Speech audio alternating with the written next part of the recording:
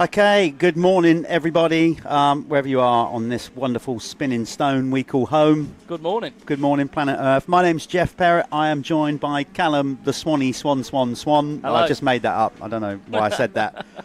We are here at Preston Docks, Preston Docks MX, revamped circuit. It looks incredible. Yeah, for round 2 of the Motul Fastest 40, powered by Michelin. This is round 2, Callum. Obviously, it was scheduled to be round 3. Yeah. Unfortunately, Hawkstone was postponed at the beginning of the year. We're still waiting on confirmation on when we're going to run Hawkstone, but it is going to happen. So this is effectively round 2. We have been blessed 2 rounds with decent weather. Glorious which weather. under the circumstances and the winter that we've had, my God, it's just nice to come to an event and the sun be shining. Absolutely roasty toasty today, isn't it? I've had rumours that it could get up to 27 degrees, so it's going to be tough out there for the riders. It is, but that's what they do. That's what they love. That's what makes the sport so amazing. So it's going to be a good day's racing. Again, before we get going, massive shout out to the guys at Motul for stepping up and being the title sponsor of this, the Fastest 40 Championship, and the continued support from Michelin, because they've been with us 10 years. It's the same group of people, but a rebranded championship. Yep. And it's the only tyre that I'll use. There you go. Endorsed by Callum Swan. Tyre of choice. And let me tell you this. One, let me tell you, right, Callum is fussy with stuff like that. I am very picky. So so it's good that you've got the new tyre that they've got going on, though, it does, as much as people say advertising, it does wear differently to an old style tyre. You know, they kind of wear downwards. And they retain that sharp edge. See, for quite a lot. I told you, he knows about these things. They're good. They're very good.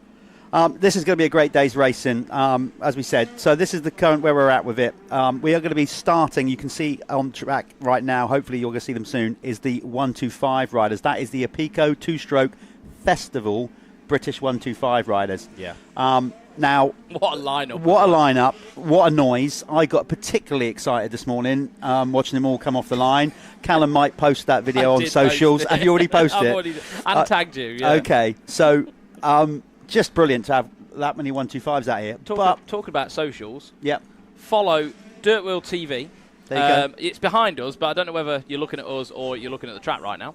But you will see it. Follow them. We're on YouTube, Instagram, Facebook. Get behind us. There's going to be some really exciting stuff coming soon. We've got the vets. Yeah.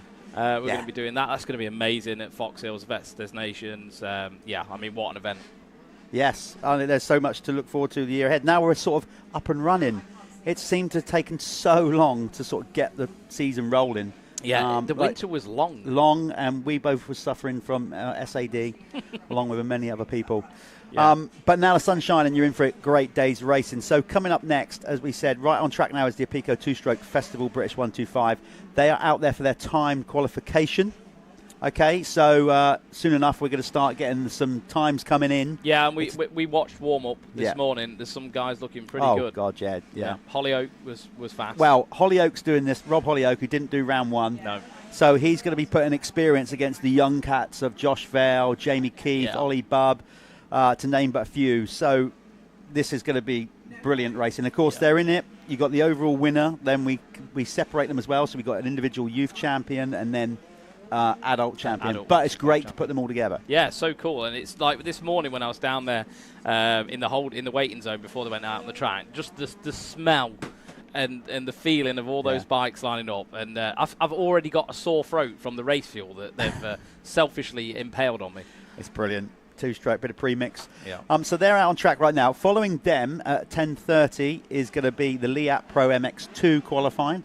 Likes of Tommy Searle, who's leading the championship, going up against Joel Rizzi, Billy Askew. All the Cowie guys look really Charlie strong. Heyman. So that's going to be. And let me tell you, this new revamped track, it's compact, it's quite tight. So I think we're going to see some brilliant racing today. Yeah. There's going to be mistakes. There's going to be riders having to force the issue a bit. Here it gets quite notchy, doesn't it? Like it gets rough, but in like an unusual way. So you need to really be on top of like your rhythm, making sure you're hitting your lines right, your marks right. So if someone's going to make a pass, it's going to be a real forced issue, and it's going to get exciting. I think we're going to see some proper bar-to-bar racing. You hate it, don't you? I can't race. I mean, the venue you like. I love it. That, I used to come practice in here and then it's not one of your favourites. No, and I think it's a tough track to race. Is this where you kind of run out of talent? Yeah, very much so. I think you need a lot of talent to. It's like it almost reminds me of like Honda Park, the dirt. Yeah, it does. Yeah, good point. You know what I mean? And I think if you just cut off your game a little bit, or you haven't quite got like the fitness, and you're not in that rhythm, it can really get tricky. It can really get tricky. Rather than us. Yeah, 100%. We will sit here. Particularly in this heat. So, yes, we got that going on. And then at 11 o'clock is the Apico Pro MX1 qualifying. Yep. Conrad Muse, Taylor Hamill, obviously they'll be going at it, but we've obviously got some Jamie Carpenter. We'll be looking for a better second round. And Christian Watley. Christian Watley out there on a riding number 7 on a Honda, taking me way back to when he was training as a youngster around Matcham's Park. So it's good to see Watts back with the big red number 7. So it'd be interesting to see how he gets on. You don't lose your speed, you just lose a bit of fitness. I think he's still quick. Yeah, he'll admit that he's enjoying burger life now a bit more in this stage of his career. I think he just goes to work and rides for fun. Exactly. So we've got that going on. We have hopefully getting some times up anytime soon, and then we can start telling you what we might do here as well. Midway through the session, one of us might go down there into the pit area and try and grab a few riders as they come in. Do you want to flick a coin on that, or shall I go first? And I think you lead the way. I'll lead the way. You're more experienced.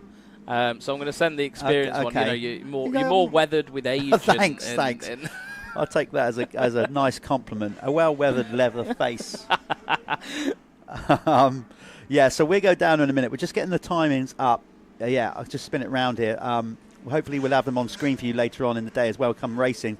Right, so right now, if you can see that, Callum, we got a bit of a glare light coming in our little TV booth here. So Josh Vale is currently set the quickest lap time with a 1:50.382. Which I wasn't quite expecting after free practice, because he didn't actually look he's best in the free practice, but a lot of people treat that differently. Some people go full send, don't they? And then some people look like Josh was really trying to chill and warm himself up. Yeah. So it's good to see him out there and getting a good timing. Jamie Keith, who has been riding a Stormer, pushed him a bit at Fox Hill, but certainly was the man to beat at Ling at the British Championship round. He was, he basically waxed everybody. Yeah. He's just gone quickest. Look at that. So there we go. So they're already at it. Jamie Keefe has just done a 1:50.372 to go quickest ahead of Josh Vale. Matt Bayliss, the old boy. He went really well at Fox Hill, as well, to be fair. But look at this. Look at the gap. It's 4 seconds off those top 2 youth riders. Jake Walker is now into 3rd. So he's doing good. Bayliss down to 4th. Then it's Richmond. Then Marsden. Robert Hollyoak, or Rob, as he's affectionately known, in 7th at the minute. I expect his time to go up. Then we've got Will Haddock, Sonny Rooney for 9th, and Max Harris currently in 10th. That is the current running order. We've still got plenty of time left. We've still got halfway through the session.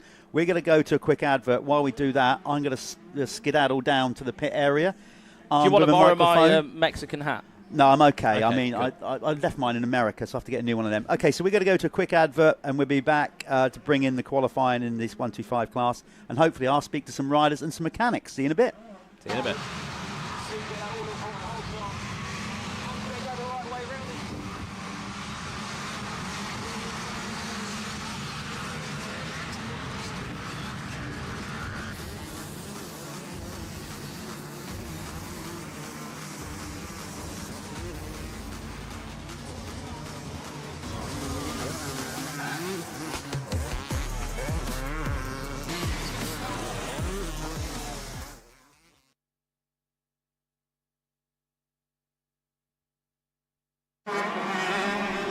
Back in the game.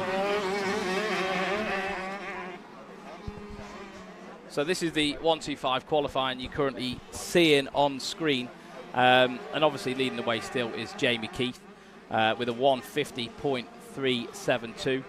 Josh Vale just behind him with a 1:50.382. So literally 1/10 between those two guys. If you go back and look at Dirt World TV and go and watch the first round of the championship, of the Motul Fastest 40, those two were very, very quick around Fox Hills, and it was very close racing. In the qualifying, everyone was thinking, Jamie's got this. Jamie was far better early on in the day in qualifying, and then Josh Vale just stepped it up when they went into the racing. So like we said, Jeff is on his way down to the mechanics area now, so hopefully we get some chat with some of those guys. Just want to thank all of our sponsors for helping bring today's broadcast out to all of you. So we've got Motul, Michelin, RFX, Apico, Bell, Oakley, Fly, Leah, Planet Moto, Spiral Graphics, Moto Verde, and Works Sports Insurance as well. So really do hope you enjoy today's broadcast. We've got a lot of action coming to you today. So the Pro Saturday is what this is. We've got the Aprico two-stroke festival British 125 class, and we've got the Liat Pro MX2 class, and then the Aprico Pro MX1 class. So time qualifying for all these classes is 20 minutes. So they've got 20 minutes on track to do their thing. And then we've got, after that, the racing starts again with the two-stroke class, the Aprico two-stroke festival British 125 class. They're going to be 25 minutes plus 2. Sorry, I've just got some testing going on in the studio at the minute with some screen coverage. And then we've got the second race of the day, so race 2, around 12:15, 12:15, is going to be the Liat Pro MX2, and that's also 25 minutes plus 2. Around 1:15 is going to be race 3. Yeah, so that'll be the Aprico Pro MX1, and also 25 minutes plus 2. And then we're going to have a small interval. 2:15 will be race 4, and then back to the two-stroke class of the Aprico two-stroke festival British 125 class. Race 5, 3 o'clock, that will be the Liat Pro MX2, and then 4 o'clock will be race 6, the Aprico Pro MX1, and then we'll do a podium at 5 o'clock, and we'll try and get that to you as well. And there'll be the Aprico two-stroke festival British 125 youth, Aprico two-stroke festival British 125 adult, and the Aprico two-stroke festival British 125 overall as well, followed by the Liat Pro MX2 under 21, Aprico Pro MX1, and then expert as well. So lots to look forward to today. Looking at the times right now, still looks like Jamie Keith is at the top. Nothing's changed. I think the track is starting to break down a little bit, so it may slow down a little bit. We're just going to throw this to Jeff now and see what he's got to say. Okay, here we are. We're down in the pit lane here at Preston Docks for the Fastest 40 round 2. So this is normally a hive of activity. What we got going on right now are the riders setting their quickest time. We've got some riders coming in and checking the times here. I don't know if you can see this.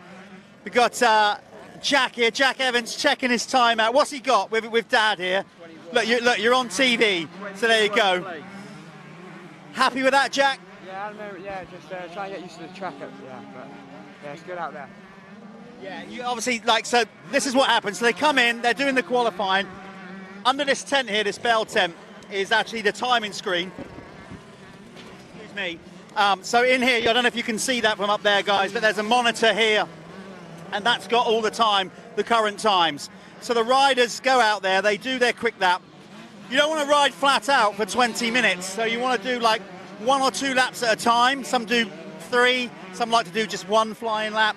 Then come in, check your time, have a debrief with your mechanic or your parent, and then basically get back out there and try and better your time until the session's finished. So Jack is going to go back out on the CRS development team to try and better his time. Final briefing with Dad, and off he goes, or he's going to come back in. So we've got not long left in this session now. Let me just check the time to how long we got left. Okay, so we're about 10 minutes in. So we're just over the halfway through the session. So it's going to be interesting to see who does what here. Jake Walker coming in, Rob Hollyoak coming in. Let me just check the times before I hand back to Callum in the booth. So we got Jamie Keith is leading the way with a time of I think that's 1:56.15. He is 1/100th ahead of Josh Fell. So if that's an indication of how close those two are going to be going at it all day, we're in for a great day's racing. So we're going to hand back to Callum in the booth. Before we do that, we're going to go to another quick advert, and we'll be back to wrap up this 125 qualifying.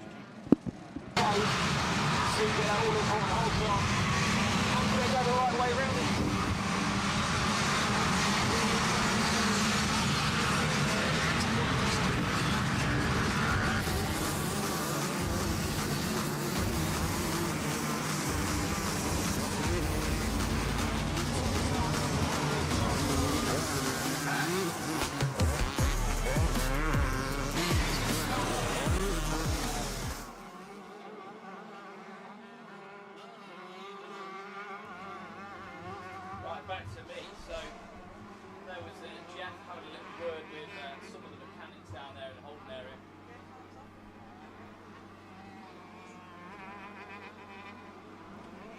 Hello, I'm back. Sorry about that. Wrong set of headphones. Yeah, so you were seeing Jeff down there in the holding area. Obviously, you can see the tension as well and how much this means to some of the guys to get this done. And you know, these championships, they pay points. You know, they've got sponsors that also, you know, pay big bonuses and out to some of the riders who are lining up this weekend. I'm trying to adjust myself. I'm being directed in here. We're all a bit skew with this morning. The sun has brought an extra element to pain, bringing this broadcast to you. Oh, I'm actually on the screen. I'm big. Right, here we are. So Jamie Keefe is still top in the qualifying with a 150.372. Josh Vale is still in second there, 150.382. Like I was saying, the track is starting to break down a little bit. And then we've got Jake Walker, 153.765. Charlie Richmond is in fourth with a 154.597. Matt Bayliss is there, 154.717. Jamie Margerson, 154.830. Seventh is Sonny Rooney, 155.491. Eighth is Damon Stridham. That is a blast from the past. So Damon Stridham out there, 156.385. Ninth is Max Harris, 156.501. And rounding out the top 10 is Rob Hollyoak with a 156.684. I don't think those times are going to be improved on. What did you, what were you talking about down there, Jeff? Just run it over with me. Well, I was just explaining for those that have never seen it what goes on there in the pit box, you know, and how the fact that people come in, you know, check their times. Obviously now we've got these bigger, longer sessions like we had previously. There's more chance to breathe, as it were. Come in, do a qualifying lap or two, then come in, bit of a debrief with your team. Saw Josh Vale came in, and obviously Ash Wild, his coach, was just sort of going, okay, you're 1/100th behind Jamie. Yeah, it's that so small. Yeah, so small. So small, and it's, you know, it's easy to say, well, it's only 1/100th, but still got to find it somewhere. And then of course, you know, there's a track. Is the track degrading now though? Do you think the time? Track is right now. Obviously, it's coming good. They put plenty of water down this morning, but now it's really starting to look nice out there. This little finish jump has actually got a lovely little hook on it because it's got an immediate right after when you land, which is really nice. I like that. Sure. We have too many jumps where it's just flat land and then you got space afterwards. Yeah. Makes it more technical to put a corner afterwards. And you're starting to get the ruts that are starting to arc. Yeah. Because they're obviously already starting to prepare for the corner. Nice. So from a technical point of view, it looks brilliant. And obviously this track's actually pretty new as well. Yeah.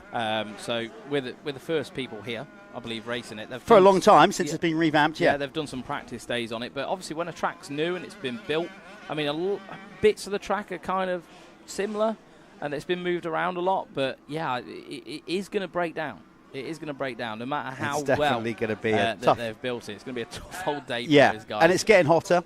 You know, everybody has issues. I'd rather have it warm and hot, you know, than we had, obviously, torrential rain. I don't want to moan. No, we're not moaning. I can't. We're highlighting how it's going to make a different problem. Yeah, I'm not going to let myself moan. But obviously that's what you train for. You train to be fit and strong and to be able to ride in all conditions. And when it gets hot, you've got to deal with it. We're not used to it in England, but... I've been in Spain all winter. Yeah, you know, so the riders, they'll be all right. They'll be okay. But a lot of the riders have as well. A lot of the riders go out to Red Sands, do a bit of practice. Quite similar, actually. I mean, the dirt's slightly different, but a wet day at Red Sands probably resembles that quite a lot. A lot of them will be not far off. It's in shape. You know, that's a good track out here. Those of you that have been to Preston, just want to highlight, of course, that this is now the middle section of what used to be the racetrack that was obviously left for a while. Yeah. And then Lee has reopened it, but down the far end, which is like it's much deeper sand. So that's a great winter practice track down there. Correct. That's proper deep. Yeah. You can turn up. They're one of the few tracks that over this winter in the UK that's actually been open on a regular basis. So, but this is a little bit firmer. Yeah. We're a little bit further up, and that's in great nick out there. The issue that Lee will have now and his crew with the sun beaten down. It's just making sure that we stay on top. Yeah. He told me he put tons of water on this morning. It was a big operation getting this track watered. So a big shout out also to Preston Docks and their team as well. So, you know, thank you very much. Thank you very much for having us. Thank you very much for, you know, bringing the Motul Fastest 40 powered by Michelin to your amazing venue. Yeah, and of course as well. Look, just to highlight if we're on screen or not. There you go. We've got a job to see the screen at the minute. We've got issues in our... you're seeing us fine, but we've got reflective light going on the screen. So we're just trying to sort that out. If you can hear a little bit of hustle and bustle in the background. This is the race program, and obviously all these amazing brands here along the bottom. You know, thanks to them. Motul, Michelin, RFX, Pico, Bell, Oakley, Fly, Leat, Planet Moto. Of course, we're doing the Planet Moto First Lap Leader Award. We'll explain more about that later on. Spiral, Moto Verde, and this company on the end, Works Sports Insurance. I think they're pretty good, but I heard the boss man was a bit shifty.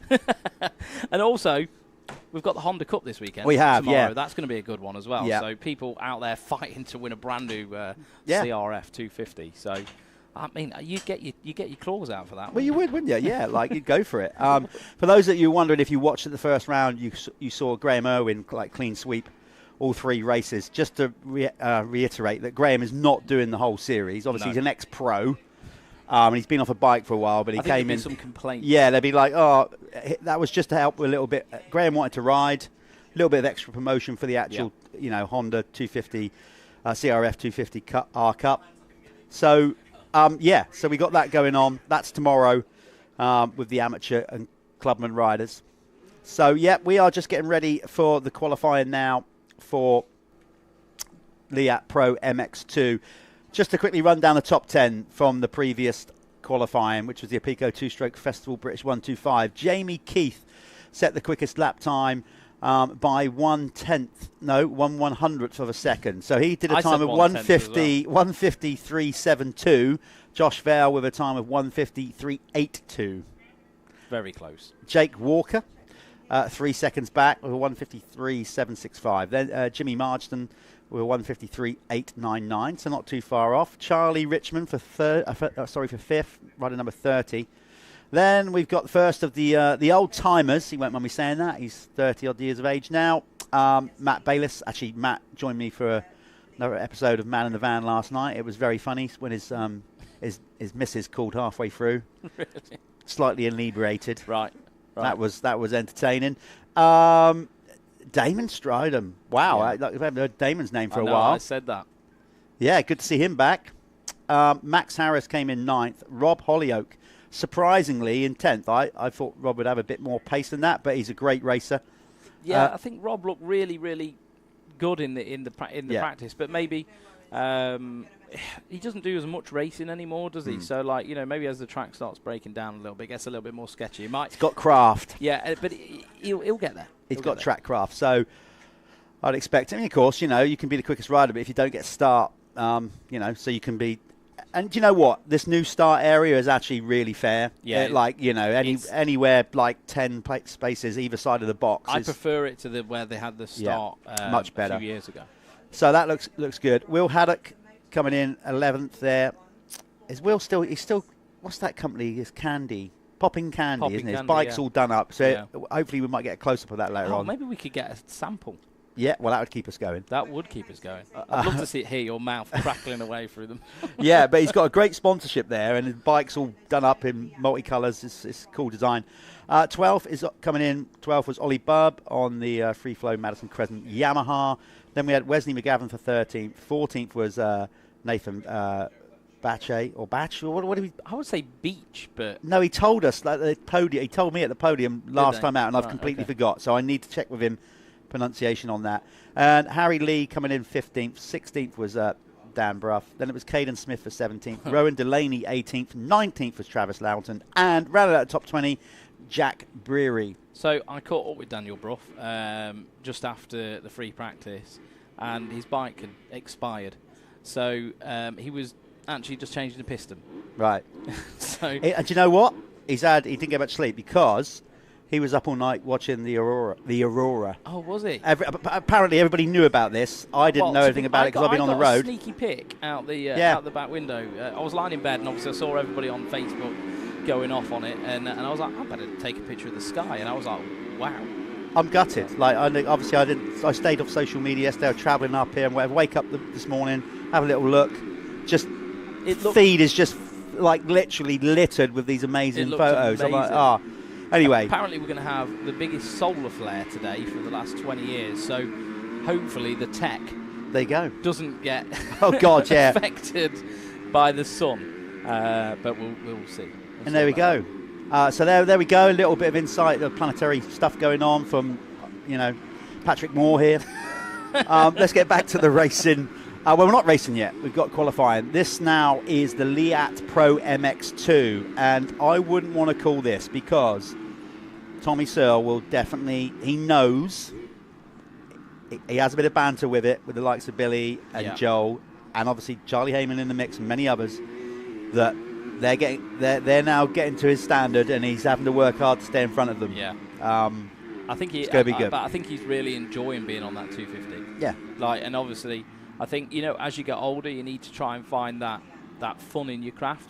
I think everybody, it doesn't matter what you do for a job. If you're a carpenter, you might want to start making some cool tables or something. As you get older, you need to sort of, be eccentric and enjoy what you're doing, or otherwise it's just a chore, isn't it? So it looks like he's in a good place right now. Life is better when you're having fun, dude. 100%. You're much more relaxed. Okay, talking of getting relaxed, this might be a good opportunity to get the old stinger nettle on the kettle if you're settling in for the day, because we're going to go to a quick advert. Don't go too far away. We're going to come back, and then hopefully we'll have these MX2 riders start getting up to speed. Yeah, and sort our screen. Yeah, that's a real issue. Right now, me and Callum can't actually really see the screens the view that you're seeing at home. So, which is brilliant. Bear with us. We will get that sorted. Certainly come racing. See you in a bit.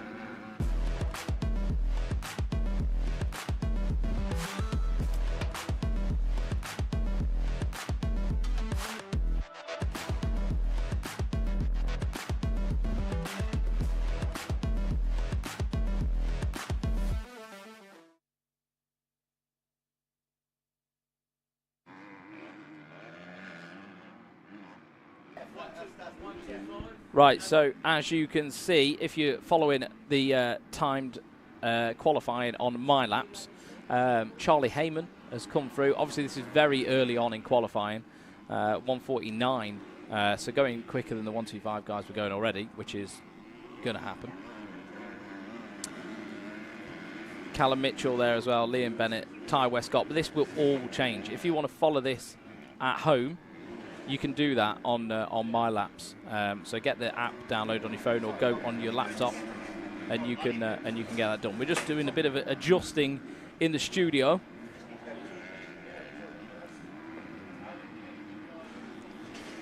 So on screen now, you're looking at Jamie Wainwright, the number 40. He's had a few setbacks over the last few seasons, but he's actually looking really good. He looked quite good at Fox Hills as well. Like I said before, if you want to go back and watch Fox Hills, you can do that on Dirt World TV. So if you head over to the Facebook page, you'll be able to see the link to that, the YouTube link, and you can, we'd appreciate a like and subscribe on that as well. It'd be fantastic. So that was Jamie Wainwright, and who we got there now? That looked like Liam Bennett. And that is our lovely mechanics area we've got this weekend. So the mechanics, that's where they signal to the riders. Jeff was talking about that earlier. So these guys, the mechanics, just giving their riders little messages, might be something to urge them on. Some riders like it simple. Some riders just like a lap time. They want something short and sweet, like just give me information. There's Billy Askew on screen as well. He looked absolutely phenomenal in the free practice. Definitely flowing with his track and doing some pretty immense scrubs as well. So he's going to be a really exciting rider to watch.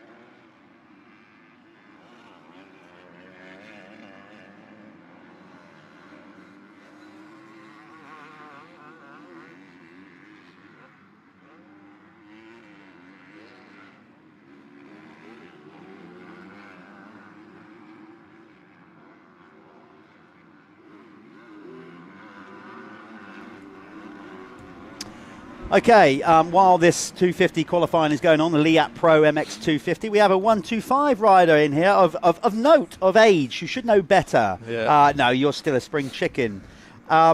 So, just talk us through, everybody, just Foxhill went really good for you. Yeah, no, it did go well. Sorry, Jordan, this is Jordan, Bachelor, sorry. I forgot to introduce you. Yeah, go on. Yeah, I bought a house last year. I ended up selling my bike and pretty much giving up. Obviously, my dad was having none of that, so he went and bought a 125 just before Christmas. I rid it probably about 3 times in the new year. I sold my bike last June. Jumped into Foxhills, wasn't really expecting anything. And yeah, come 9th overall and then 2nd in the adults, which I'll take that. Yeah. So you've been off the bike for how long at that point? Just remind me, just said it. Must have been 7-8 months. Yeah, and it's tough to get back into it. It so is. did you, at that, okay, so when that all happened, did you think that was it? Your riding career was going to be over for quite a while? Well, I bought a house March last year. They're expensive, aren't they? Yeah. They get in the way of racing, don't they, buying houses? Yeah, I joined the Bridgestone on my 250 Yamaha. I'd done the first 2 rounds, I think. Got to the round at Cullum. Wasn't enjoying it because I was literally just riding from national to national, nothing in between. And for the first time in my whole career, I said to my dad, like, that is it. I don't want to do this. Like, it's not enjoyable. I can't put enough into it, what I'm going to be doing. I pay for everything myself. All the financial is all off my own back. Buying the house and stuff, I just couldn't do it, so I sold it. And then that was it. We just pretty much walked away from it for a good 6-7 months. And then my dad at Christmas, he's like, oh, I brought a 125. It's yours if you want it. And I was like, yeah, I'll take that. So waited till the good weather was here in late February, early March.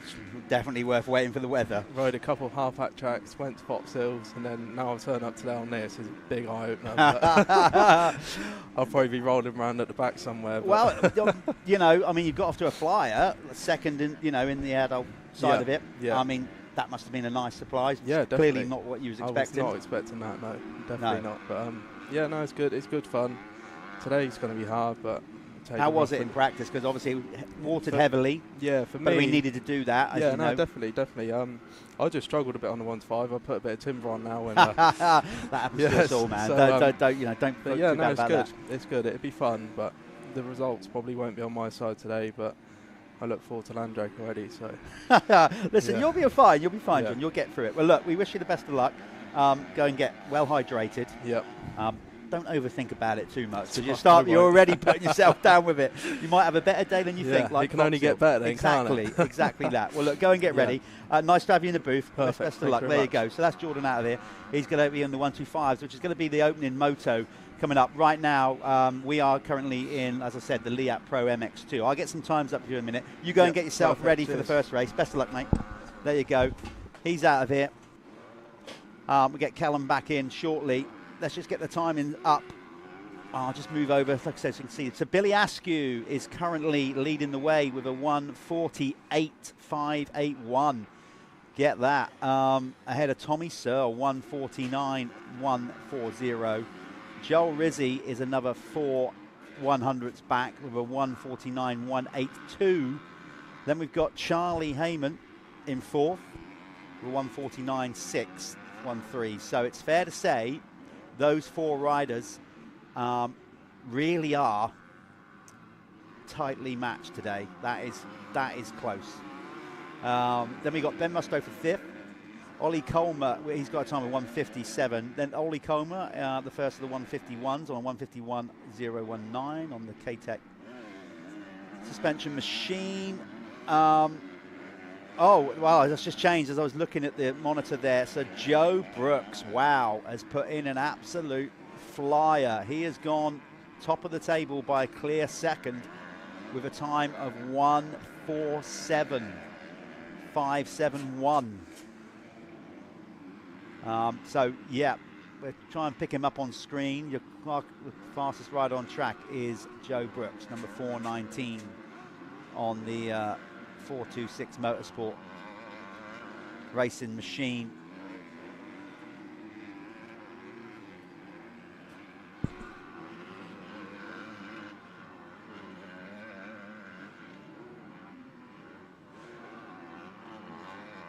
There's Tommy Searle.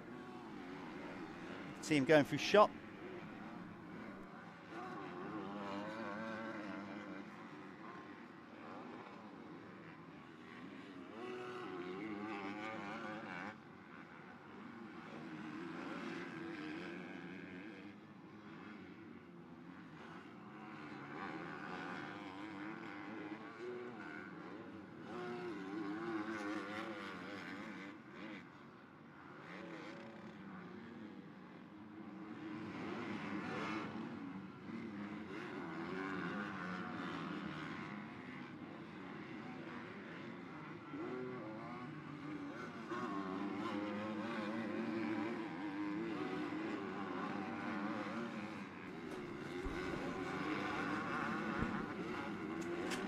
Okay, we're just, who's that on? That's Ollie Colmer. He's currently in 7th position, number 616.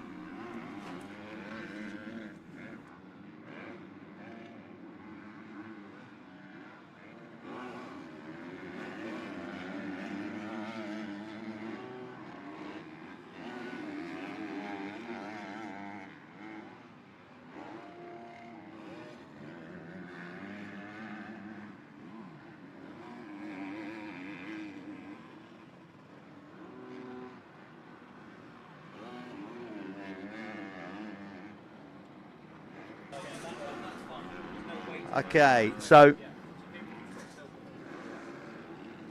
as you can hear, Callum in the background, we are just sorting out some issues with sunshine. I'd rather have those issues than issues with rain, but the sun is beating down here, and unfortunately we're getting some severe glare. But now we can see the screen, so it's all good. We can now see what you're seeing at home, which we were struggling to see before.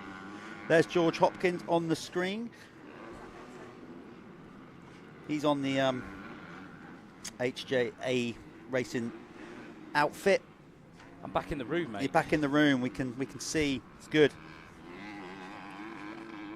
So what you've got with this venue is it's all tightly compact. It's banked round the sides, all like a little mini arena round 3 sides of it. It's got that Florida vibe to it, hasn't it? Yeah. As at the minute, with the sun beating down, got to say. There's Tommy Searle on screen. Red plate as well. So carrying the red plate into this round, obviously took the win at Fox Hills, which was round 1. Supposed to be round 2. There we are. Not everything goes to plan, especially with live television. Live doesn't. Well, no, that's only a tiny little. It's not even a technical hitch, is it? It's just the sun's beaming in through the window. Yeah. Or through the doors of our TV truck here, and we basically just getting some glare. But we have resolved it with the wonders of, what did you use? Duct tape. A duct tape and a clothes peg. Yeah, brilliant. And a Dirt World TV banner. It's working. It is working. Sometimes you have to utilise what you've got around you. You've got to be versatile, Jeff. You do, like indeed. a lizard. Well, we can now see the screen, and on that screen that you are seeing at home, who was that blasting through the shot? Not sure. Well, that's Jack Taylor, 22. Got Callum Mitchell coming through there.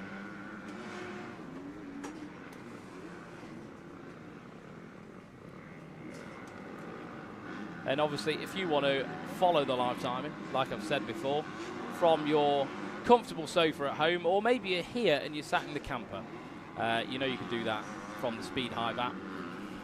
Oh, look, we've got a little mini screen there now. There you go. We're on it. We're on it. We're trying to make things work. Well, they are. People are getting to see it at home, so that's the main thing. As you can see, a beautiful day here at the qualifying. So Joel Rizzi is now the quickest rider. He's responded to Joe Brooks's time. Tommy Searle is now in 3rd. So Rizzi is out there, out front, looking good on that dirt store Kawasaki. Joe Brooks looking good as well. Joe setting a brilliant time. But he's now been surpassed by Joel Rizzi. Tommy Searle currently in 3rd, 147.606. Billy Askew, 148. So a bit of time to be made up there from the 441, the youngster Billy Askew. This is going to be a good race, man. If you look at that there, the times on all them, Rizzi, Brooks, Searle, Heyman is only like half a second back off Billy Askew. Yeah. And I wouldn't rule out Ben Musto either. Yeah, this is good stuff. So the current running order is Rizzi, Brooks, Searle, Askew, Heyman, Musto for 6th. Colmer is in 7th. Then 8th is Callum Mitchell. Glenn McCormick, no stranger to sand riding. Nice. He's very good in the sand. Him up in the top 10. Mackenzie Marshall, a youngster breaking into the top 10. He's a big old boy. He's young, but he's a big, strong lad. He's very stocky, isn't he? Yeah. So he's currently in 10th. Jamie Wainwright for 11th. Reece Jones 12th. Tyler Hooley is in 13th. Then we got George Hopkins for 14th. 15th is Jack Lindsay. Josh Coleman currently finds himself in 16th, ahead of Ben Franklin. Liam Bennett is in 18th. 19th is Jack Taylor. And rounding out the top 20 is Howard Wainwright. Yeah, Howard had a really good Fox Hills, didn't he? He did on the second day on the Honda Cup, didn't he? He had a good first day with the pro category. Yeah, just doesn't seem to be on the same level as they. But again, it's so different. You know, Fox Hills is just rock hard, chalk. You know, it's the most firm track in the country, really, when it comes down to that. When you think of hardpack, that place is it. Oh, by the end of the day, it was genuine back to blue groove. It was like marbled over the top. Yeah. So it takes a different kind of riding. Yeah. And then here, obviously, you'll see some, sand specialists coming in. It can get a lot more technical. I think you need to really have that flow. Oh, look, here we are. We've got the camera. Oh, there we go. Although, we, make it work. Make it work. Well, you're not going to see the backdrop, but it doesn't matter. Because Pros. you're watching Dirt Wheel TV, and we're now in a I don't know, it felt like we were being rocked off the world then. So we have 2.5 minutes left of this session. Some crowd already here. We've got some spectators today. That's good. Look at that. Nice, healthy little crowd there. All the kids with mums and dads watching over the pro MX2 riders and all that. Obviously, these guys have got big followings now. Like Tommy Searle, obviously really trying to draw up his YouTube. Kind of gave him a second wind in his career, didn't he? And he kind of drags Billy Askew along with him for a lot of stuff. And Joel Riz is involved as well. Of course, Billy is actually on a different team to those guys. Tommy and Joel are on the Dirt Store Kawasaki team, where Billy Askew is now on the Dixon Racing team. Billy Askew, Dixon Racing team doing the EMX 250. Obviously, his teammate Bobby Bruce, who's not racing this championship, but is doing MX2. Yeah. So Steve investing his time and energy into young British riders, along with Jack Chambers. Yeah, which I think is really good. I mean, obviously Jack's an American rider. I don't think we've got Jack with us this weekend. I think it's just Billy. But yeah, no, nice to actually see some investment coming through.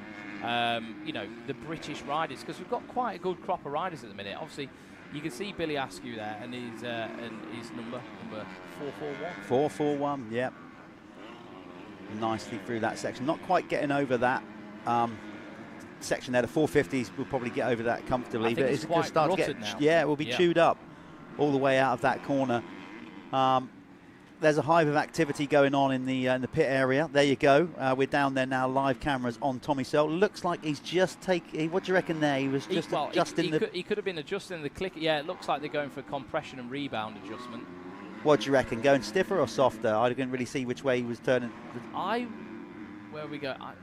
Maybe softer. Yeah. Either way, he's making some small refinements. I think Tommy likes a bit of comfort from his bike. I think they went through a few settings, and I know they were doing some testing at Fat Cats. And you probably watched it on his vlog, maybe. They kept going stiffer and stiffer and stiffer because he thought that was the way to go, and it was actually not what he wanted. Like at the end of the day, I think they were pretty much back where they started, even a little bit softer. So, it's different. You get on tracks like this. I mean, you've ridden tracks like this, like Ullman as well, like Honda Park and stuff. Like, once it starts getting down and choppy, it can be really quite aggressive through the fork, especially when you come into the corners on the braking bumps. Yeah, this is not a deep sand circuit. When it's groomed, it looks amazing. Yeah. But actually, it's quite firm underneath. But having said that, this has all been freshly pushed around. It's a new venue, so it will be a bit softer than it normally would have been prior. Yes. When we used to come here. As I said, down the far end of the circuit, that's like a perfect winter training practice track. Really deep sand. This is not as deep as it actually looks, and it is quite firm underneath, even though it's only just freshly been built. So what I'm saying by that is it's quite easy to tuck the front end. Yeah, I think so. You know, yeah. Especially when you get those choppy braking bumps, and if you're trying to, if you're not attacking them hard enough, it will definitely like push through the front end kind of out the ruts and things like that. It could get pretty gnarly. So we're going to take this off to a short advert break whilst we've got Joel Rizzi on screen there doing looks like a flyer. Joel Rizzi, of course, on the 912. Join us back after this, just in a moment.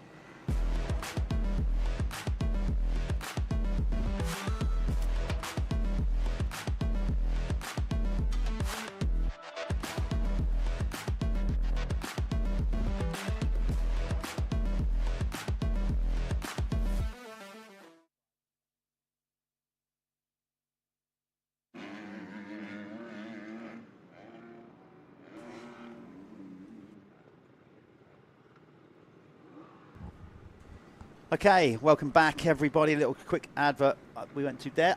We are now seeing them come in on this qualifying session for the Liat Pro MX2 category. And a big dozer.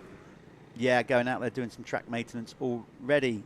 Okay, so Joel Rizzi. Well, we still got some riders on track, but to be honest, I think the track's gone away, Callum. I can't see anybody beating that time. He was blisteringly fast then. And that really... Well, he's gone quicker again, look. I know.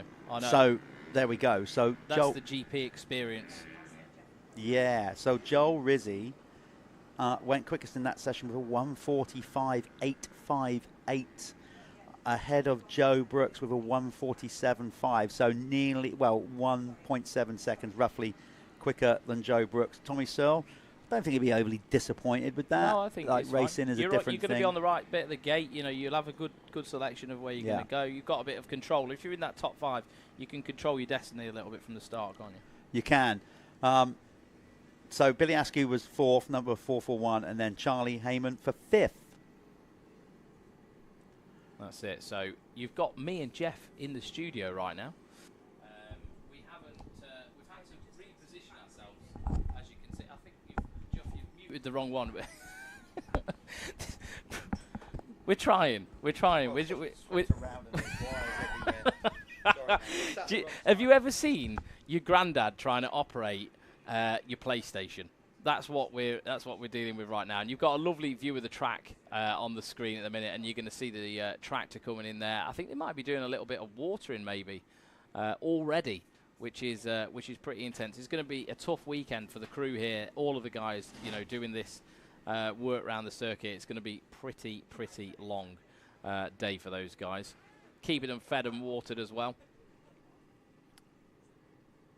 I am being judged in here.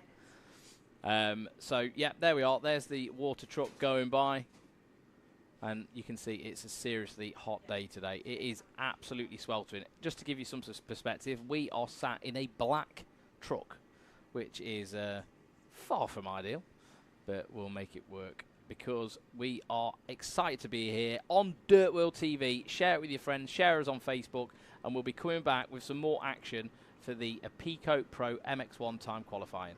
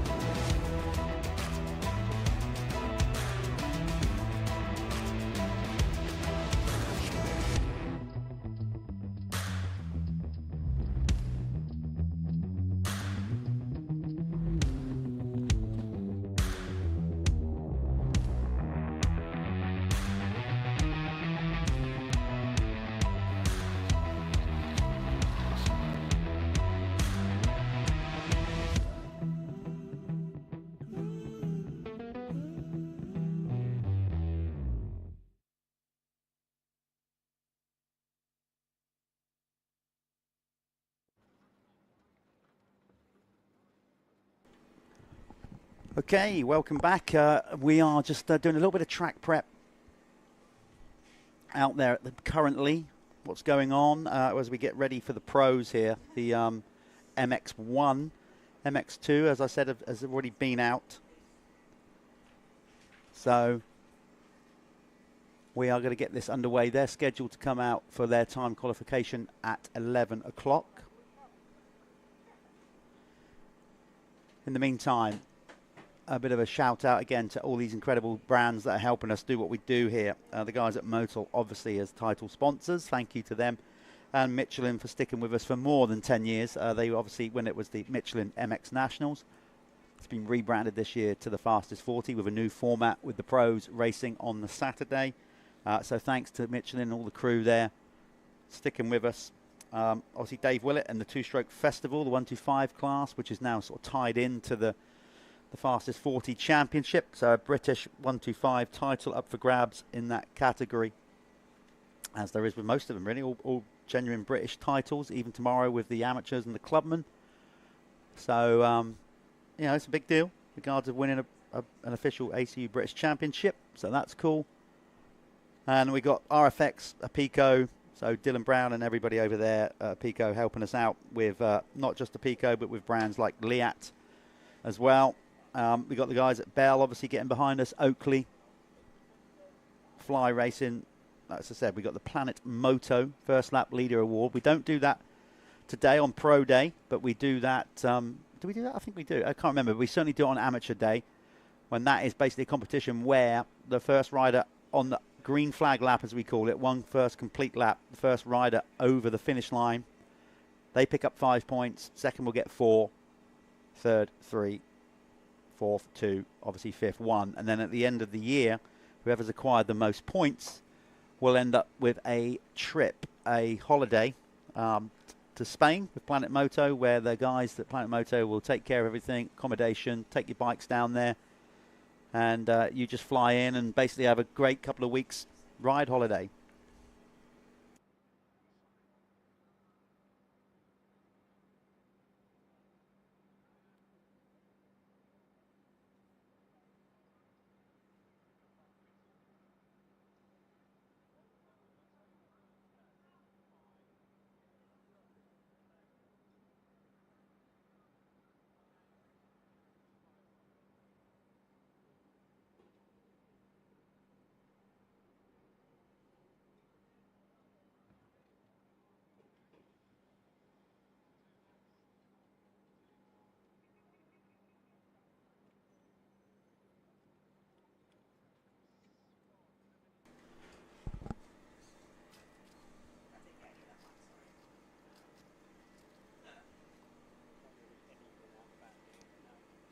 Okay, so just stick with us here, folks. We are getting ready for the MX1 to come out, the Pico. There you go. Yours truly in our little booth. You can see a bit of the glare behind me, actually, the issues that we've had, because there was white walls in here. So a new TV truck. So these little things we have to learn as we go along, and we're starting to work that out now. So, yeah, we have got the Pico Pro MX1 just about to come out on the line. So basically for qualifying, not for racing. So this will be good as well. We would expect it'd be a brave person to probably bet against Conrad Muse. He's been absolutely on form, certainly at Ling at the British Championship last week or the week before, beating Jeffrey Hurlins in the first race. Regardless of whether Jeff was trying or busted ribs or whatever, Conrad stuck it to him. So, but his teammate, Taylor Hamill, looking good on the 450. Certainly, he was the quickest rider when we went to Fox Hill in qualifying. So he top qualified in Fox Hill and beat Conrad there. Of course, qualifying is one thing, racing is another. So let's see what's going to happen here.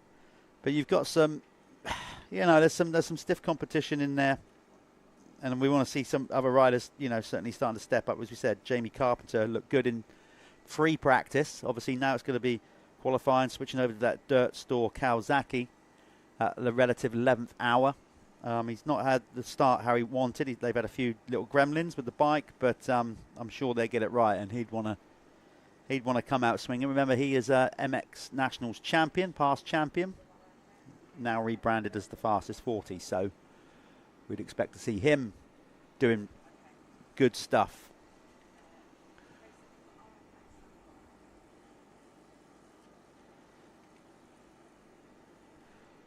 So just while we're doing a little bit of track prep, rather than you guys just there staring at the track, which is a wonderful track, but you're going to see it all day. So let's quickly go to one of our amazing brands that are helping us do what we do here, and we'll be back shortly, hopefully, with the start of the Apico Pro MX1 qualifying.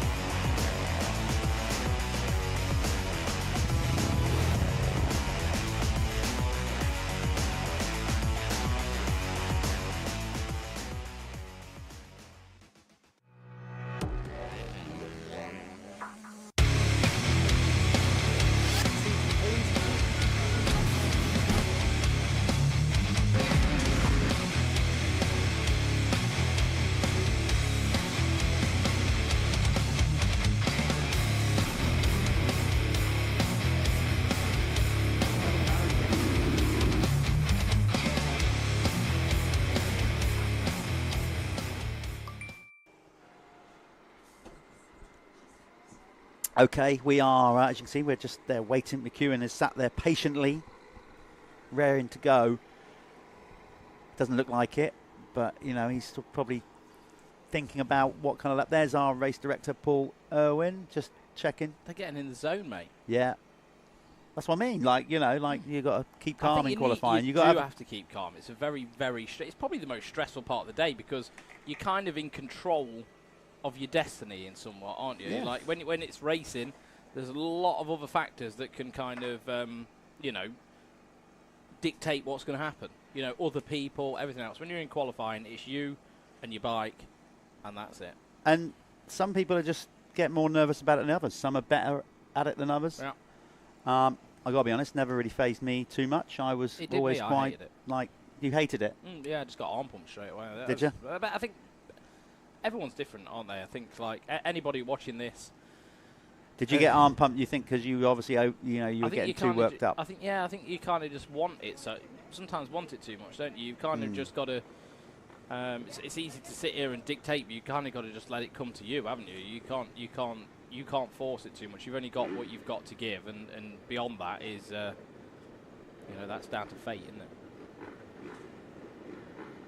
You can only do your best, chap. You can. But a lot of these guys, they've got a lot riding on it. They've got sponsorship riding on it. A lot of them. I mean, these guys, it's their living. They're fighting for their living, aren't they? It can be intense. And you can see them all there. There's Brad Todd there on the 714.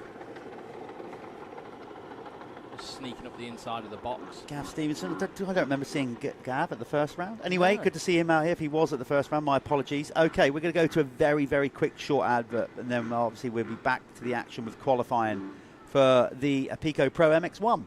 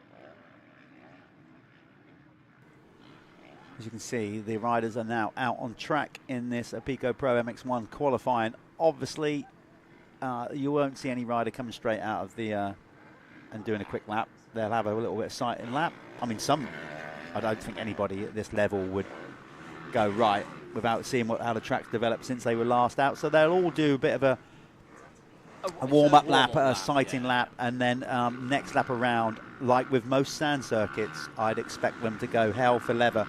Well, that's where it's got to come out, isn't it? Yeah, and before the track really goes away.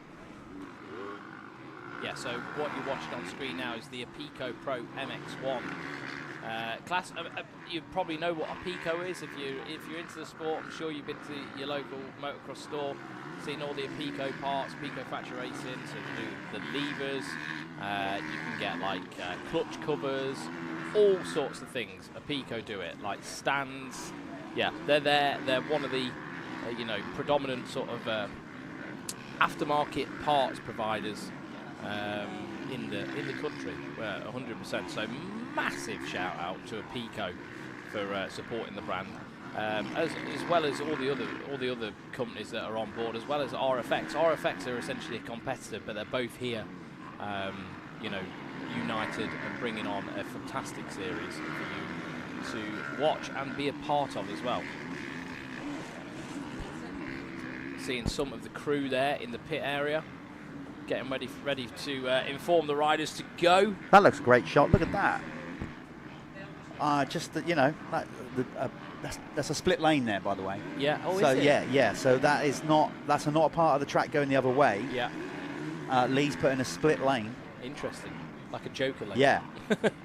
Most of them right now are favouring the inside, but that like there you go. Change. Somebody went round the outside there, and that goes all the way around that next section, by the way, and then you'll see them come back into the first corner in the background. So that stays a split lane all the way round that corner until they come back into view. Nice. So it's kind of cool. It's be interesting. You can see they're taking varying lines. So we're struggling to see which screen we're live on. Oh no, we're live on Jeff's screen now. We've got the green light, the green one. Yeah, we're on that one. We're on. Yeah, so you can see exactly what Jeff was talking about.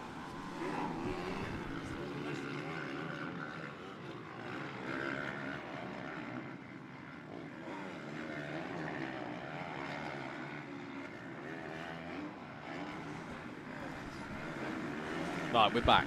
Yeah, we are. Seeing if the time. So let's see. Is anybody throwing down an early lap? If we can get, yeah.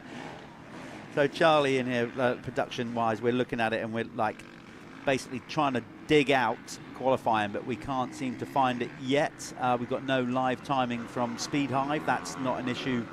Yeah, from us. That's an issue with Speed Hive or potentially right now our Wi-Fi or 5G, because we're getting no times coming through at the minute. So bear with us. You just have to see what you see on the screen and see some of these riders push the envelope and start coming up to speed.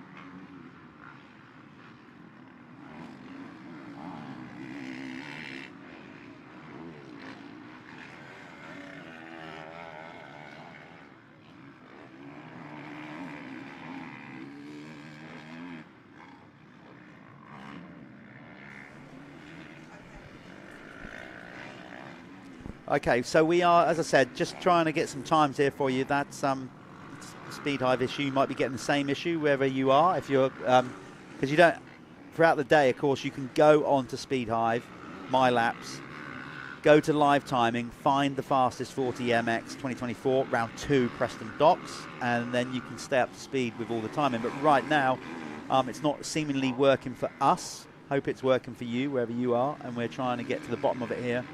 Because right now we're a bit blind, can't give you who's currently where in qualifying. So what I would say with that is just sit back and enjoy the action on screen. and I'll try and talk you through some of the riders who are out there. So I can tell you the free practice, what happened before this. So that might give you a bit of an indicator of where people are at. You're seeing John Anderson on screen on the Lexa Husqvarna. Nice little half scrub, half whip over that new, well, the whole track's new, of course, but that's a kind of nice little section of 2 jumps put together. A couple of riders, when they were testing the circuit, Reece Jones being one of them, actually doubled all the way over that, but since then Lee and the team have put the second jump much higher and put a lip on it, and that's kind of stopped riders taking that on now. There is Conrad Muse, just looks like he just went for a quick lap and then just brought it home. So he was the quickest in free practice with a time of 1:46.233, ahead of his teammate Taylor Hamill on the second of those Crendon Fast Track True 7 Honda Racing Machines with a 1:47.175. John Adamson, rider number 2, was third with a time of 1:48.70. Then Jamie Carpenter on the Dirt Store Kawasaki for 4th with a 1:49.16. Martin Barr, Pico Honda, he came in 5th. This was just free practice, by the way, not where we're currently at. Tristan Burden on the SC Sports Own Husqvarna was 6th, ahead of the second Pico Honda of Tom Grimshaw. Carlton Husband was 8th in free practice on the Phoenix Tools Kawasaki. Then Brad Todd out there on the Honda, ahead of Charlie Putnam on a second SC Sports Own Husqvarna.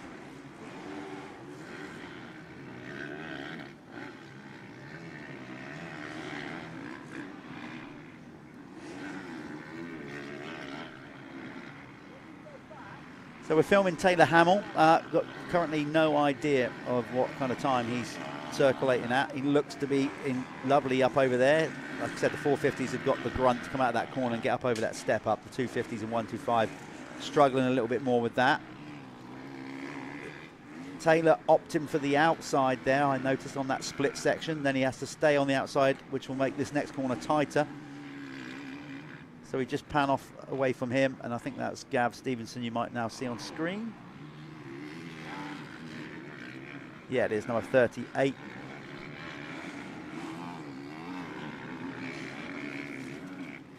So we've sent Callum down into the pit area, looking like he's in California, like he's on holiday.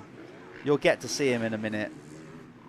We're going to hopefully throw to him. He's going to tell us what's going on because hopefully he's got live timing down there on the screens. So as soon as we're ready to go to Callum, as soon as I get the cue, hopefully we'll have all the connections working down there and we'll get him on screen.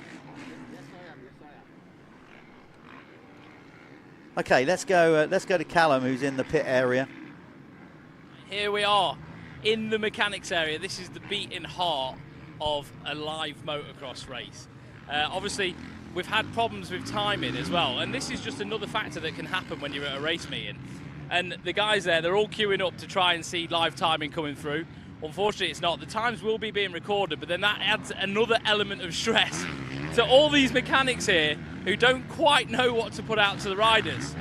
Technical things, eh?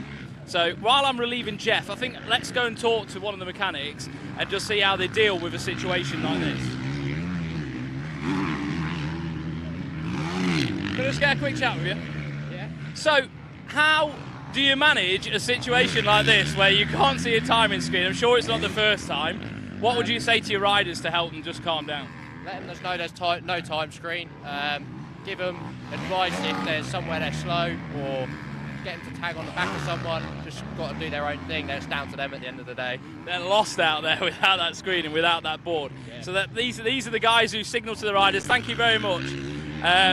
You know, give them all the information they need when they're out track. So they're all out there at the moment, riding in the ghost zone. Yeah, they're just going to have to tag on to riders in front of them, just like he was saying, and try and go literally as fast as they can, and then get the surprise at the end of this session with where they came in qualifying. So I'm going to throw this one back to Jeff in the boiling hot studio, and I'll be back with him in just a moment.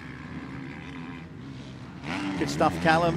He's down there, like I said, living the dream with the Californian look, keeping his bonds from burning.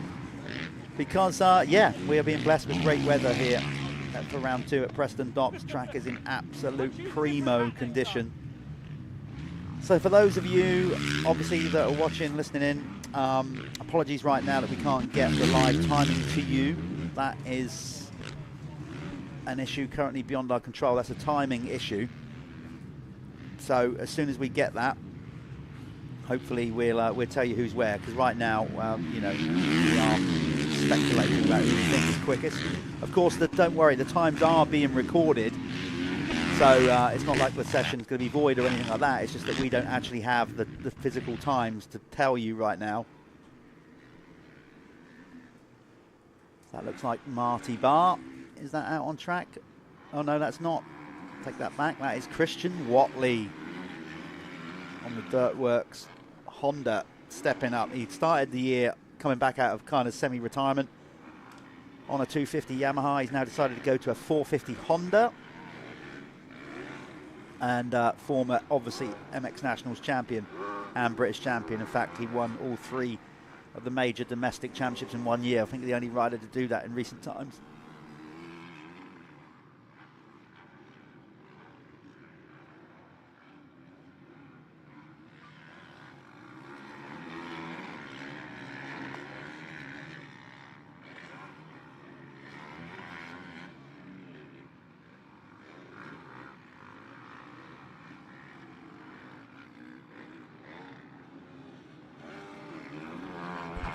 So there's Watts on screen. Certainly one of the most naturally gifted riders we've had, a generational type rider. Obviously won everything he could in the UK, sort of backed it down. Had the option to go to GPs a couple of times, did a couple, but wasn't really for him. And he's just got back into riding. And as I said, he'll be quick, he'll be up there.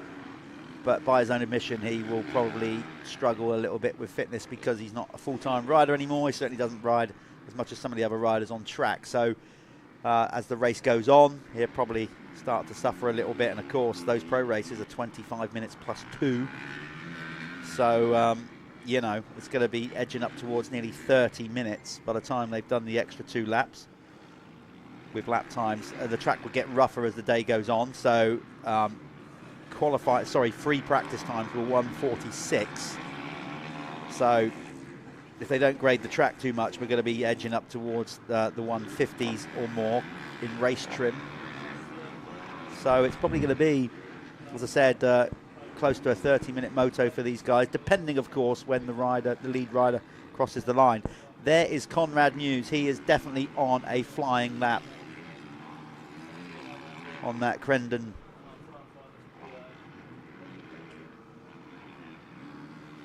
Sorry, Conrad on that Crendon Fast Track 2.7 Honda.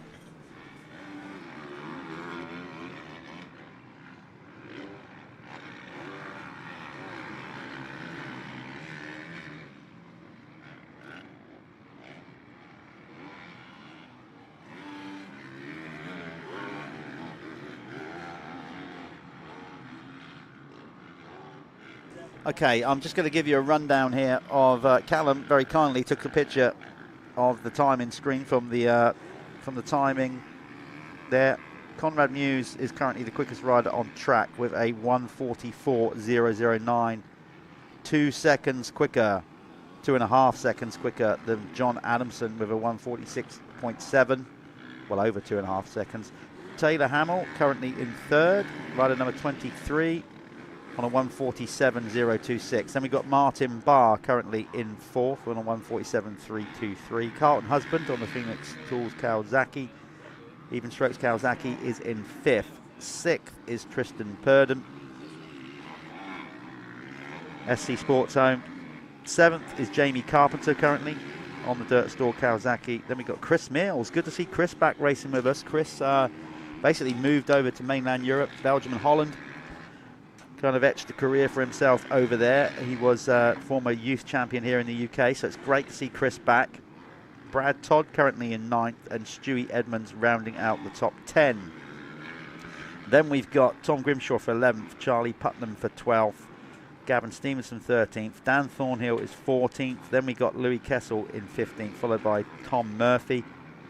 Richard McEwen, 18th is Callum Green, 19th is Christian Watley. Looks like he's yet to punch in a real quick lap. Or maybe that's his best, I don't know. Jake Preston in 20th. Then we've got Jaden Ashwell just outside in 21st. 22nd is Aaron Patstone. Harry Bradley for 23rd. 24th is Aidan McDonough. And then we've got Jake Winard in 25th. We go up to there, 25th. So that's the current running order.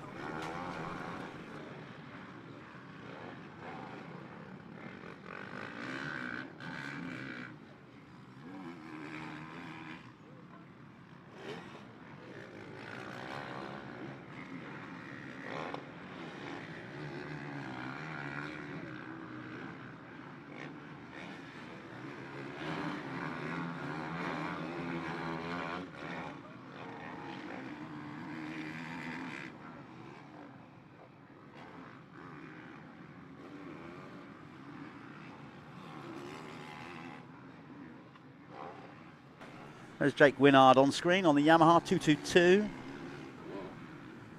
On that YZ 450. Jake, good to see him out there trying to press on in the MX1 category. You know, I think if he'd be looking for, if he can grab points and get in the, certainly any edge towards the top 15, he'd be very happy with that. There is Jamie Carpenter. I said late season switch from a sort of private team he had going.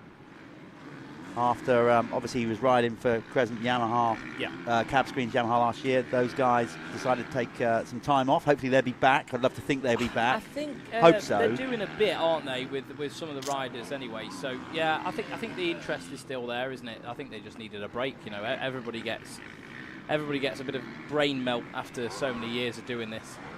I think Lee and the team will be back. I really hope so. I mean, what guys, I don't know, obviously. But let's hope they do come back. But so Jamie went and set up his own team. But then obviously Tommy became 250 Tommy. Yeah. And there was and Kawasaki wanted somebody out there on the 450. So Dirt Store approached Jamie. And do you know what? You can say what you like about Jamie, but he works hard. You know, I out of all the kind of privateer guys, the graft that he puts in, and his whole family really, like his dad, they're all very committed, aren't they? Oh God, so I think Kawasaki would have obviously factored that into everything and seen that they're, you know, really hard-working family, and definitely a good choice. Well, that's why he sort of set up his own team, because he was doing his own mechanics on his practice bike, and yeah, I think he's very, he's good. He's really good at all stuff like that. Yeah, suspension and things like that. I think he knows his way around a bike, so which is good as well as a rider, because you understand the feedback that the bike's giving you. A lot of riders don't have that knowledge. I think Jose Boutron's very similar. Yeah.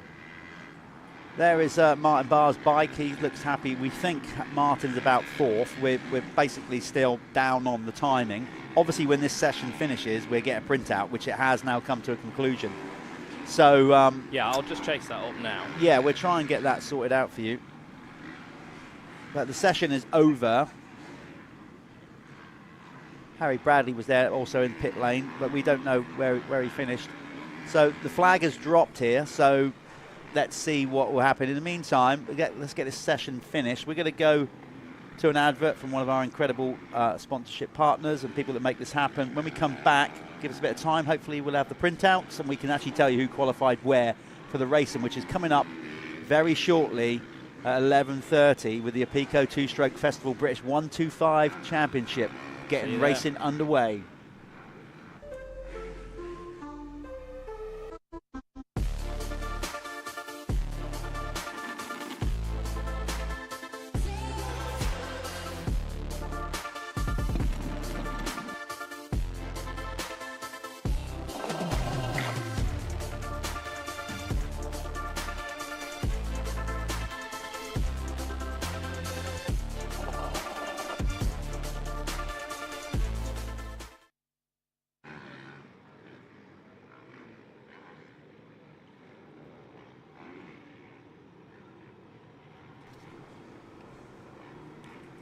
Welcome back on a very sunny day here. It's bliss. We got timing. We've got timing back. Here we are. Did I not tell you this solar flare was going to play with stuff? You did. Like, you know, you're science. You're into all that, aren't you? Science. You know.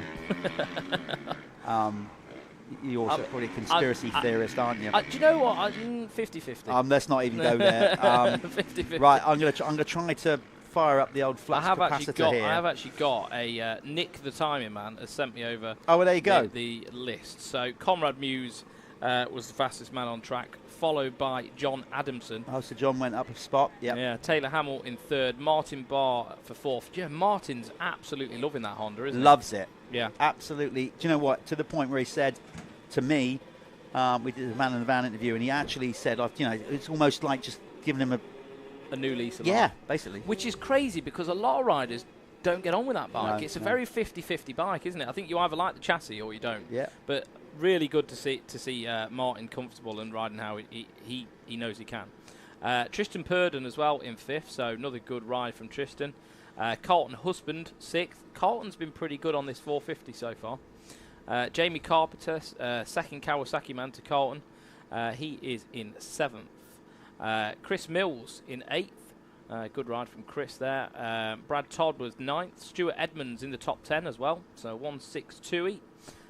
Stuart Edmonds doing well. Tom Grimshaw just behind him. He's the second Apico Factory Racing Honda rider. Charlie Putnam on the 91 there. He was in 12th. And then we've got Dan Thornhill, Gavin Stevenson, Louis Kessel, Tom Murphy, Richard McEwen, Jaden Ashwell, Callum Green in 19th. And rounding out the top 20, the one and only Christian Watley. Yeah, Watts. Okay, so that is his kind of pace. I wasn't sure if he was just... He's still... don't think he's worried about it. He's got nothing to prove. Still a pretty good pace. And he hasn't. Like I said, he's the only rider in recent times to win all three... basically he won the MX Nationals. He won the British ACU Championship.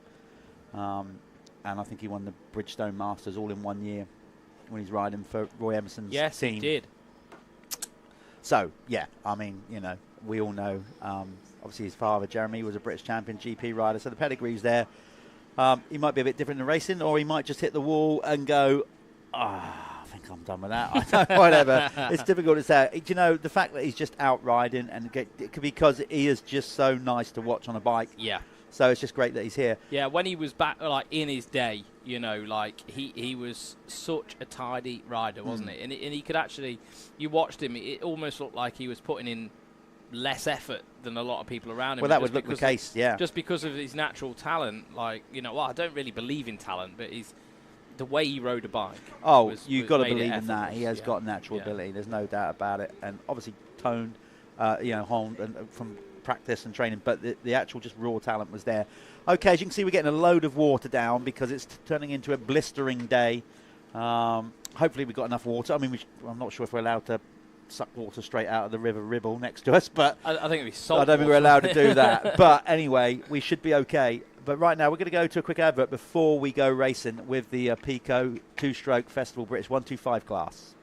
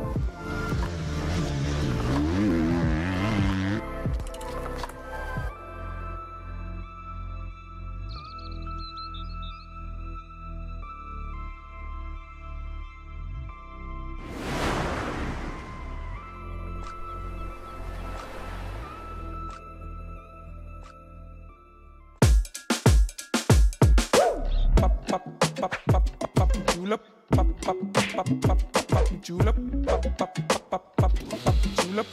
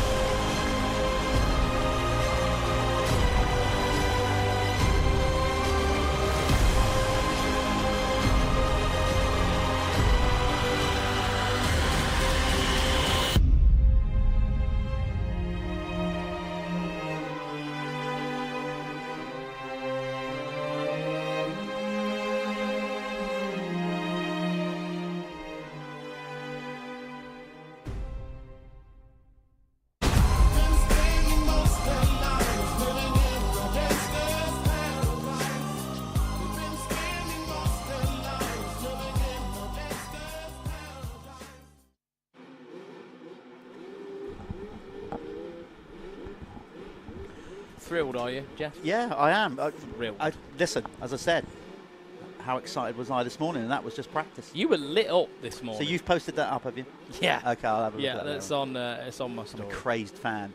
To be This is fair, it. when I was down there, like the feeling of all those two strokes, everyone getting hyped, because a lot of them are younger kids as well, aren't they? And just the energy you get from the younger kids is nice. Exactly. There's the watering pond there. Oh yeah, plenty. Plenty in the tank, sir. Yeah, you can't see that, but we have got a huge. Well, Lee's basically dug in a huge reservoir here, so we're not going to go short of water. In fact, it's turned out to be a nice play area. Yeah, for the kids, yeah. Of course, with next round, we've got to get through this round, of course, first, and it's going to be a brilliant day's racing. But round 3 is going to be now at Landrake on June the 1st and 2nd, down there in Cornwall, sunny Cornwall. I love going to Landrake. It's a very picturesque circuit. I thought he was never going to do nationals again. Of course What's he his is. name? What's his name? Of course he is. Phil. No, Phil. of course Phil loves it. I'm glad we're going back there. So. Yeah. If we get a day like this, it's just a lovely picturesque circuit. Yeah. You know, the way it cuts Beautiful through the part of valley. the You world can as see well. the whole circuit. So, So yeah, as you can see there, well, it's just nice. What a nice place to have a picnic, let alone I come and watch a know. motocross race. I need to know where that is. I might It's have just a down here past the finish line. Yeah, I might get my get my boxer shorts later and give Please everyone don't a do right that. good picture through there. Here we go then. This is the sighting lap for the 125s. The new format allows us time in the day for, like EMX, basically where the riders can go out, have a look around the circuit, because it's changed a lot since they were out there. While the guys are having a sighting lap, another quick advert from the people that make this live stream happen, free of charge, by the way. Just like to highlight that. Yeah. So go and buy stuff from these people. You because need to while buy you do stuff that, from these people. it helps us We can give you a free live stream. Bring you more racing. Okay, we'll do that. We'll be back shortly with the first moto of the day. See you on Dirt World TV. Bye.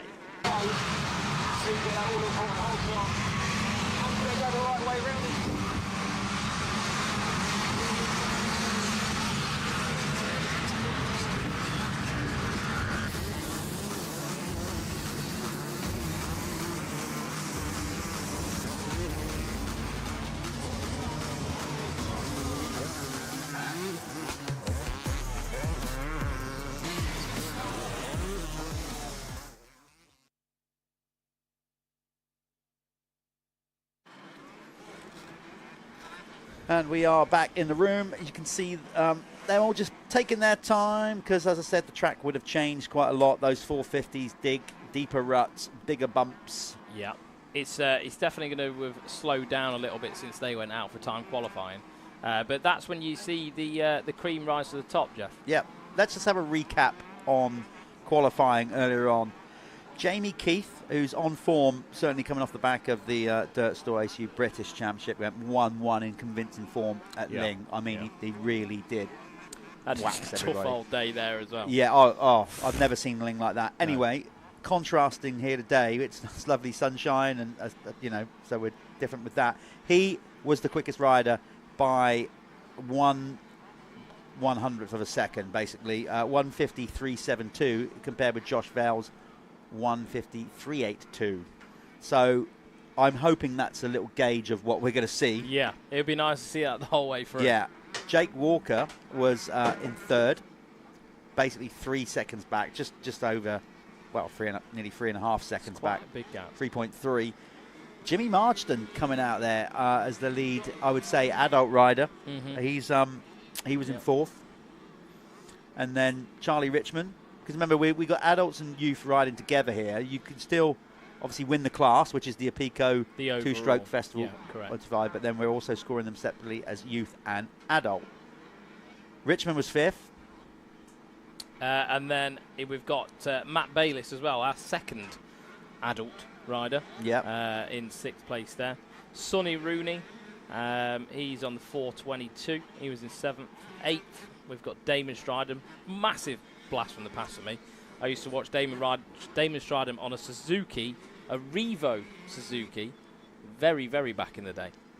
Damon coming from South Africa as well. Pretty cool to have him here. And then we've got Max Harris in ninth, Robert Hollyoak in 10th. Bobby Hollyoak. Well, doesn't he name him Bobby? His name's Rob. He's supposed to be called Rob. Yeah, so Haddock in 11th there on that popping candy machine. Ollie Bubb Free Flow Crescent Yamaha, Madison Crescent Yamaha in 12th. Wesley McGavin for 13th. Nathan Batch or Bache in 14th. 15th, Harry Lee. There you go, Harry Lee, arena cross champion on the super minis. Yeah. So he's stepping up to a 125. Yeah, and actually, you know, that's pretty good. You know, like he's already sort of, you know, in the sharp end. Really, he's ahead of the mid pack, which is good to see. Okay, they're going back. They're going to be stacked and racked. Who is going to get the Planet Moto First Lap Leader Award? It's going to be a dogfight out there, mate. So we're gonna, you know, we're ticking into the high 20 degrees C's here in Preston. We're pretty much on the seaside as well. Yeah, we're not far from Blackpool. Yeah, it's. There was a few riders, not riders actually, team personnel thinking last night. A load of us went for a meal, and there was a few others in there going, do you think we got time to just go into Blackpool for a bit of a shindig? That would have ended bad though, wouldn't it? Yeah, rewind 10, 15 years, I would have been onto that. Yeah, I would have. No way, well, straight away. Yeah, no, well, rewind 3 or 4 years for me and I'd have been onto that. But now, no, dad life has destroyed any segment of fun. Don't give me that. Other than being at the track with the you the little wouldn't have it any other way. I would not. I love it. So you can see on screen there, Rob. There's Rob Stringer, our starter. That's not a ghost, by the way. That's Neil Irwin playing with the. Yeah. So what's happening here with the comms? We're getting the PA system set up. So those of you watching the live stream, if you're wondering any kind of feedback, that is because we are now going out to everybody on the circuit. So just while we dial that in, might get a little bit of noise.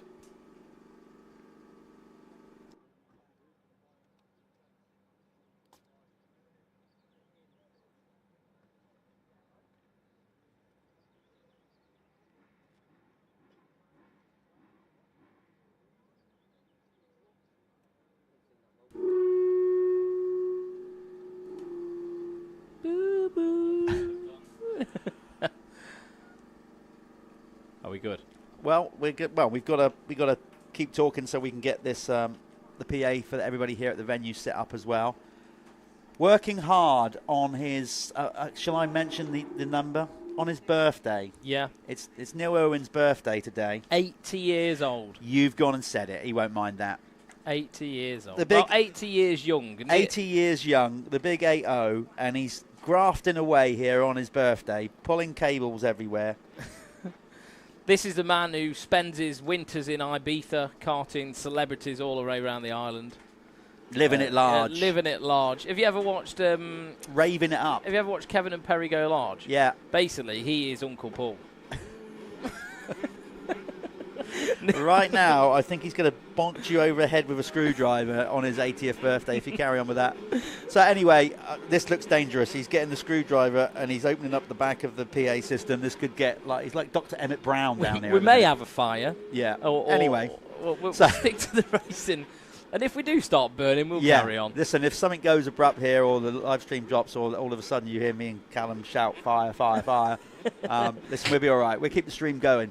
So they are coming out now then. So obviously the quickest, if you're new to this, the quickest qualifier, that's where you get the first gate pick. So unlike obviously road racing start where it's staggered start and you get the set pick on the gate as it were, you get 40 gates to choose from and you can go wherever you like. And then as it backfields, obviously the last place rider gets... Two interesting picks here. Josh Vale has gone centre left of the doghouse, so he's gone in the middle of the gate on the left-hand side. And then Jamie Keefe is right next to the doghouse. So the doghouse is the box in the middle of the start gate, referred to as the doghouse because it kind of looks like a kennel. And that has the little lever in it, basically, where the man jumps up, drops the lever, and that will drop those start gates right in front of you. And you can see Jamie Keefe just there on the 184.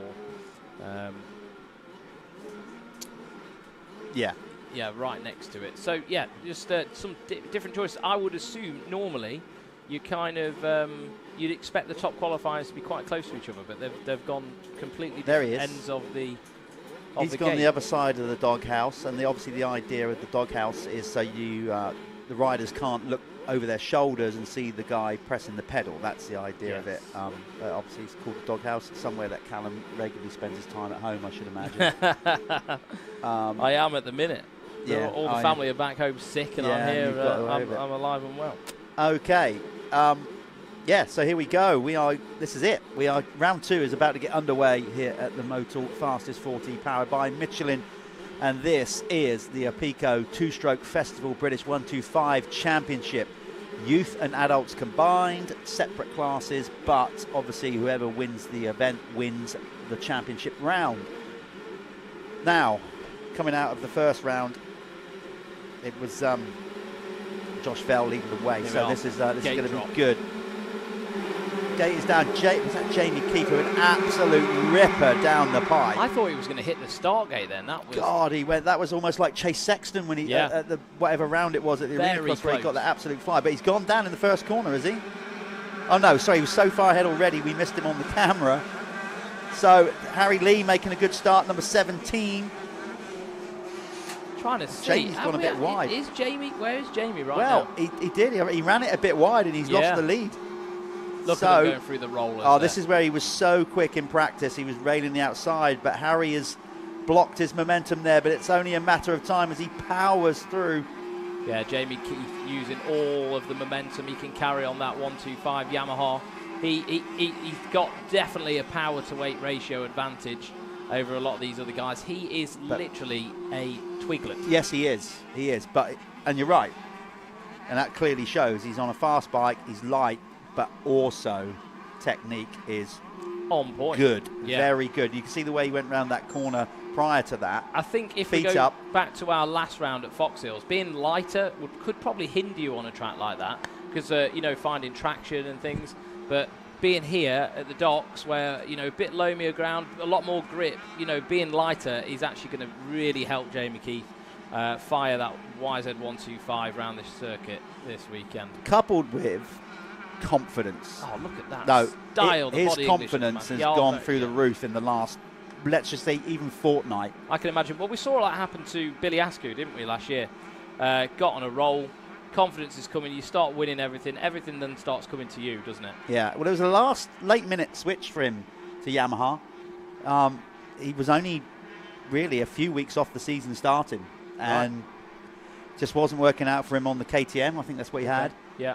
And so went and tried a Yamaha, liked it, committed to it. Yeah. They've got the bike singing, and clearly he's happy with his decision. Yeah, sure. I think the chassis on the Yamaha as well is like, for someone kind of coming up straight to a big bike, to have the Yamaha chassis characteristics, the KYB suspension could give you a lot more comfort, and it might feel be a better adjustment from a big wheel 85. Okay, so Jamie Keith was the Planet Moto first lap leader.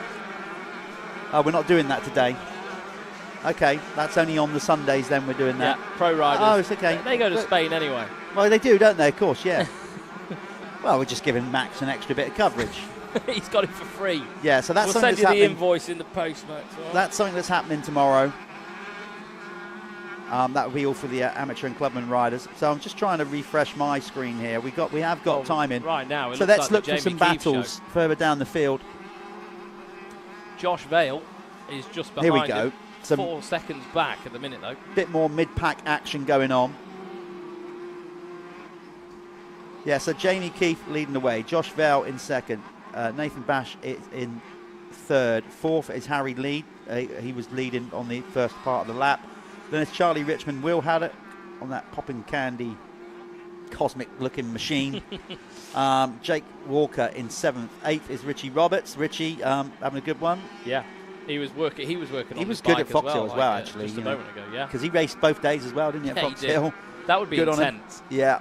I think he's going to do it this weekend as well. I've seen his 250F lined up over there. Rather him. That's going to be pretty hard work with this heat. So Max Harris, number 4.72 in ninth, and 10th, number 5.45 is Wesley McGavin. We are trying to find. Where is Hollyoak? Yeah, Hollyoak. Has he not gone out even? I can't see him out there on that opening lap. No. So Rob Hollyoak, who is expected to be a front runner, might be having a nap in his camper. Maybe he missed the start of the race. He's getting a bit older now. Matt Bayliss as an adult rider, is currently in 12th. Dan Brough, is in 14th. Marsden, who qualified well, not making such a good start. He's down in 15th. Not a good start for Ollie Bubb either, who was very quick starting at Foxhill. Jordan Batchelor, who we had in it earlier, like come back into riding. He wasn't expecting too much of himself today, and his current race result position would probably testify to that.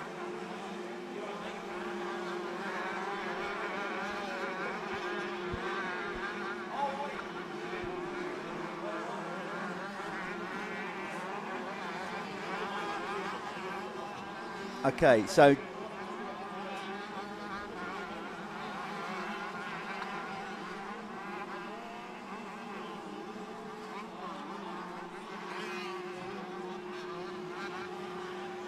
okay, who's that? Oh, right, there you go. That is Josh Vale on screen. So Josh has had, well, I would suggest, I don't think he's crashed, you know. I think he's still in second, but what's happened there is he's had his, maybe looks like his front number plate bolt has come out, and he's got his number plate flapping around, and it's caught, of course, to his front brake hose.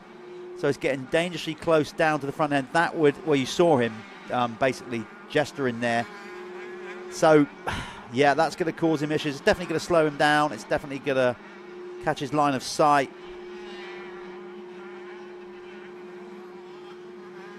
And that would be nothing but annoying, I would have thought, for him.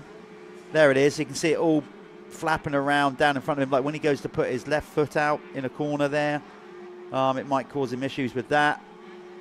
Let's see what he does when he comes around the pit area. If he's going to, again, like, yeah, just kind of like, I'm doing my best here. See, that won't, unless that breaks, which I can't see it happening, that has got the front brake cable going through it, so that is just going to sit there all race unless that breaks, and I can't quite see it because they're pretty robust things. Meanwhile, Jamie Keith is still out in front, got the gap out to a whopping 18 seconds already. That is nuts. That is obviously being helped by the fact that Josh has that problem. So Jamie Keith storming it in this one. Harry Lee now up to third past Will Haddock. So number 17 is in third. 311 Will Haddock up to fourth now. Charlie Richmond now down to fifth, rider number 30. Then we've got Max Harris in sixth, number 472. Matt Bayliss is currently in seventh, I would say, as the leading adult rider. So a good ride from Matt out there. Caden Smith, good one from him, up to 8th. 9th is Jimmy Marsden. And 10th is Damon Stryden.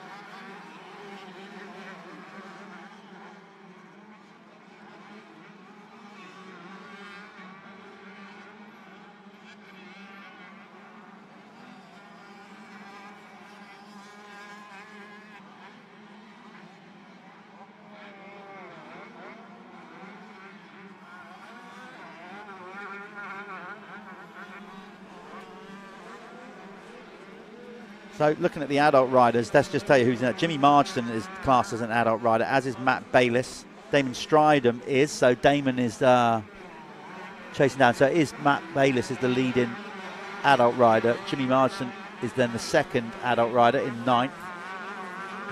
Damon Stryden in 10th. So the youth riders are ruling the roost in this 1-5 category. There you go. So the youngsters showing the old dogs the way round.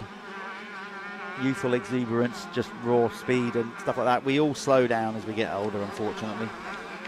As much as we'd love to think we can still do what we used to, it's a young person's sport, motocross, really, to be at the high end at least.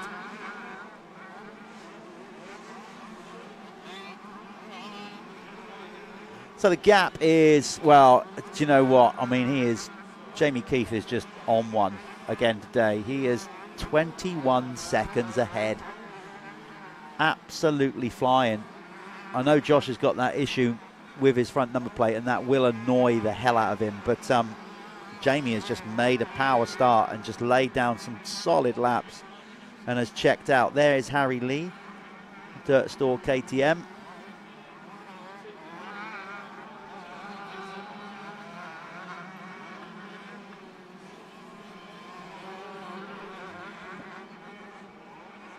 So we're going to stick with Harry for a while. As I said, he won. He's just shot up pretty quick. He was on a 85 last year, even at the beginning of the year, because he raced the Arena Cross and is the current Arena Cross Super Mini. That's like a big wheel 85 category champion. So regards to the indoor skill set, he's got all that going on. He'll like this circuit, proving it right now because he's currently in third. He'll like the jumps, he'll like the rollers. It's not quite the same, obviously, as Arena Cross, but it's got a lot of technical element around here today. Oh, a little bit of a front end bounce around there. It just kind of got away from him, and maybe as he gets a bit stronger, he'll be able to hold that in line a bit better, but he rode it out pretty well.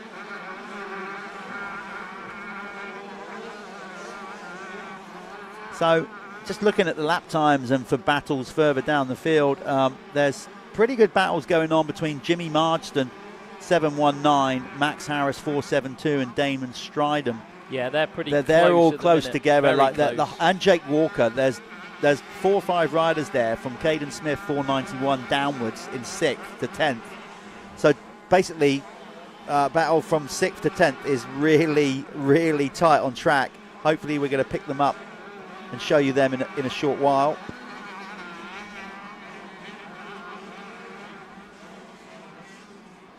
As I said, right now there's not much point filming Jamie Keith because he is so far ahead. We'll bring him in, obviously, if he keeps it on 2 wheels. Yeah, he's having a ride of his life right now. Well, he just keeps setting quickest lap times. 150, 148, 490. I mean, to be fair, Josh Vale is not far behind. Well, on the lap time, but then he had this issue with his front plate, or I don't know if he crashed and then the front plate come off. Yeah, well, he's 22 seconds behind, so maybe, I mean, that's enough time for a tip over, isn't it? I think the battle we've got on screen now, we've got the 55, that is Damon Stridham, so that is the battle for basically from 6th down to 10th. Yeah. So Stridham is going to try to make a move on Max Harris. He goes down the inside. Didn't quite make it. Just lost too much momentum. That's the thing with racing a 125. You can try and make a move up the inside, but you've got to sort of factor in how much momentum loss you're going to get from making that move. You've got to really make it stick if you're going to go for it. There's your race leader. Look, we're speculating here because we didn't see Josh Vale's crash. If he did crash, we're assuming that with the front plate damage, the front end damage, and a gap of 22 seconds. Yeah, because even the last time round, it was a 157 from Jamie Keith, 158.1. Yeah. It's still the times are pretty close. I would say we've had a little bit of a mistake from Josh Vale at somewhere through the line. Look at this 125 action, this amazing Apico 2-stroke Festival British 125. Look at them there, like that's what you get, Callum, with 125. Yes, Jamie Keith is away with it, but you can always guarantee in a 125 race you'll be seeing some. There's racing going on somewhere, and look at this lot here. That's all battle for position on track. They're not like they're just at it around the entire circuit. We've got one rider that's being lapped. That's Max Harris, Damien Stridham. Oh, who was Jake that Walker. binned it at the back? Can't quite see. Get a number on that bike. Just trying to zoom in. Oh, it's Charlie Richmond. Charlie Richmond. So number 30. Richmond just come out of that corner. I think he just had on the gas a little bit. The front end come up, and when it came back that's down. what you were saying earlier, isn't it? When it starts getting harder and you get these braking bumps coming into the corners, it can get quite tricky with the front end traction. Yeah, so Richmond, he's going to... so he's fallen down quite a bit because he was quite a way up at the start of this race.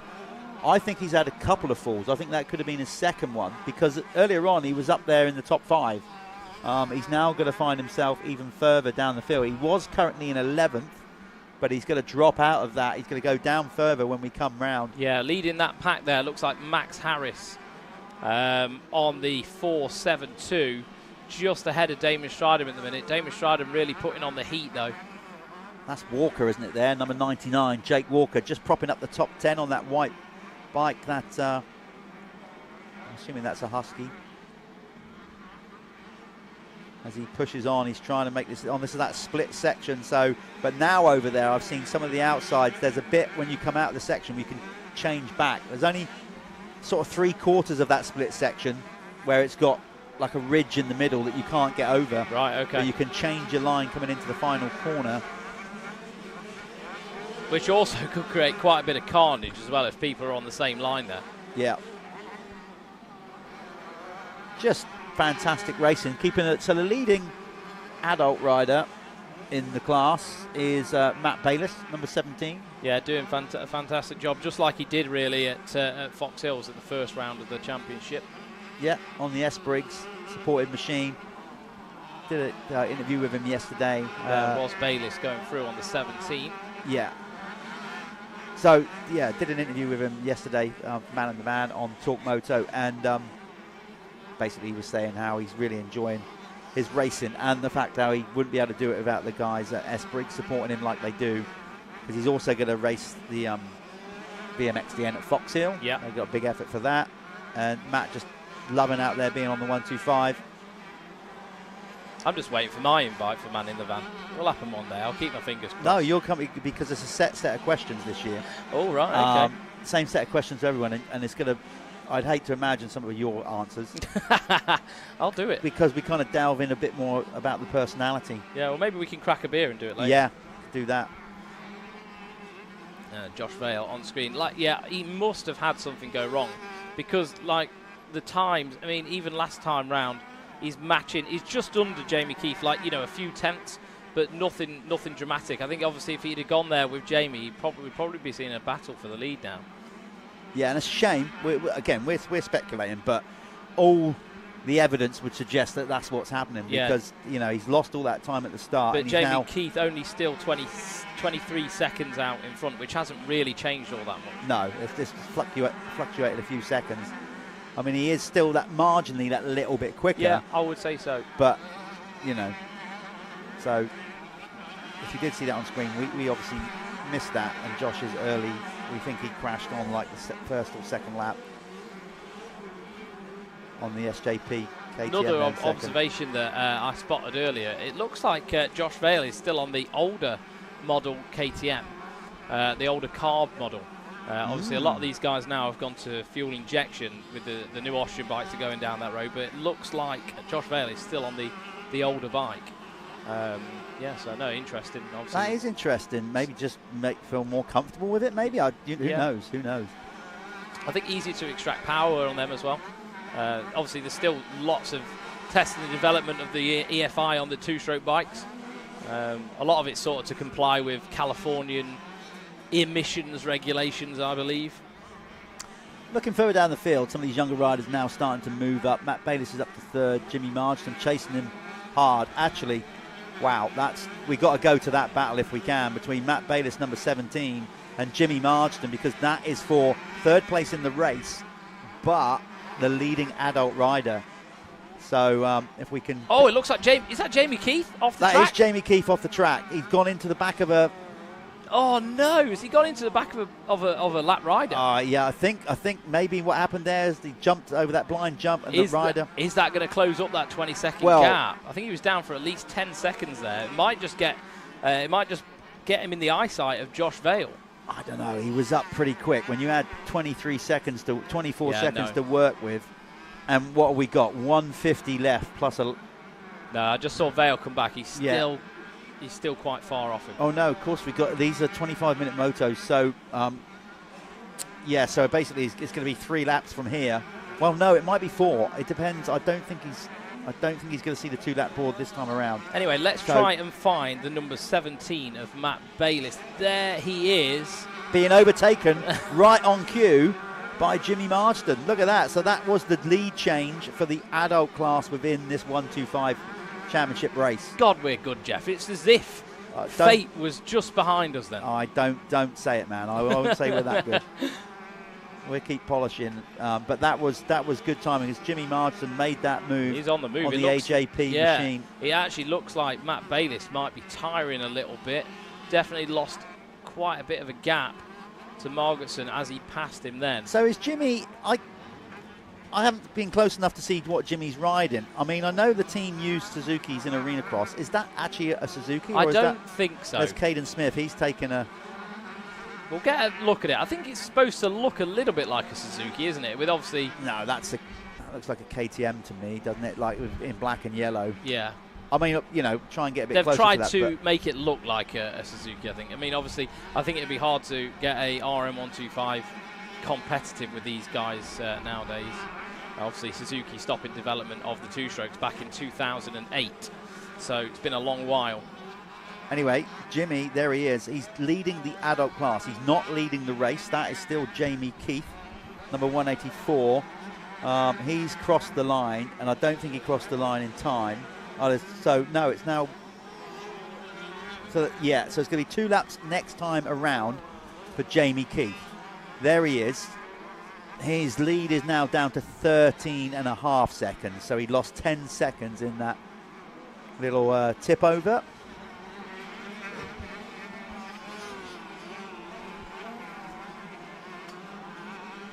Now, hopefully, we're going to get riders down to the winner's circle.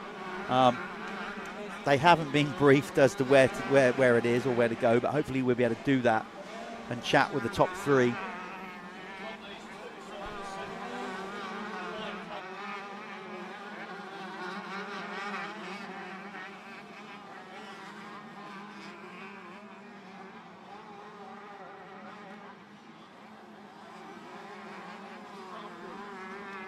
Okay, 2 to go for Jamie Keith and the rest of the field here in the Apico two-stroke Festival British 125 Championship Moto number 1 here at Preston Docks for the Motul Fastest 40 powered by Michelin Championship on the Pro Saturday. This championship, if it stays like these two going at it like this is going to be some championship. They train together. They're both part of the RMJ Academy there with Ash Wild and the crew, so they're going to know the inside out of each other, and this could be like a proper season-long ding-dong battle between those two. They've definitely got the pace quicker than Jimmy Marsden and the rest of the field because, like I said, Jamie Keith is, even with a tipple over and losing 10 seconds, I know Josh crashed early on, at least we think he did, but they are much faster than the rest of the competition. Current top 10 is Jamie Keith, Josh Vell, Jimmy Marsden, Matt Bayliss, Will Haddock, good ride from Will there. Then Harry Lee for 6th, Damon Stryden is in 7th, 8th is Jake Walker, Sonny Rooney for 9th. He ran out the top 10, clawing his way up after a bad start is Ollie Bubb. So you've got Ollie and Sonny there. They all signed up to the Blue Crew, trying to get good results this year that hopefully will get them selected to go to the Blue Crew Super Finale at the Motocross of Nations. Obviously Jamie Keith is signed up to the Blue Crew as well, so he's in a strong position to, if he keeps going like he is, to maybe see him there racing at the Motocross of Nations at Matterley in the Blue Crew support races, which will be some experience for those lads. Oh, he's had another little tipple over. So, with few mistakes, there's Val coming into the shot in the foreground. So that was another 2 or 3 seconds lost, but he's got plenty of time to work with. But he can't afford too many more of them. He's going to get the 1-lap board next time around. Could be a classic case of being a young rider when you've got a massive lead like that. A tendency to mentally just start switching off, thinking that you've got it in the bag, and not quite concentrating as much as you should. So we've seen a couple of mistakes from him, which they obviously want to rectify. He just wants to get it over the line, get those points on the board and set himself up for the overall. Remember, 2 motos, if they tie on points though, which sometimes happen, it's the better second moto result that gets the nod on the overall. Matt Bayliss still on screen there. Is he being chased down? No, I think that might be a back marker behind him. Well, Will Haddock is the next rider behind him, but oh no, like really close. Oh no, he's 5 seconds back, Will. So that is our leader of the adults. No, Jimmy Marsden is now in the lead. We changed. Yeah. Sorry, my bad. I've been fixing a curtain and came back to a completely different race. 1 lap to go. There's Jack Brewery, number 5. He's going to be picked off, is he here? No, he's sticking that inside line. A few humps put up the inside. Look at that. Yeah, shows you how the track developed. There you go. I think that looked really slow, didn't it? But it was quicker than going around the outside. I think you could just close off the other guy. I think you'd have to carry quite a lot of momentum around the outside, but it does look like it's carving a really deep rut in there. Is that Jamie Keith coming up to lap those two? Well, he must be. Yeah, he is, yeah. Yeah, so there. Okay, so there's Jamie Keith. So we're going to bring him in. Hopefully stick with Jamie. He's got half a lap to do here. Now, no more mistakes. Would be ideal. 6 seconds back is Josh Vale the last time they came through. Be interesting to see whether that's changed at all. But Jamie's really got to have to keep his head on. I mean, crashing twice in a moto in this heat. Obviously not being the biggest guy yet. Still just fresh off a big wheel 85. Obviously, his body is probably pretty exhausted right now. Yeah, well, I don't think he'd feel it. Just youthful exuberance. You know, he obviously needs more physical strength, but growing pains and all those things, you are what you are. You know, you have to let your body develop at that age. And, like, yes, he's very slight, not got too much meat on his bone, but he definitely knows how to ride that YZ125 to good effect. As I said, lovely technique. His style is just fluid, super smooth. Very, very smooth, yeah, and that obviously helps him with energy conservation as well. And here it is. Absolutely, here it is. Taking a quick look back to make sure he's got it. Still one to go. No, there's the checkered flag. There it is then. So, Jamie Keith gets it done, Moto win. I'm going to go and try and grab them in the winner's circle, if we can get them there. Hopefully they realise they've got to come over to the winner's circle. We'll come back to you in a short while. Yep, we're going to just send this to a quick ad break. And hopefully we'll be seeing Jeff in the winner's circle with Jamie Keith.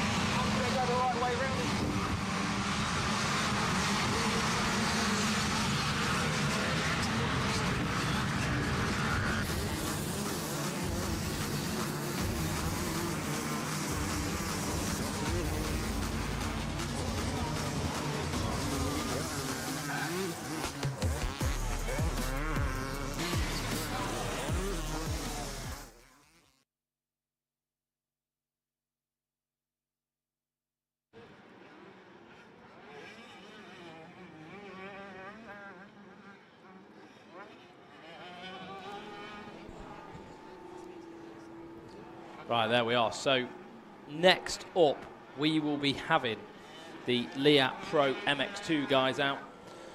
Obviously, the Kawasaki boys were pretty strong in qualifying, as was Charlie Heyman. You had Billy Askew was up there, Tommy Sill, and Joel Rizzi as well. I think Joel Rizzi took the top qualifying spot. So you are going to be seeing very shortly Jeff in the winner's circle with our race winner, Jamie Keith. And he looks, you aren't seen it yet, but he looks pretty fresh. And we'll send it to those guys right now. After those couple of...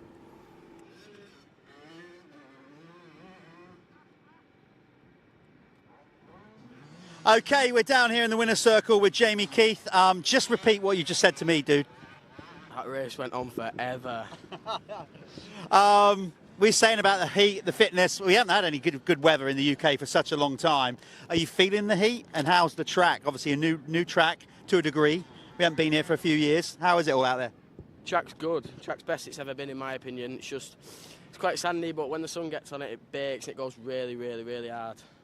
So tell us what happened there. We're assuming that Josh took a tumble early doors and you suddenly found yourself with a whopping 18 to 20 second lead. But then a little bit of incident. I think the first one, from what I could make out, wasn't really your doing. No, got off to the whole shot. I seen that Josh went down and just looked in the corner of my eye. Started to relax a bit, just lost a bit of focus, went down. Got myself back together. I could see Josh was coming a little bit, so put some good laps in, opened the gap back up, and then I went into neutral into another corner, but kept the bike going, put some more decent laps down and managed to get the win. You'll be pleased, or maybe you won't be so pleased, to know that we captured both of those little topple overs on TV, so you can go back and watch them and see what happened. Mate, you've obviously jumped almost like the 11th hour. switched over to Yamaha. It's seemingly a decision that seemed to be the right one. Yeah, I absolutely love it. Couldn't fault the Yam. Everything about it. It's what I've wanted in the bike. Smaller than the KTM. A lot of pull there. RSS done the suspension good. Manchester Extreme put the GYTR kit on it for me, and I couldn't fault it. No, you're making it work. Well, look, good luck second moto. For our sake, I hope you go at it with Jamie, you know, like a bit more of a race to decide the overall, but an awesome performance. Well done. Cheers. There you go. That's Jamie Keefe. He's going to go back, get ready. We're probably going to go to a quick advert, and then coming up next, we have the MX2 category coming up. Well done, Jamie.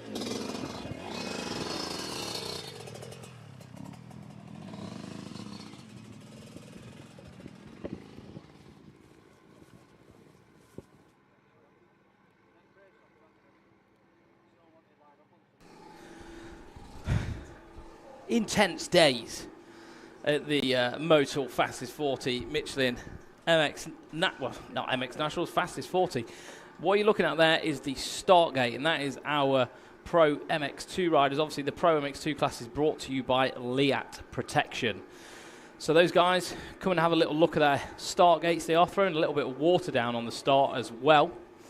So a lot of the guys who've qualified, you know, within the top 10, they'll have a little look, see where they want to start, you know, have some idea about where they want to get on the gate. The water's being thrown down on the start straight, just so you can see there, look.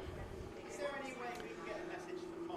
Is Mike, yeah, I can get Mike doing it. And they will be going out to do a sighting lap, just like the 125 riders did. So don't be too distressed when the riders aren't quite giving it their all just in a moment when they go out. So they'll kind of go out, get a feel for the track, because it does break down throughout the day. Our motocross track, if you're new to motocross, you might have just found us on YouTube, on Dirt World TV. If you're new to motocross tracks do break down. They're not like road racing circuits. So different lines will develop, especially with the 125s going out first. That will create new creative lines. That's the joy of 125 racing, opening up a circuit, because 125s really rely on momentum.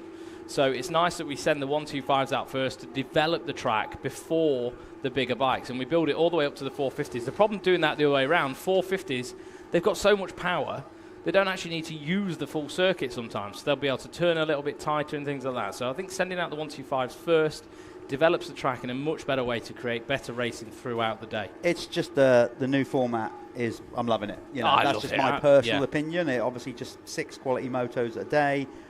Got a bit more time. They all get a sighting lap, longer motos, which is great for the kids because it gets them up to more to speed. You know, you could say, oh, it's a bit long for some youth riders. Well, you know, if you want to make the grade in this sport, exactly, the sooner you're getting used to doing longer motos, the better. Yeah, especially the 125 class, because what we've done here at the Motul Fastest 40 is really developed a 125 class that can get people prepared for going to do European racing, especially on a day like today when you've got the European heat as well added into it.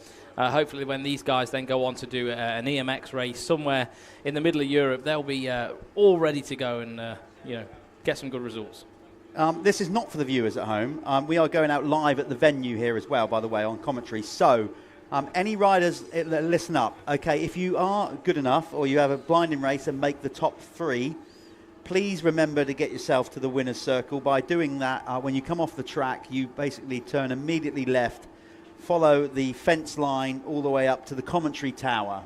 So riders, listen up, or any mechanics out there or team managers, please remember to send your riders to the winner's circle so we can talk to them on TV and they can give your brands a genuine plug. Yeah, because you guys have sponsors that aren't sponsors of the series, and you want to make those guys happy. That's how you get paid. That's how you get your bikes paid for. That's how you go racing. So if you want that opportunity, get up to the winner's circle and come and meet me and Jeff and have a little chat. We can have a little drink of water together and chat it out for a couple of seconds. Just to remind you one more time, the winner's circle is you come immediately off the track, go along the fence line, and then you go to the blue commentary tower there, and that's where we're doing the winner's circle. So riders, please don't forget, you've earned the right to be in the winner's circle. Let's talk to you. Yeah, right, before we do that, I'll get this race underway. We are going to go to a quick commercial, and then we'll be back, hopefully lining up the Liat Pro MX2s for their opening moto.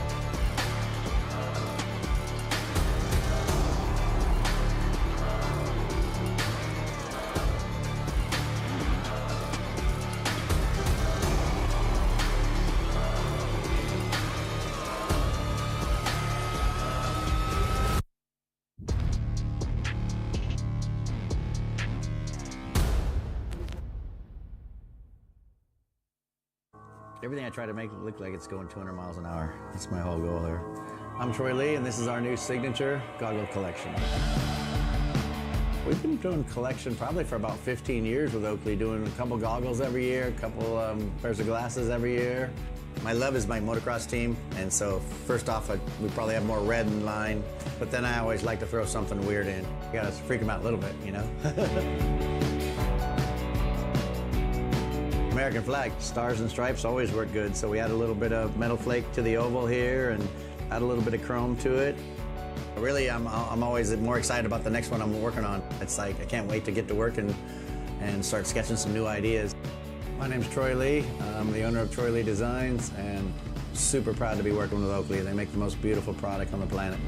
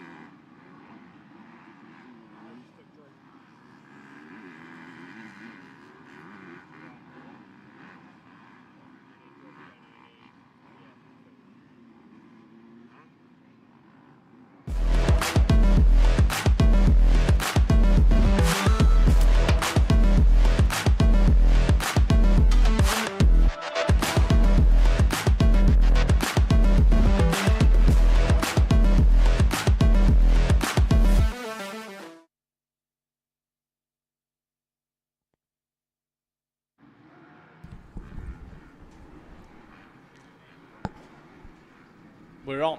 We're live. So what you're watching right now is the sighting lap. They're throwing some water down on the circuit. That's going to have to be quite frequent today. It might knock us off schedule just slightly throughout the day, but we're going to be keeping this as close as we can. So this first race of the Leat Pro MX2 should be kicking off at 12:15. Obviously, slight delay, but we can live with that. We can live with that. So they're just doing their sighting lap now. They're just seeing how the track's changed, how it's developed. There's going to be so many new lines that weren't there before. It's been quite a while since these guys were out on track. So a lot of learning. This race is going to be 25 minutes plus 2 laps. So a full length race, you know, in sort of motocross terms. That's pretty much as long as they get, especially in domestic series. So you see some riders take it differently. There's a lot that kind of take it easy. They might roll around a few corners and then they'll speed it up a little bit. Reason being, they've got to get their bodies warmed. They've been sort of stood around, might have been sat in the AC in their campers, and they've got to try to get those muscles firing, and they'll be going back down behind the start gate now to get re-racked up in their qualifying orders, because people would have passed each other during that sighting lap, because everybody's sort of got their own style and likes to do things their own way. Then those guys will be loaded back onto the gate. So we'll see our big hitters coming out. We've got Joel Rizzi, Tommy Searle, Billy Askew, Charlie Heyman had a decent qualifying. You know, so all these guys are going to start coming out to the start gate. You saw them beforehand picking their gates. There was a little bit of that. So everyone kind of knows what each other's doing. And you know, if you've qualified first, obviously you've seen someone prepping another gate, having a look at another gate, you've got every right to dive in that. So, moment of calm now before the start of this first Pro MX2 race, brought to you by Leat Protective. Obviously, Leat bringing you the neck brace. They were the first people out with a proper neck protection system. Obviously, if you want to know anything about the Leat braces, go over to their website, and all the technical info is on there. I actually use some of the Leat protection for my son. He uses some of the Leat knee guards. They do excellent stuff for the kids. So their kids range is really good. We've got the Leat chest protector for him as well. It goes down really small, kind of PW size. So yeah, if you're interested in any of that, head over to the Leat website, see what they've got, and you'll probably be able to find it in your local motocross store. Most of them will deal with Leat. I've been handed a sandwich. I'll have one. That's not for you outside on the screens and the viewing. You don't need to know about my dietary requirements, other than the fact I am a big boy and I do need feeding. So we'll just leave this for a quick moment, get these guys racked up, and we'll be back with you in 2 seconds.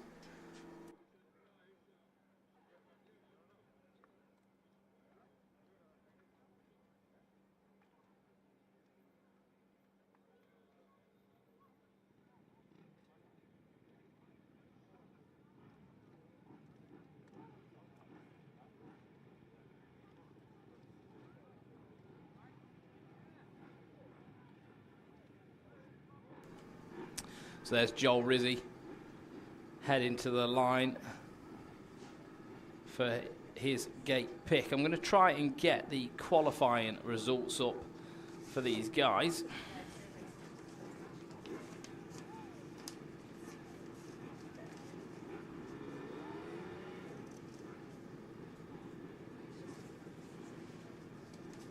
Right, so it was, so it's Joel Rizzi coming to the line first, followed by Joe Brooks. Really, really good qualifying by Joe Brooks, obviously on that 426 motorsport machine, so one of Conrad Muse's apprentices. You've got Tommy Searle there on the 100, the 441 of Billy Askew just lining up there next to Tommy Searle. Now, they were teammates last year, but now they're not teammates. So Billy Askew's actually on the Dixon Racing Kawasaki on a Grand Prix team. Tommy Searle on the Dirt Store Kawasaki. And then after Billy Askew, it was Charlie Heyman on the SC Sports Home Husqvarna. Followed by Ben Musto, good ride from Ben Musto on the 163 as well, on the AT United Gas. And then Ollie Colmer in 7th, another young gun coming up on the K-Tech KTM. Callum Mitchell there on the 32 as well. Reece Jones was in 9th. 10th was Glenn McCormick. 11th was Mackenzie Marshall. 12th was Jamie Wainwright. Tyler Hooley was in 13th. George Hopkins was in 14th. 15th was Jack Lindsay. Josh Coleman was in 16th. 17th was Ben Franklin. 18th, Liam Bennett. 19th, Jack Taylor. And rounding out the top 20, coming to the line, will be the 99 on the Honda of Howard Wainwright. This is going to be good. This is going to be good. Well, just those top 3, like I said, all the Kawasaki's, added Charlie Heyman into the mix as well, going off the back of qualifying. Do you know what? I completely forgot about Joe Brooks' qualifying. Yeah, Joe Brooks as well. Smashed it. Big day for some of these guys. Well, I would comfortably say right now, looking at the times in qualifying, there's 5 riders straight there that I wouldn't, either of them can win this thing.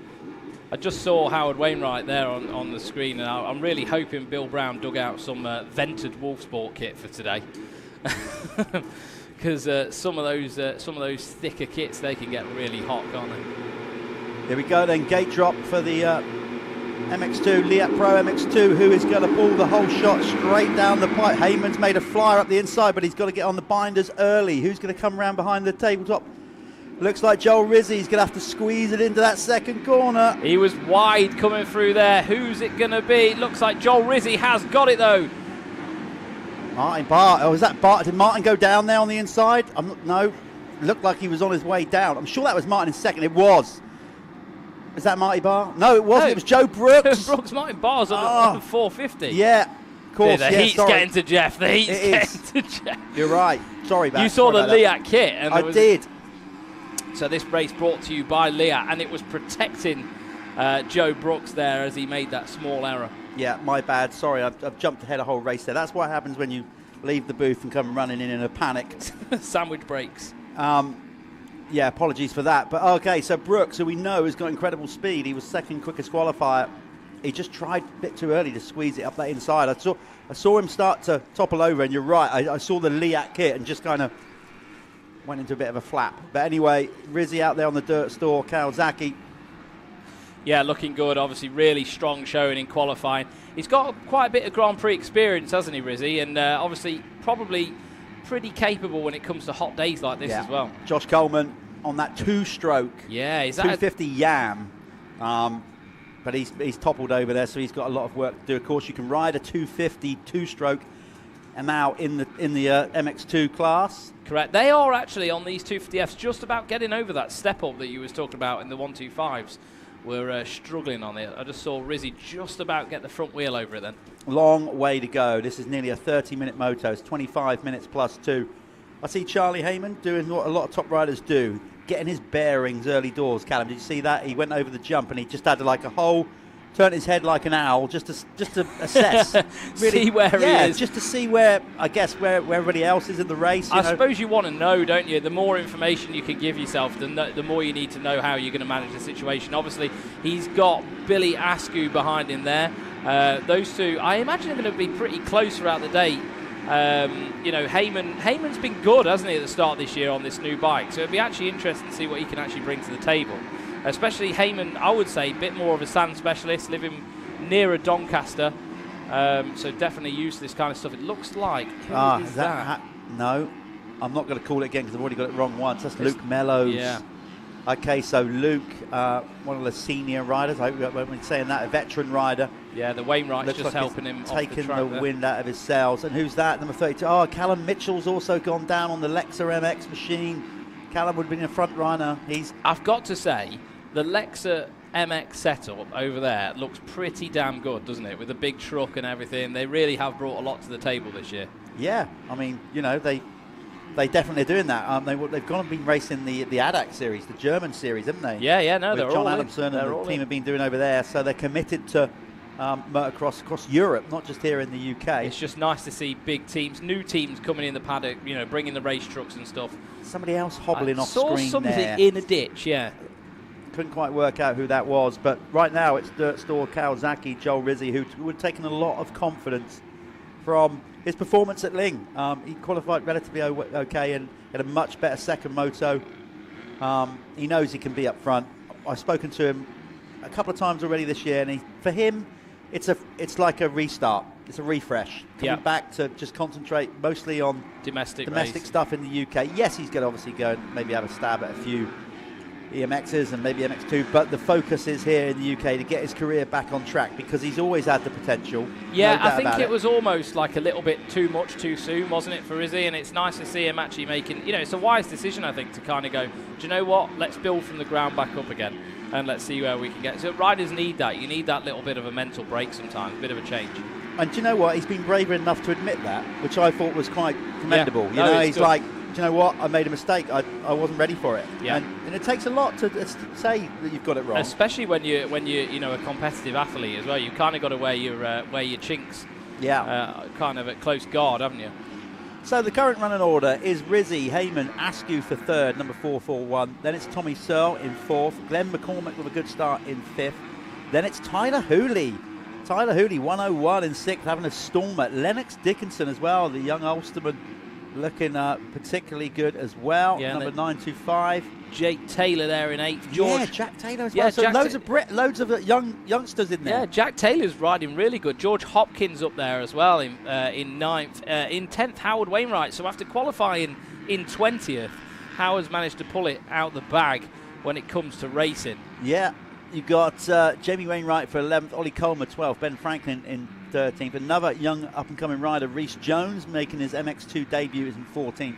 Liam Bennett for 15th. There you go. That's currently the top 15.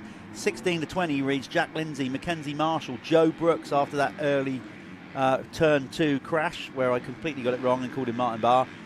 He's now up to 18th. Ty Westcott 19th, and Harvey Cashmore rounding out the top 20. Well, there's two battles that I think are going to be interesting on this. One, you've got the banter between Tommy Searle and Billy Askew. Tommy is not going to want to let Billy beat him.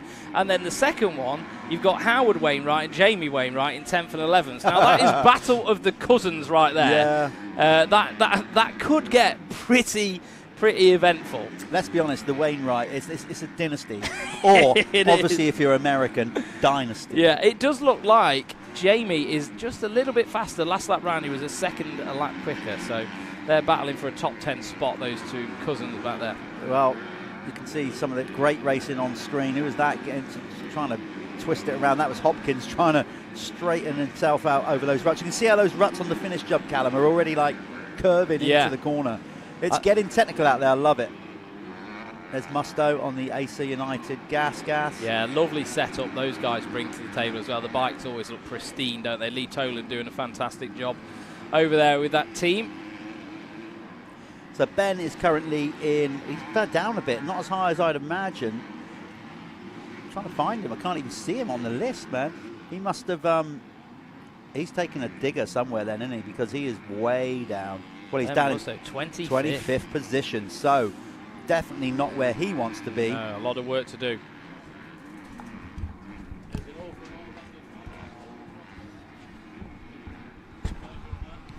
Yeah, so just add a little bit of feedback, and it's definitely true. A lot of the under 21 riders, a lot of the younger riders, looking like they're going pretty well today. Obviously, when you're in your youth, a little bit more energy is at hand. Yeah, well, so Joe Brooks is, you know, Charlie Heyman is a class as under 21. Oh, no, yeah, he is. So he's in the under 21 championship, as is Musto. Joe Brooks is. I'm just highlighting the under 21 riders. Yeah, that Tyler registered. Yeah. But you've got to be registered. That's the point. So I don't know if we're going to open it up to all. Some of these riders didn't register for the under 21, so we might have to look at that. But Tyler Hooley did. George Hopkins did. Jack Lindsay is another. Liam Bennett, Jack Taylor, Ty Westcott, Lennox Dickinson, Sid Putnam, Harvey Cashmore, Joe Brooks, as I said. But your leading under 21 rider is currently the rider in second place, and that's Charlie Heyman.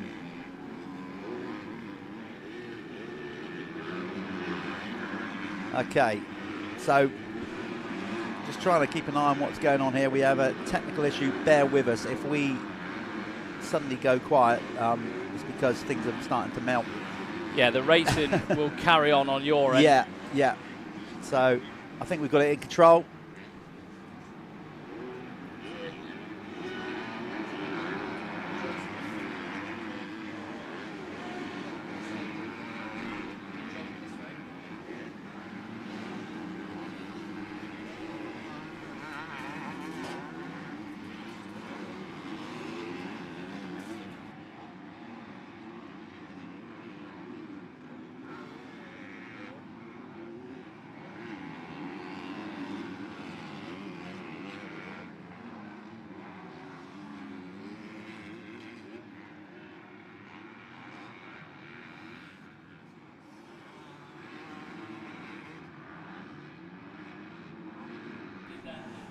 Okay, sorry about that. There's that Reece Jones. It looks like that's Reece Jones just gone off track there.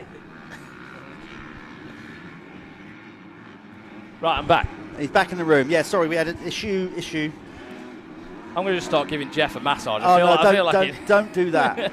Tease you. Because, I literally just fall asleep. And we can't afford to do that. Well, we got this incredible racing going on. It is still out in front by 3.2 seconds. Whoa. Here's the 912 of Joel Rizzi on that green dirt store Kawasaki. He's ahead of number 4, 22. The leading under 21 rider is Charlie Heyman. Yeah, just saw Charlie Heyman literally land into a hole then off one of the jumps and just nearly blew both hands off the handlebars. Very lucky save. I tell you what, the track is, I'm happy. I'm not riding it, of course, but what I mean is, because it's a new track. We've been here before, but we haven't been here for a number of years. It's a revamped circuit. From what I can tell right now, for the first time out on a new revamped circuit, it's looking good. I'm sure Lee McGarry, looking at this, who builds the track here and runs this facility, will be already taking notes of like, okay, I can maybe just tweak that, open up a few more lines. You know, it's going to take time to evolve, Callum, I think he already did that. That part where you could see Tommy Searle going over, he tabletop and then singled out. A lot of the riders on Wednesday when they were testing here were jumping all the way over that. And we actually saw some madman, Reece Jones attempt it. Well, he did it on, you know. So, well, unfortunately, we've just seen him trackside in a ditch. But so there's Tommy Searle doing his best to try and pin down Billy Askew. He's got the gap down to 4 seconds. It looks like he's maybe starting to close in on Askew on that bike at DRC Kawasaki. So last time round, Tommy was actually a little bit slower. So it'd be interesting to see what this lap is going to be saying, because it does look like he's starting to go forward a little bit. Great ride from Charlie Heyman on the SC Sports Home Husqvarna, leading the under-21 charge and still trying to chase down Rizzi. Do you know what? What a change in Heyman, switching over from the Honda last year onto This Husqvarna, he's just a completely different rider. Well, I think he grew up riding the Austrian bike, so doesn't he? You know. Yeah, but it might not have been that. You know, you just don't know, do you? It could have been the fact that he was suddenly then on a high-profile team. Yeah. You could argue he might not tell you that, but it might have been a little bit of extra pressure, wasn't making him ride as freely as he wanted. Yeah, correct. Who knows? But what we do know right now is he looks right at home, although he has been picked off by Billy Askew. Yeah, so it looks like he's fading backwards. The next rider coming through is Tommy Searle. Is Charlie Heyman feeling the heat? Oh, what a... He should definitely work for a tabloid. I should be on the TV, mate. Look at the way that inside hub has just basically worn through into a big groove. Yeah, still below the. I mean, it's above the foot pegs now going through there. Tommy Searle utilising that outside line though. Well, as you said, either there's two things going on here. Either Charlie Heyman has a technical issue that we don't know about, or he's just straight up hit the wall. I think the technical issue is cardiovascular. Yeah, well, he might have arm pump. We don't know. That's the thing. It could be a number of things, but clearly his lap times are slowing down considerably.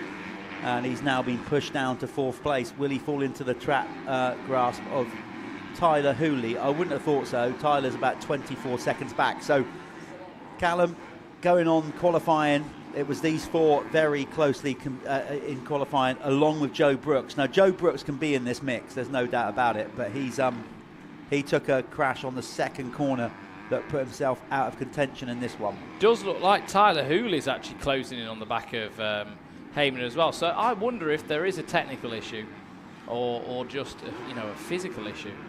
Well, we'll find out a bit later on. We're really just only past the halfway stage. We've got still 11:40 plus 2 to go. Who was that? Down. It's Howard Wainwright, and it was the number 4 as well. George Hopkins. Yeah. Okay, so Howard trying to get that Honda back into life. He has done that. There's Ben Musto, a lap down. He will not be happy about that, bearing in mind that he took the opening round at Fox Hill, the under-21. He's leading the under-21 side of things, and he's not got off to a good start here, being lapped after, we're guessing, an early crash early in the Moto. So last time round, Billy Askew was faster again than Tommy Searle by a few seconds. Okay, so the gap's 4.3 seconds. So Joel Rizzi, your race leader, has a 4.3 second lead over Billy Askew. Tommy Searle is another 6, nearly 7 seconds back. So we've got a big battle brewing up, really, for 7th, 8th, 9th, 10th. It's very, very close in that area. Oh, look, you're right. And on top of that, Joe Brooks, he is now up to 9th. He's absolutely ripping. We know he's got the pace because he was so quick in qualifying. Second fastest. He crashed on basically the second corner, and he is now starting to rip up through the pack. He's now showing on our timing that he's up to 10th actually, and closing in on Lennox Dickinson, Ollie Colmer, Jack Taylor. Those three youngsters, Dickinson, Colmer and Taylor, are also going to be joined by another youngster. Yeah, it might be worth getting Joe Brooks, the 419, on the screen to see him ripping through this pack. Well, we're going to try and find out. Our camera crew are going to do the best to hunt him out there on track. But there's action going off all over the track here. But right now, Rizzi is just keeping a nice gap. He's over the line again. Let's see what the gap is when Askew comes over, if it's come down. If anything, it's gone the other way. So Rizzi has responded.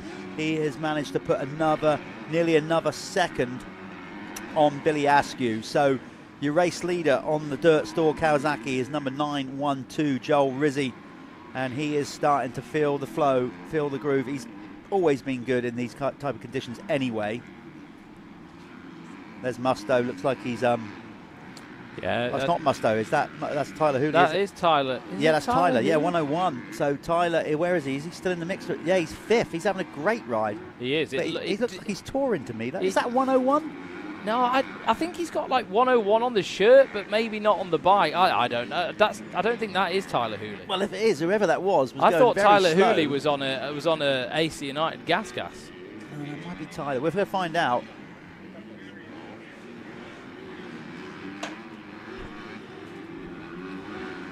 Still many technical things going on around me and Jeff. It's like living in a chaos ball at the minute. Jamie Wainwright there having a bit of a battle. Who's that with? Looked like that was Lennox Dickinson and Jamie Wainwright coming through. That is a bank of mud. Look at those ruts coming in, breaking bumps out of the rear end, hopping up just as you come in. That's yeah, so Wainwright under fire now from Lennox Dickinson just behind him. These guys are pushing on now. This is the part of the race where it's going to get hot, it's going to get sweaty. I love it. I am genuinely loving how this track has developed. It's technical.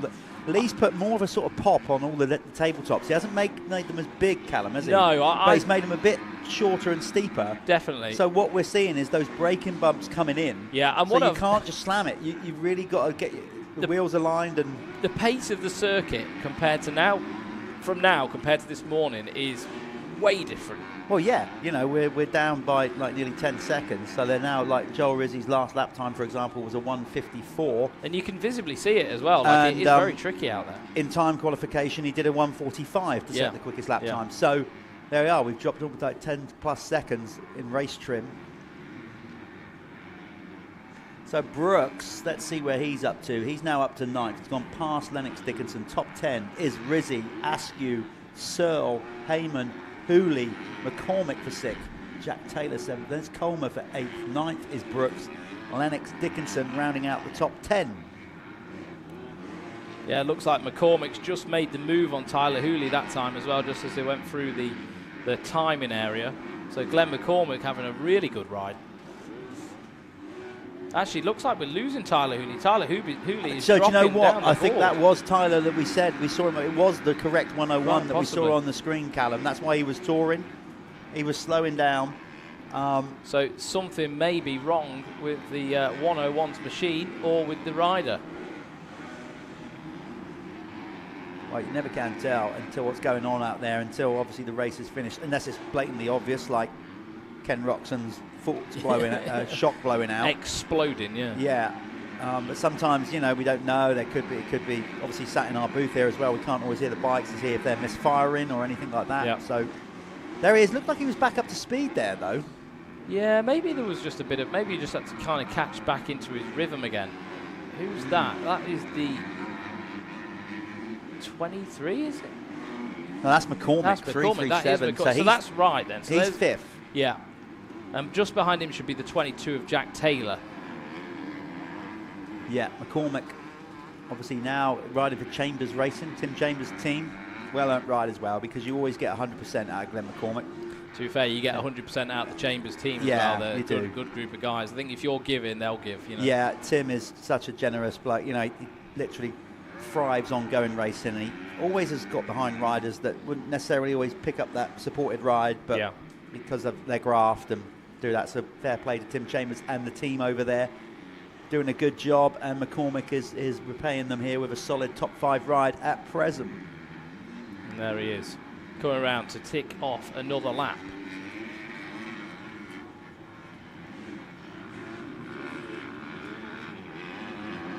Yeah, this is a bit more like it. It actually feels like we're going places now. Yeah, like look I at said, the ruts after in that jump. Wow. Yeah, just everything about it. The track, the weather. As I said, we've had a bit of it's been the strangest off-season I've ever known. Yeah, 100%. And if you are enjoying what you're watching right here, please follow us on Dirt World TV, on YouTube, Facebook and Instagram.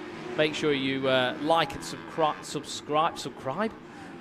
on YouTube. I'm already losing my mind. It's only midday, and don't worry about it. The heat's getting to me. I'm actually stood up as well, so the feet are getting to me as well. So I might have to swap in a minute.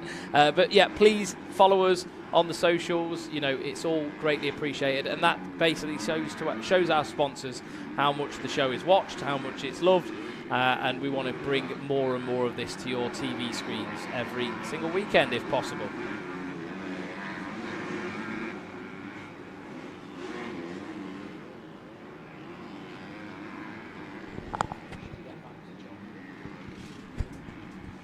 So, yeah, we're just checking out. We have got 3:47 left on the clock, plus 2 laps to go, remember. It doesn't stop when we get to 25. What happens then is the 2-lap board will come out. And then you've got another 2 laps, which are basically almost equating to, 4 minutes. Another 4 minutes of racing when the 2-lap ball comes out. There is your race leader on screen, Joel Rizzi. He's pulled away now. He's got the measure here of the rest of the field. He's put another 2 seconds on Billy Askew to get it out to 8.7. Yeah, I mean, a pretty perfect ride, to be fair. There's Askew going through the shot. And there's Tommy as well. So Tommy and Askew pretty close together. Yes, he's pulled it back. So Tommy was 6 seconds back earlier on. Now he's got it into 2. This will make an interesting vlog. Well, you know, they are a character between those 2 guys. I don't know if any of you are watching, follow the guys on their social medias, but Tommy does his YouTube vlogs, and Billy Askew is a regular participant in them. Often getting picked on by the older guys. Seems to take it pretty well, though, Jeff. Well, that's all part of growing up. A bit of banter. You've got to, particularly in this game, you've got to be able to take it. If you can't take it, then you probably, in many ways, it's probably helping him, you know, because it toughens him up. Yeah. I mean, it's all harmless fun, don't get me wrong. But, yeah, sure. But Tommy will definitely want to turn Billy over here, and Billy will definitely want to beat him. So, meanwhile, I mean, it's looking good for Kawasaki here, either way you look at it. Joel Rizzi on the dirt store, Kawasaki leading the way. I think the platform that the Kawasaki have with that new motorcycle as well, I mean, it's been around for a bit of time now, hasn't it? But I think it is a good bike. Yes. Obviously, different brands come through different times of one having a great bike and then another one, but that Kawasaki 250F right this second is definitely a really good machine to be on. Okay, well look, we've got Rizzi away with it. 10 seconds now. He's just gapping them by about a second half every lap. So, with all due respect to Joel, we might come back to him with 2 laps to go. With 1 lap to go. But right now, look at this. We need to keep an eye on this because Tommy Searle is dog on a bone here. I can hear the odd foghorn out there as well just then. So, obviously some fans following this one closely. Right. This is as Tommy.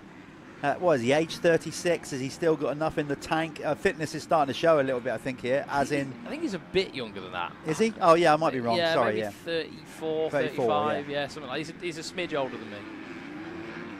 Anyway, he's the wrong side of 30 if you want to look at it in that respect. Definitely. Whereas Billy's certainly the right side of 20. Yeah, but I think as you get older, like Tommy's definitely developed dad strength. You know, it is a thing. I think you have this, like if when you're struggling to open a jar, you go to your dad and he just rips it open. It's more of he's not stronger than you. He's just stronger in his mind. That's an interesting thing. So he's stronger in his mind. So that's funny. The mental strength is tougher. You're both physically the same strength, but the ability to open the jar of pickles. Okay, so you're saying you've got to be 30 years plus to open a jar of pickles. Yeah, like I do it now. Okay. I always show off to the kids and to the missus like they can't get in something. I just rip it right open. It's more of like I have to prove to my family that I'm a man and I can open this jar of jam. I'm not sure if any physical trainers out there like Eldon Baker or the likes of Justin Morris or any of the guys Ash Wild are training these riders to open cans of pickles, jars of pickles in the week. But I'll go with it, Callum. It's just a euphemism. Right. Okay. He's definitely getting closer. The question is the dad strap's kicking in. You see? I think, yeah. So Joel Rizzi would have got the 2 lap to go board then. So it's 2 laps to go for Tommy to try. He's forced to take an inside line there. That has cost him. That did cost him a little bit. I think you lose quite a bit of momentum. This circuit seems to do that on some of those corners, doesn't it? But you see it up at the back as well, where they go through that deep rut. Yeah. You've really got to keep those wheels turning and keep the momentum going through.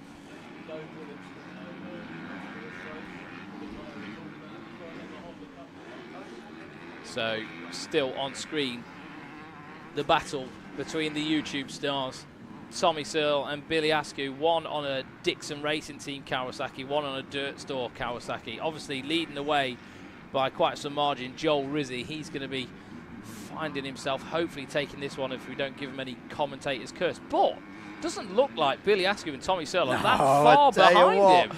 This is going to be, Billy's going to have to be all in on this last lap. He cannot afford to make any mistakes. He can't afford to back it down one bit. Tommy still looks strong, doesn't he? Like he's holding his position well, his arms haven't dropped. But if you look at Billy, it looks to me like the arms are, like his body's tired. Right, well, hopefully they remember to come to the winner's circle if they obviously stay in the top 3. It looked like Billy was kind of just doing like pretend whipping then, just to say, I'm not tired. Don't come at me. I've He's still opting got for that outside lines, as is Tommy. Tommy will be screaming, by the way, at that back marker there to get out of the way, all that experience, which, you know, is part of our sport. Again, if you're a young rider coming in, that's one of the first things you learn. He held him up a lot then as well. Oh, hang on, look, it's closing up. Yeah, he's there. There's going to be one lap to go. Callum, you're going to get the honour of talking hopefully to the top three if they do actually make it to the winner's circle. I'll see you in a bit then.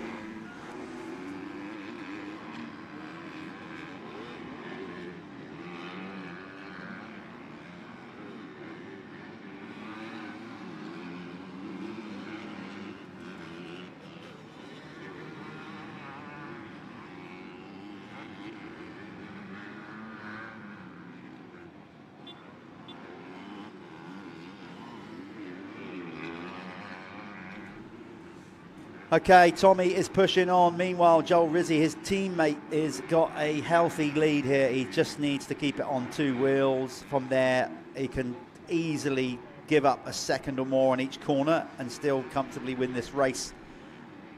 Tommy trying the outside line. He's right on him now. So let's go back with those two. Sorry, Joel. You're going to get a load of exposure anyway because you're going to win the race. But my God, this is some battle going on between your teammate and Billy Askew on the bike at DRT Kawasaki. This is a close run thing. I think Billy's got probably just enough on there to bring it in. Let's try and work out where Joel is. It'd be good to see Joel take the finish line at least, but he's not there yet. But we don't want to take our eyes off this. This is great stuff.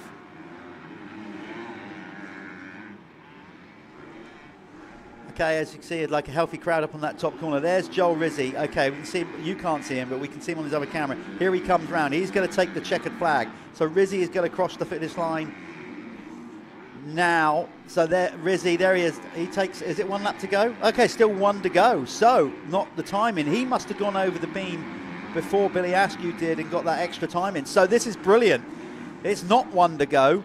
It was, we fought for Billy Askew, but because Joel Rizzi was further up the track, he actually went past before the time elapsed. So we are now on the last lap, and this is going to be an absolute belter. Tommy trying to push him up the inside.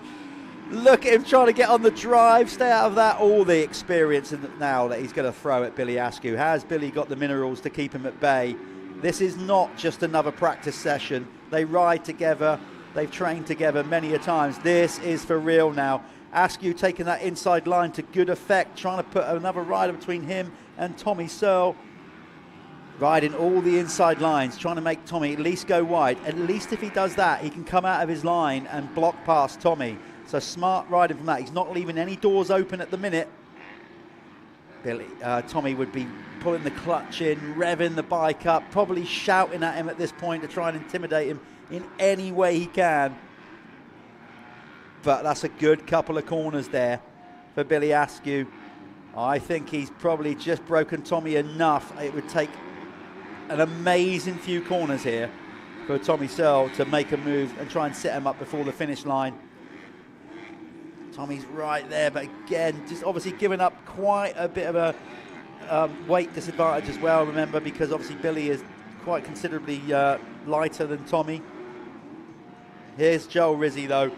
It's been a great performance from him on the Dirt Store Kawasaki. He's going to win this opening moto as he's coming wheelies down the finish straight. He's going to pop into, there he is, taking the checkered flag.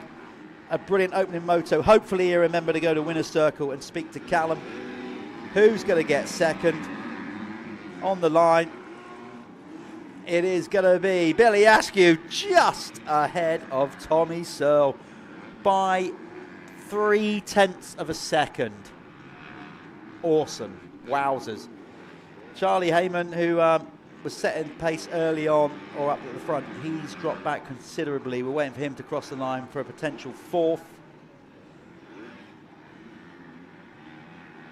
Still no sign of him. He's not in yet. So the top, Rizzi lapped up to 8th place. Sorry, yeah, so basically lapped up to 9th. 8th place rider was Jack Taylor. So provided he brings it home, the lowest that he can finish is an 8th. Still waiting for Charlie Heyman to cross the line. That's how far ahead those the Kawasaki trio burst out in front. So we got Rizzy in the winner's circle. That's nice. Hopefully he was going to try and get Billy and Tommy there, but maybe we haven't got them there. But we've definitely got Joel to speak to Callum in a short while. Do you know, we are still waiting on the timing here, unless the timing has frozen.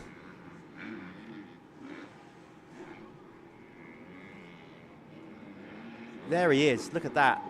That is the 4th place rider crossing the line now. That's how far ahead the top 3 were in that moto. Quite incredible.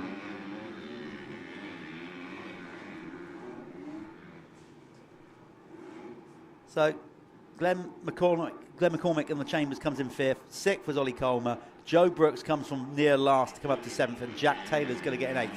We're going to go to a quick advert, and then we come straight back to the winner's circle and find out what Joel Rizzi thought of his opening moto.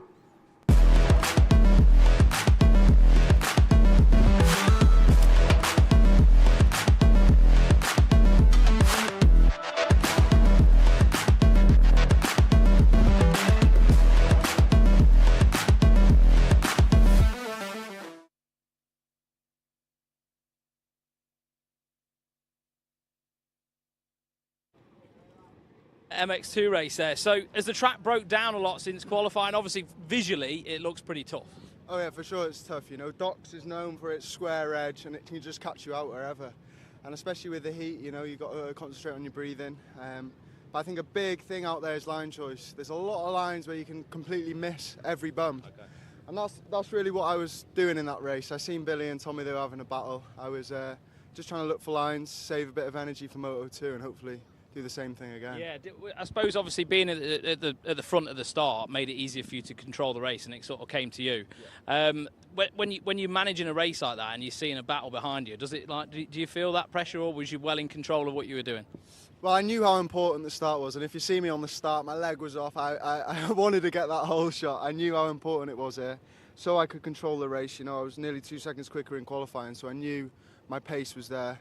And on the battle, to be honest, I was watching the battle. I was trying to keep an eye. I was like, hold him off, Billy, for the championship. So yeah, well, I'm sure when you get back there's going to be a lot of banter. I saw them cuddling here. There's going to be a lot of fun anyway. Yeah. So well done. Hopefully you can come back for the second moto and bring the same oomph into it. Perfect. Congratulations. Send you back to the studio now.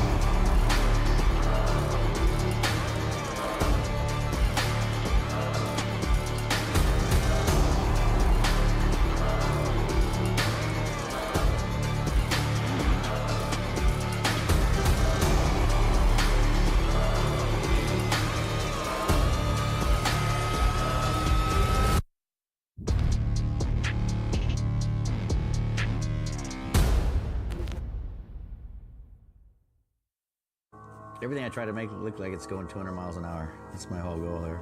I'm Troy Lee, and this is our new signature goggle collection.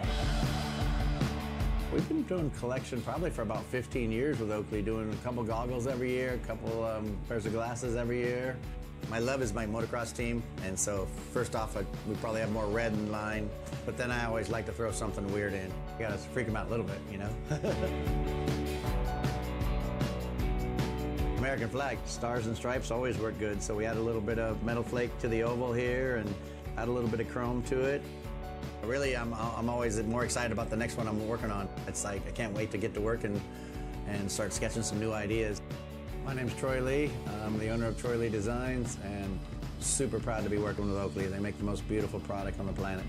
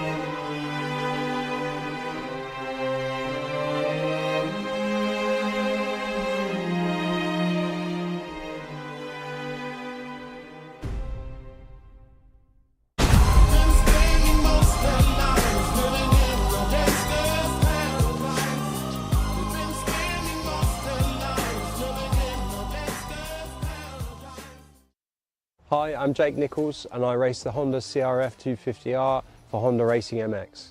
This year we have something real special going on.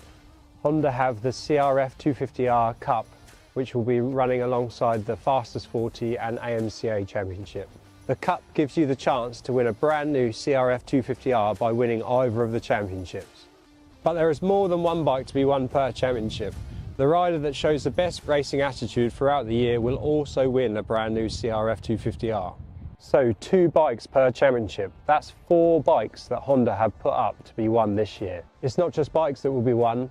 A brand new fly helmet will be given away at each race for the rider of the day, and you will also be given a brand new set of Fly Honda branded race kit when you order a new CRF 250R.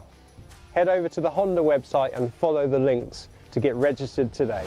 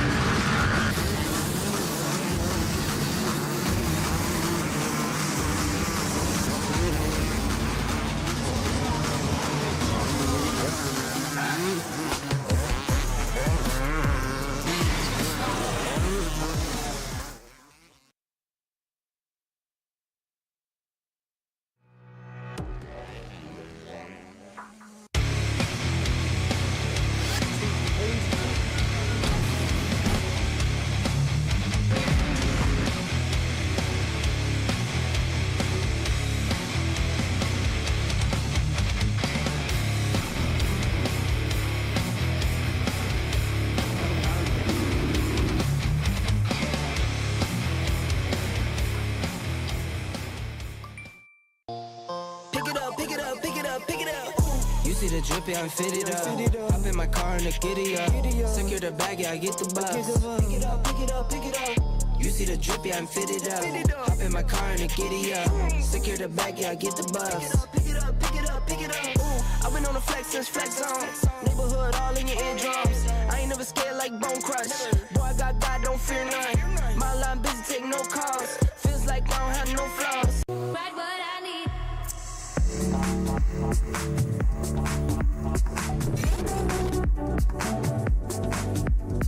Right what I need.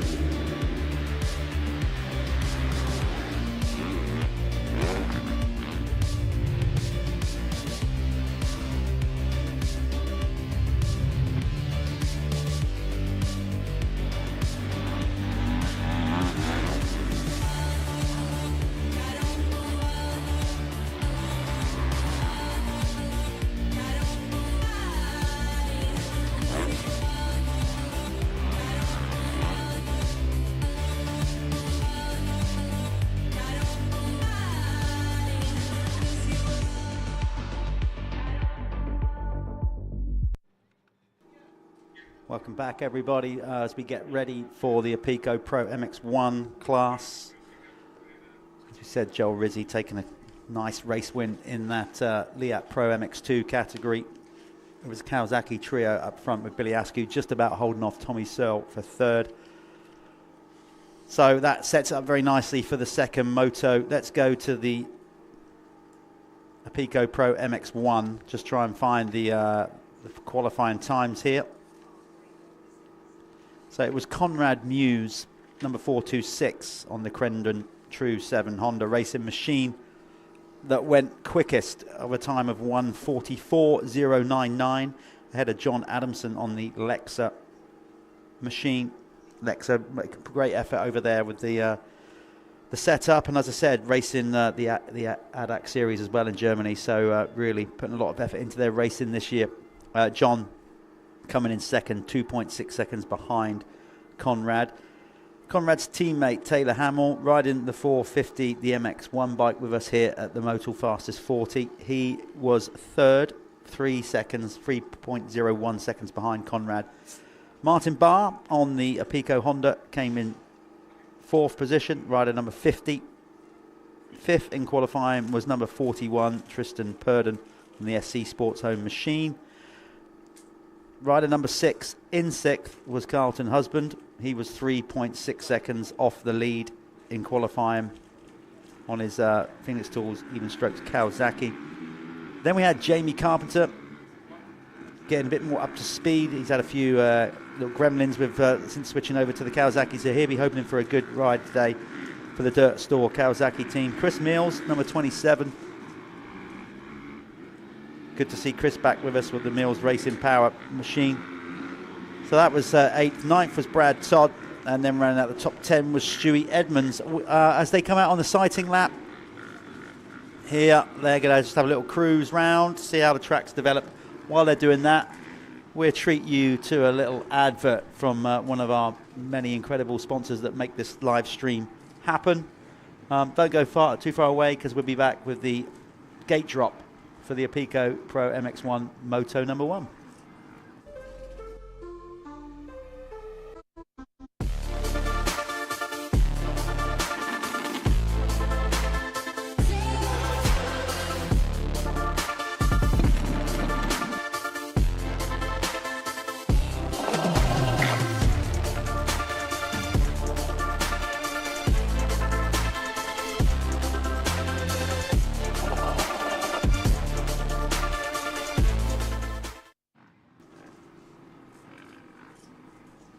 So these pro riders will do what pro riders do, and any other amateur rider watching, just if you do get, which obviously some of the amateurs don't get the opportunity of sighting that, but if you ever get to a level, this is how you should handle your first lap out on track, actually, anywhere you go in the world. Seen too many accidents happen where people go hell for leather on the first, well, we saw it this morning in the 125 class, didn't we, Callum? So I know you're eating in a minute, you don't have to reply to that, but yeah, so they're just taking their time because that track would have changed, as experienced as they are, and all of a sudden what was potentially the fastest line or a good line in practice, in free practice, in qualification, now might not be the case. As with most sand-baked circuits, ruts blow through, berms blow through. You'll find inside lines suddenly push to start becoming outside lines, and two lines starting to kind of lead into one, all that going on. So they take their time with this. I'd love to see Conrad challenged in this one, whether we actually see that or not, because either way you look at it, he is the rider to beat, Callum. I think that's fair to say. I don't think that's given an injustice to anybody else. That's just where we're at in British MX1 racing right now. He's been so strong, hasn't he? I mean, there's a few riders that probably aren't out there, that, you know, a few injuries about and things like that. But having said all of that, Conrad Mewes at the start of this season has been absolutely dynamite. You know, you've only got to rewind a couple of weeks back to Ling battling with Jeffrey Hurlins, even managed to beat Jeffrey Hurlins in one of the motos, which is just phenomenal. Yeah, it is. And, you know, like Jeffrey said, he was still giving it a damn good go. It wasn't like, you know, and he didn't, this whole, oh, well, he beat Hurlins because Hurlins had damaged ribs and all that kind of stuff. No, you know, Jeffrey caught him up, couldn't get by. He beat him straight up. It could definitely be a factor, but at the end of the day, you've both got to line up to that line. You've both got to be healthy. So, and he did it fair and square. So, yes, as we said, with the thing with Conrad, we all know his talent. You know, he's decided to make a career racing in the UK, and good luck to him for that. Even Jeffrey said in his post-race interview, if only he could ride like that in Europe. But I think as Conrad's getting older, I think he potentially could do now. A bit more of a grown-up head on him, less stress on his shoulders. Yeah. You know, he's got the life sorted. He seems pretty settled in what he does. So maybe if that ever comes around again and he does get the opportunity to go out there, then we'd see a slightly different situation pan out. A little bit like what we've seen with Joel Rizzi. Yeah, exactly that. Okay, so that, as we said earlier on, that was the qualifying. We went through the top 10. We're just waiting for them to come out. I'm going to give you, actually, the rest of the qualifying, how they did. I've mentioned the top 10. So 11th was Tom Grimshaw. Number 16, Charlie Putnam came in 12th in the SC Sports Home Husky. Dan Thornhill, Chambers Racing for 13th, number 95. Gav Stevenson, could see Gav out there.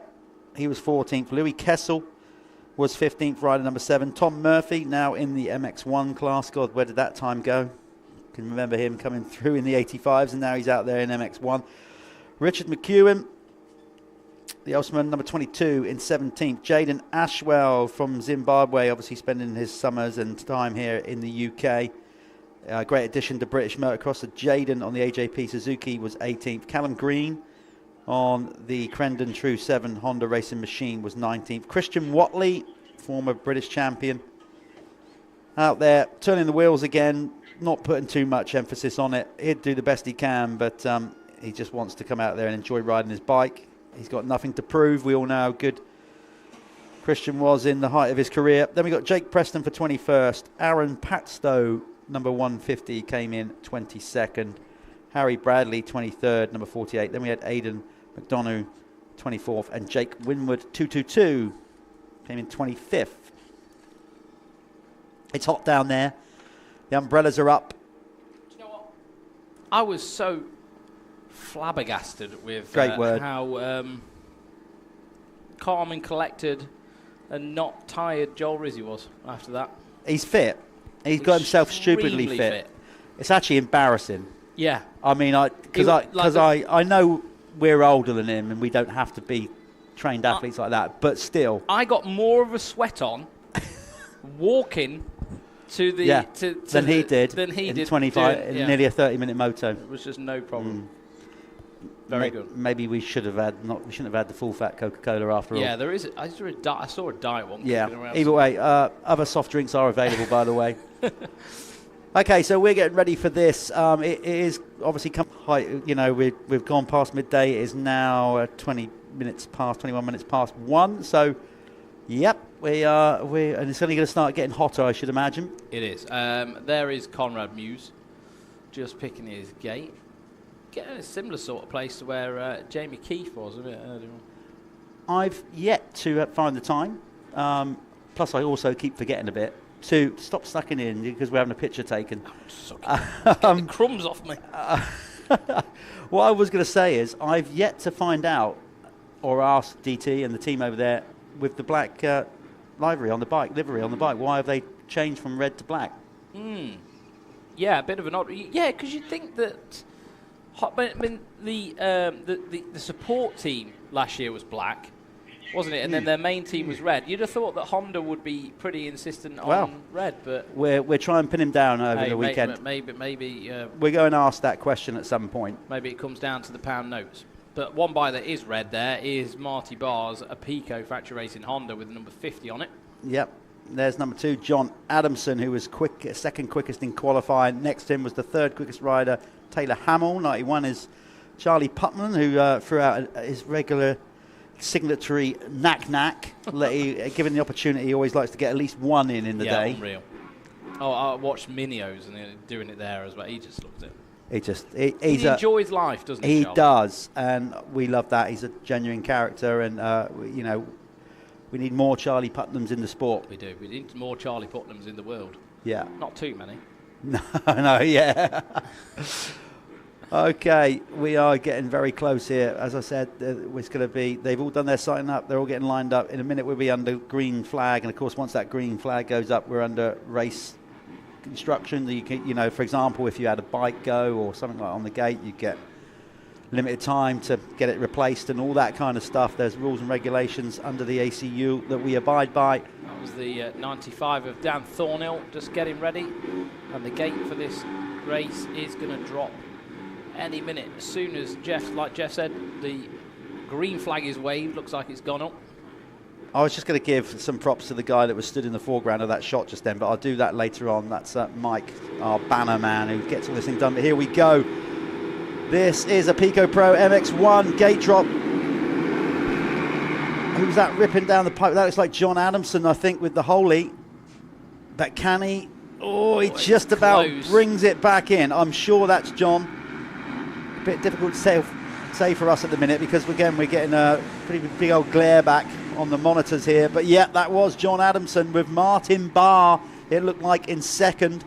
Where was Muse is the question, to be fair. I think he wasn't too far back. Do you know what, though? It gives me so much warmth in my heart to see Martin Barr doing this. And just a whole new, like his whole career's just been lit up again. Well, Martin is one of those riders just loves it. He's got a young family. He's got twins. I mean, having one is bad enough. He's got to do well to pay for that as well. Yeah, exactly.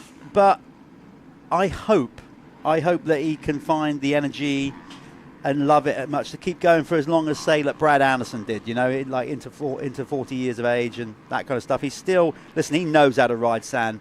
Martin basically brought up riding Desert Martin. Yeah, if you can ride around there. He runs a track over in Ireland as well. He's got his own place as well. John Adamson is I've used this word before, but it's true. He's swashbuckling. If he's a pirate, he'd be like just out of control, wouldn't he? He'd be Captain Jack Sparrow, wouldn't he? Yeah. Obviously, other pirates are available. Yeah. But this, Lexa would be loving this if he can bring it in. You'd obviously expect Conrad to work his way to the front. He's currently... I think he just went through there. He might I think he'd be in 5th or 6th on the... but he won't rush this. 25... he's explained this before, where just click off the laps. He knows he's got the pace. But you know one person that will potentially rush it? John Adamson. He's very much a rusher. John rides with a lot of urgency, a lot of heart, and a lot of intent.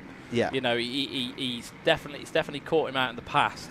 So hopefully he's like an older, more refined John Adamson up the front, and yeah, can keep this thing on 2 wheels. Well, I can tell you, he is one of the fittest riders out there, trained by Dave Dugan. Dave used to work, basically was in the Navy as a fitness instructor in the Navy. So, yeah, you know, you know that he knows how to go put riders into beast mode.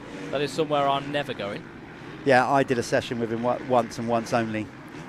Was it one of them traumatic experiences? Oh, just well, I was at the end of my career just doing it for a bit of fun, and I had a few of them with Kurt Gibbons, the trainer of Tommy Searle. And then I realised I don't need to do this, nor do I want to. So, thanks, Dave. No. It'll be a one-time gig.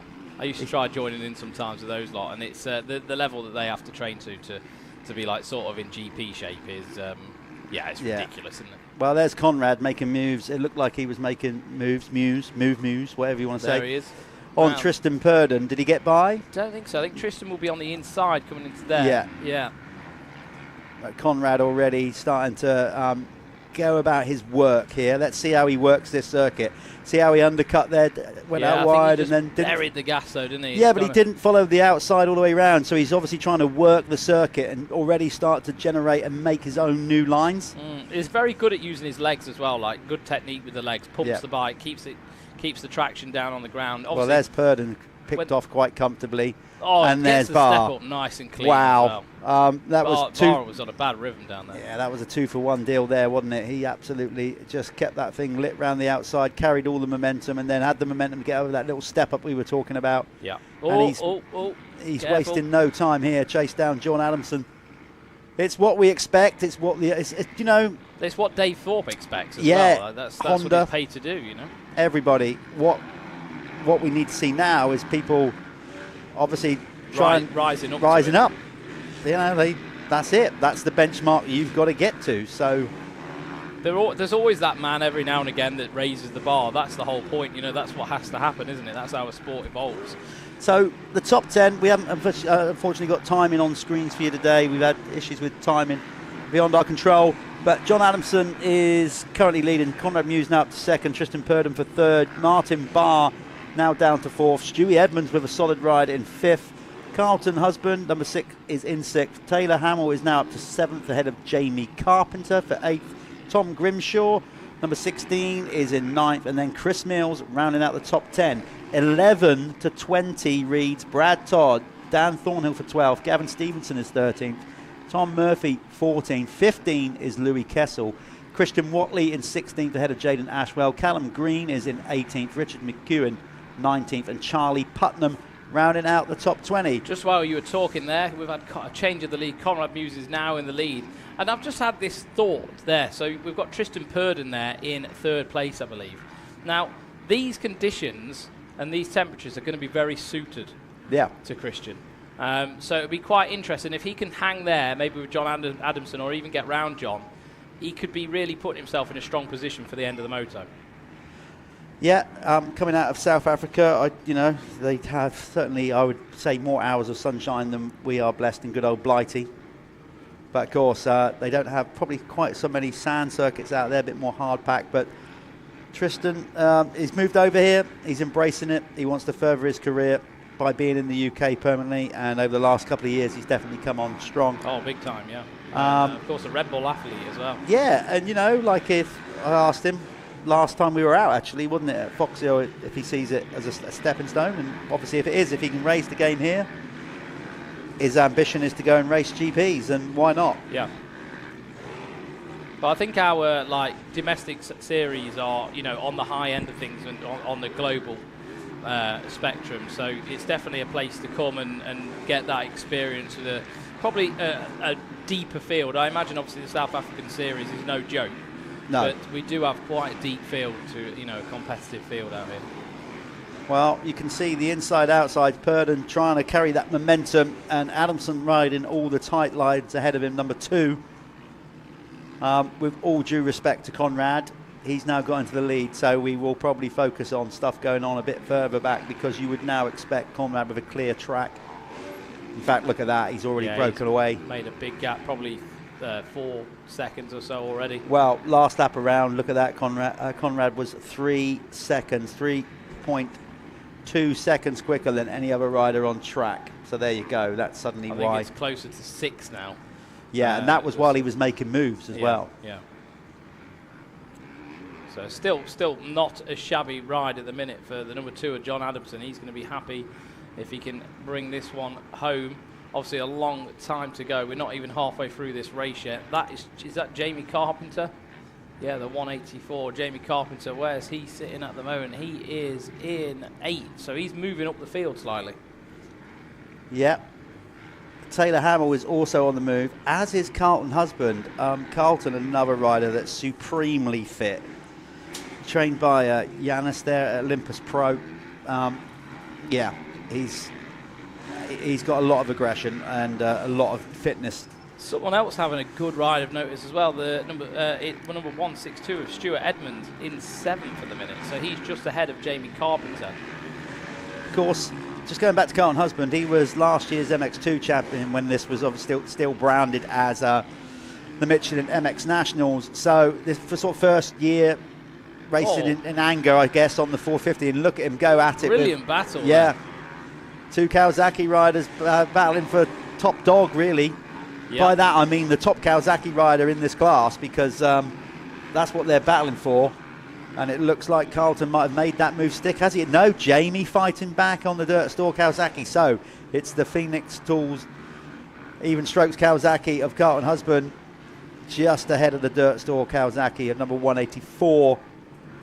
Yeah, I mean, I think Carpenter's probably just going to get better through the year. It didn't have the results that he wanted at Fox Hills. I know he was quite frustrated with that. It does look better today, though, than what we saw there.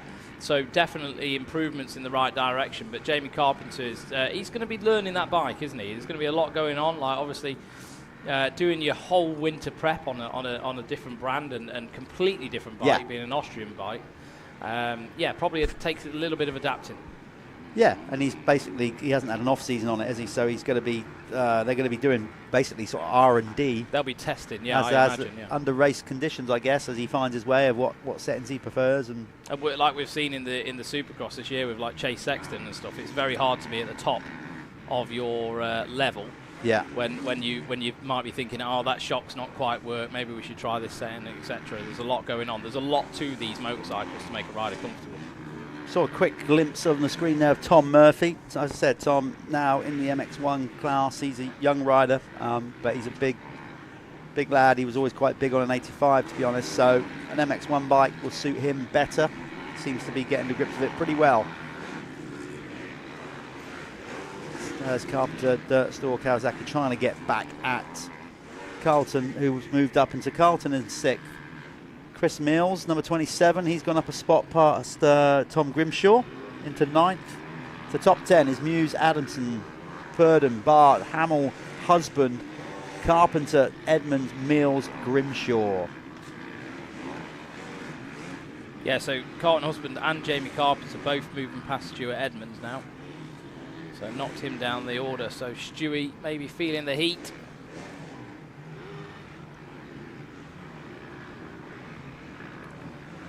Yeah, I was just looking at on the timing here, the battling on track. I'd say Mills and Grimshaw are the two closest sort of riders together on track. Grimshaw on screen right now. Yeah, and actually Mills. Brad Todd is not far behind either, the 714. And Dan Thornill's in the picture. Yeah, so that's as well. all starting to tighten up. That is the battle for 9th, 10th, 11th and 12th. So it's basically just to break that top 10, which is not an easy achievement in its own right. No.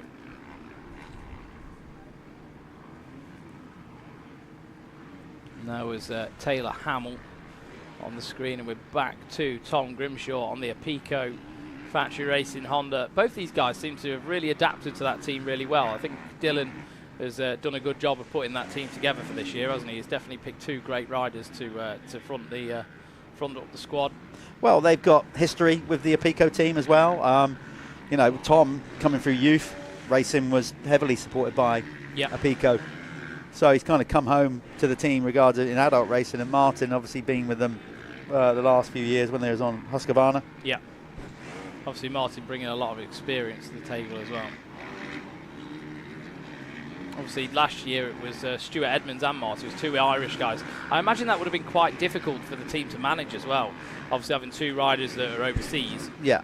So it's probably a little bit more simpler when it comes down to logistics, having a British rider. Yeah, it does look like Stuart Edmonds is dropping down, though, talking about him. So he's back into 10th now in that battle with Brad Todd, Dan Thornhill, and Louis Kessel's there as well in 13th.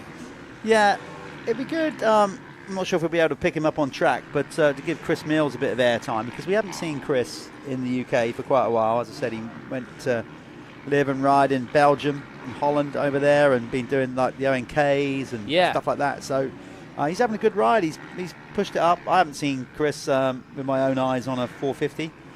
So he's made a move on Grimshaw and he's up to 8th. And is he closing in on, I'd say he's marginally, very marginally closing in on he's closing in on Jamie Carpenter. Took a little bit out of him that lap. Yeah, I just saw a glimpse of him there. He's got some quite bright gear on, hasn't he, on a YZ450. Yeah, Euro style. Very 90s Euro. Well, I don't think the Euro style's come out of the 90s, has it? It's still very, very fruity, some of the gear that they wear over there. Oh, Jamie Carpenter just, he nearly tucked the front end coming out of that corner. Chris Mills has probably got a lot of experiences on tracks, similar sort of feeling to this. He's done a lot of racing in Belgium and stuff, hasn't he? And, over that side of the continent, I think, it definitely brings a wealth of experience to doing a bit of sand racing.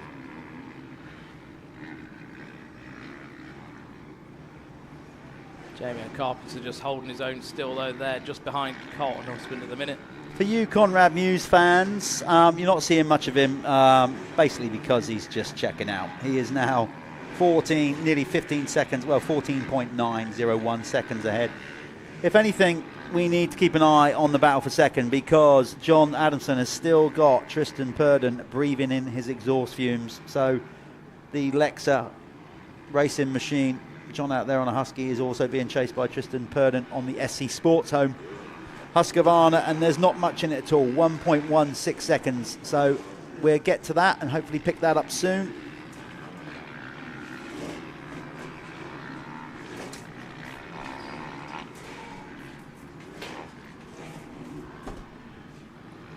You nearly rocked the whole van over there. No, nearly had an incident on the chair, nearly broke there.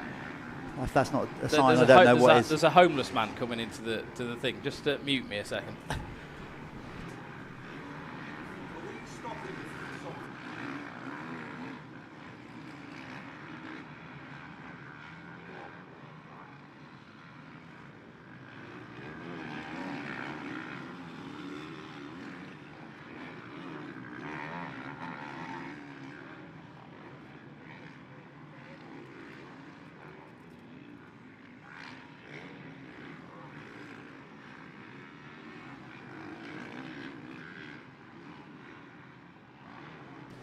Okay, back to it. Oh, who's that? That's Tom Murphy. Look at the frustration. I don't know if you just saw that on screen as we just went to him. Are we on? Yeah.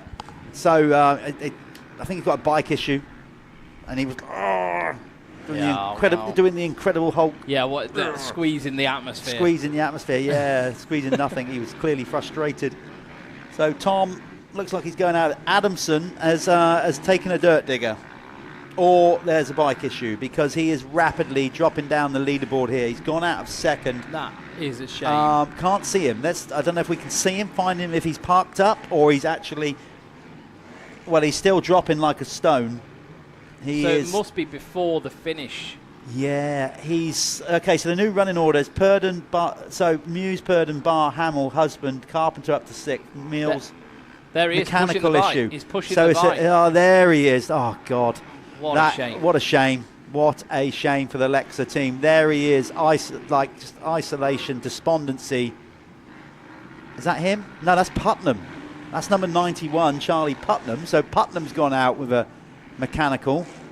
Where is John Adamson?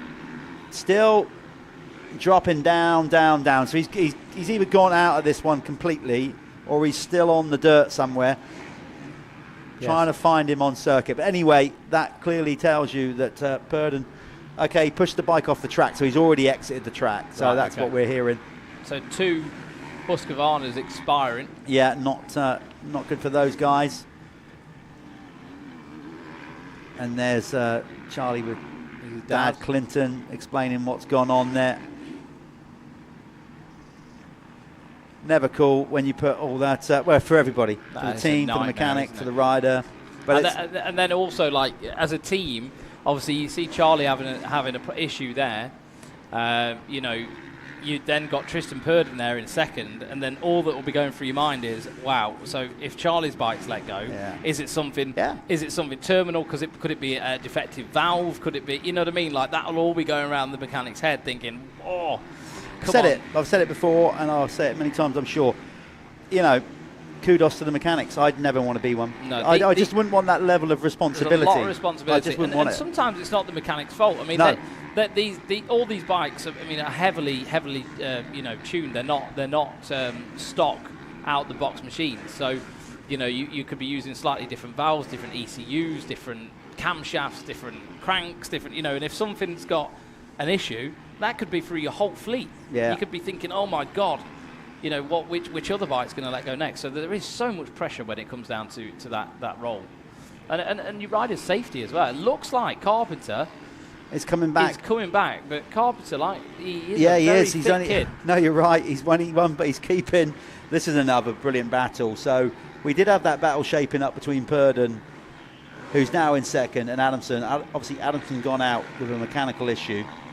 Martin Barr is 7 seconds behind Purdon, and then another 2 seconds ahead of Hamill. So keep an eye on that, because I would expect Taylor Hamill, as this race goes on, being the younger pup. Yeah, to get better. Yeah. Sure.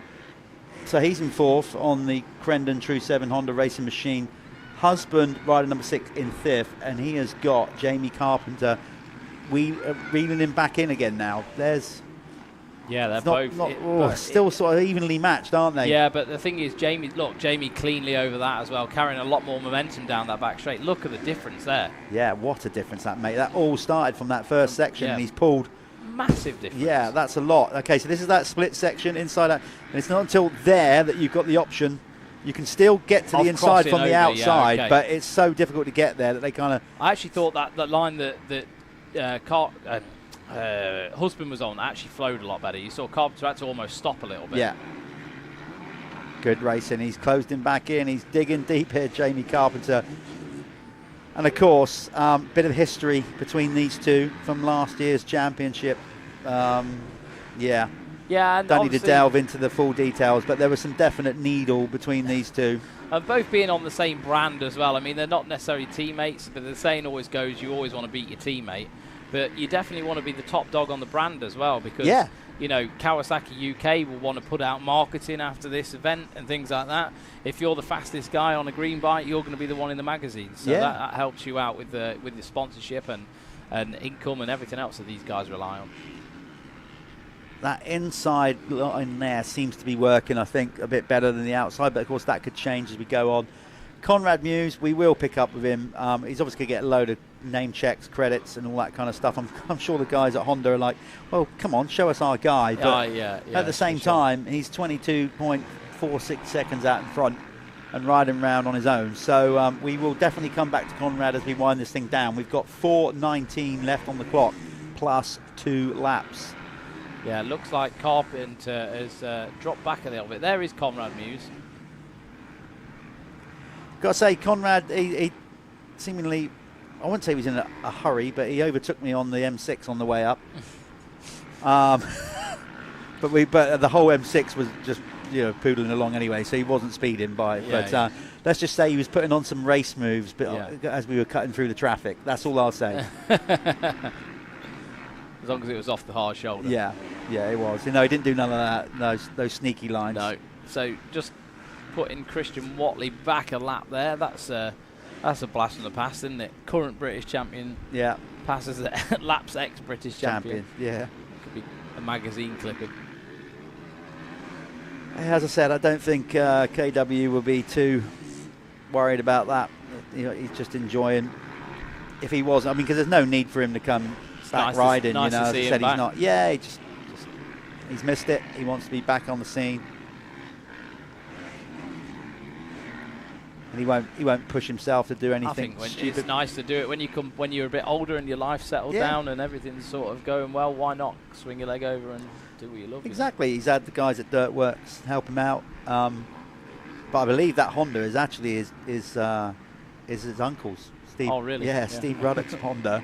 It's actually his uncle's bike that he's basically claimed. Yeah.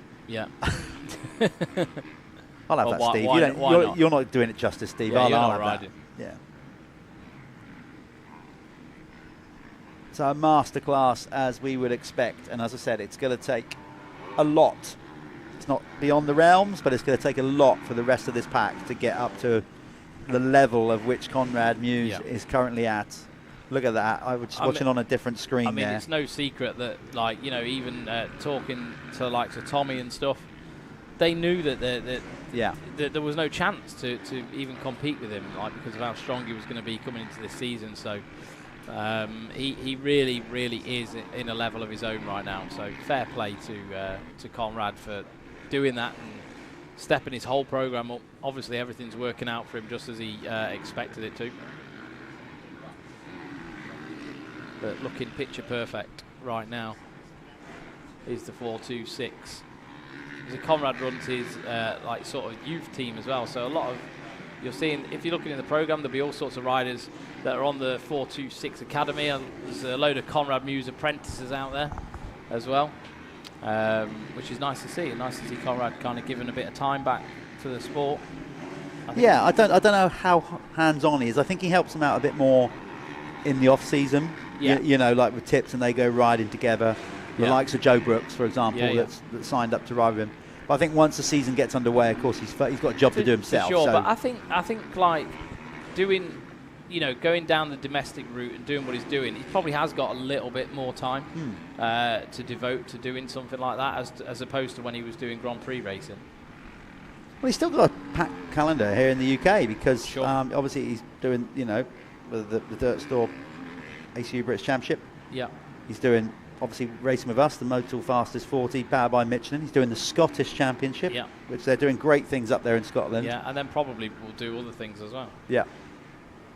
So there's enough races to keep him occupied. Of course, he did the Arena Cross as well, but unfortunately went out of that with just like a freak accident on his ankle. Oh, sorry, Callum. No, it's all right. It's too late now.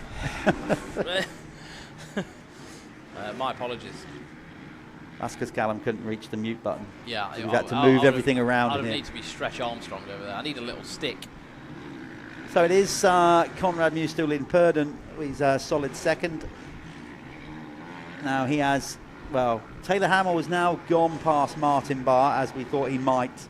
He was getting closer. So Taylor Hamill now up to third. We haven't seen much of Taylor. It might be good to get some action of him on track. Number 23, if we can pick him up on the black Honda. Martin Barr for fourth. Carlton Husband seems to have stemmed the flow. That is Jamie Carpenter. Still not much between them, but Carlton is holding strong. Seventh is Chris Mills, number 27. Tom Grimshaw for eighth. Ninth is Huey Edmonds, and rounding out the top 10 is Brad Todd. I would dread to think what the heart rates are right now out there. Yeah.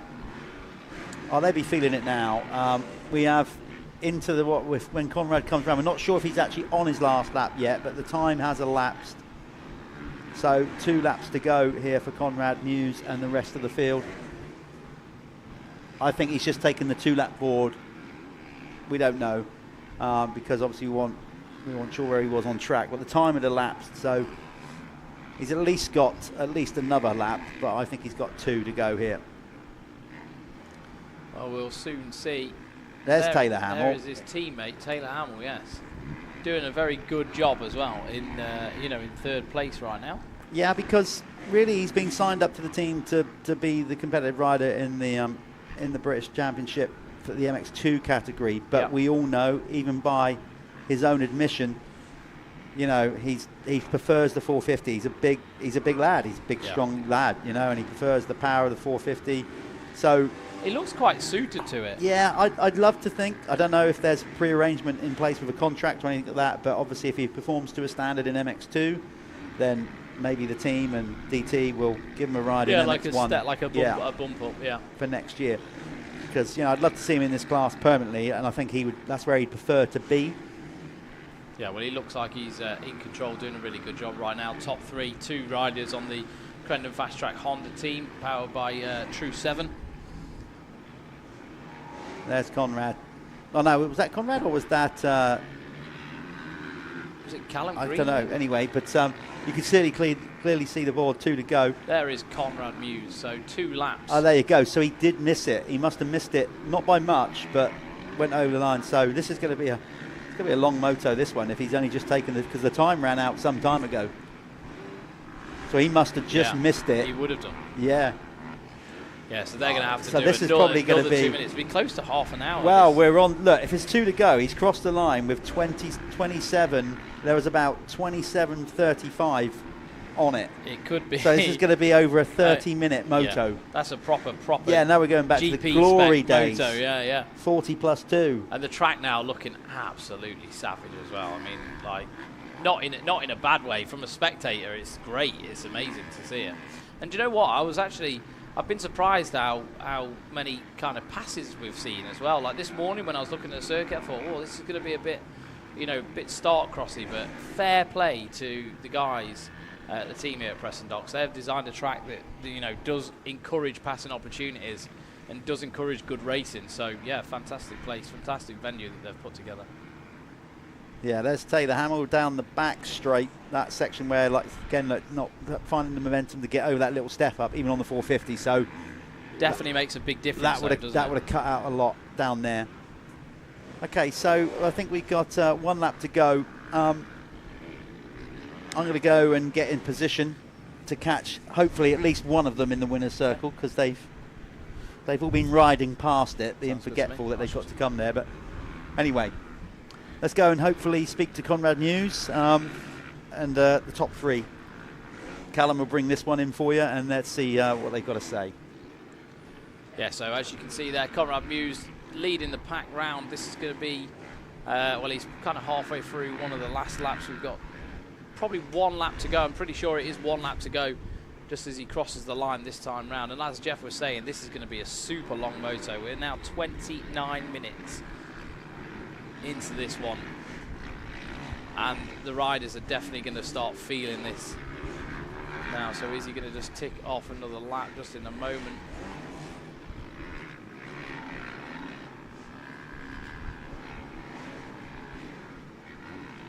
Yeah, so on the final lap now, I think Conrad Muse.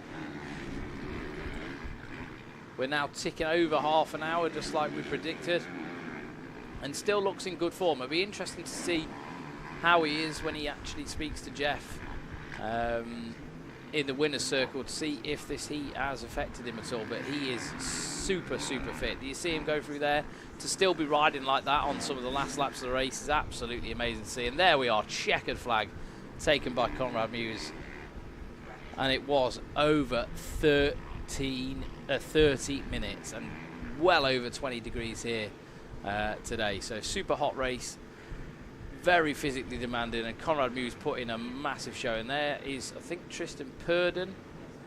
Now that is that's Putnam. That's Tristan Purdon's teammate. So he must have got the bike back up and running. We are still waiting for Tristan Purdon to come through. The gap that Conrad Muse put on there was astonishing. So there is Tristan Purdon over the line. What was the difference? The difference was 38 seconds at the end of that one. So massive, massive gap back to second. And third place has still not come through. Still waiting for third place man now. It should be Taylor Hamill. And there we are. There's Taylor Hamill. Taylor Hamill was nearly a minute back off his teammate Conrad Muse. So seriously dominant performance by the rider number 426. Marty Barr coming over the line there as well. I've just seen him, and should be followed. It'll be Carlton Husband there, and then Jamie Carpenter. Jamie's probably going to be pretty gutted that he didn't manage to get that one past Carlton. And then I think I saw Chris Mills must have passed Tom Grimshaw on the last lap. So Tom Grimshaw is in 8th. Stuart Edmonds finished 9th. And then next round it should be Brad Todd. Brad Todd and then Dan Grimshaw. No, sorry, Dan Thornhill. That is the top 10. And that was a brilliant MX1 race. So we're going to go back to the start now after this, and after Jeff has spoken to the riders in the winner's circle, and we'll be back with the Apico 2-stroke Festival 125s.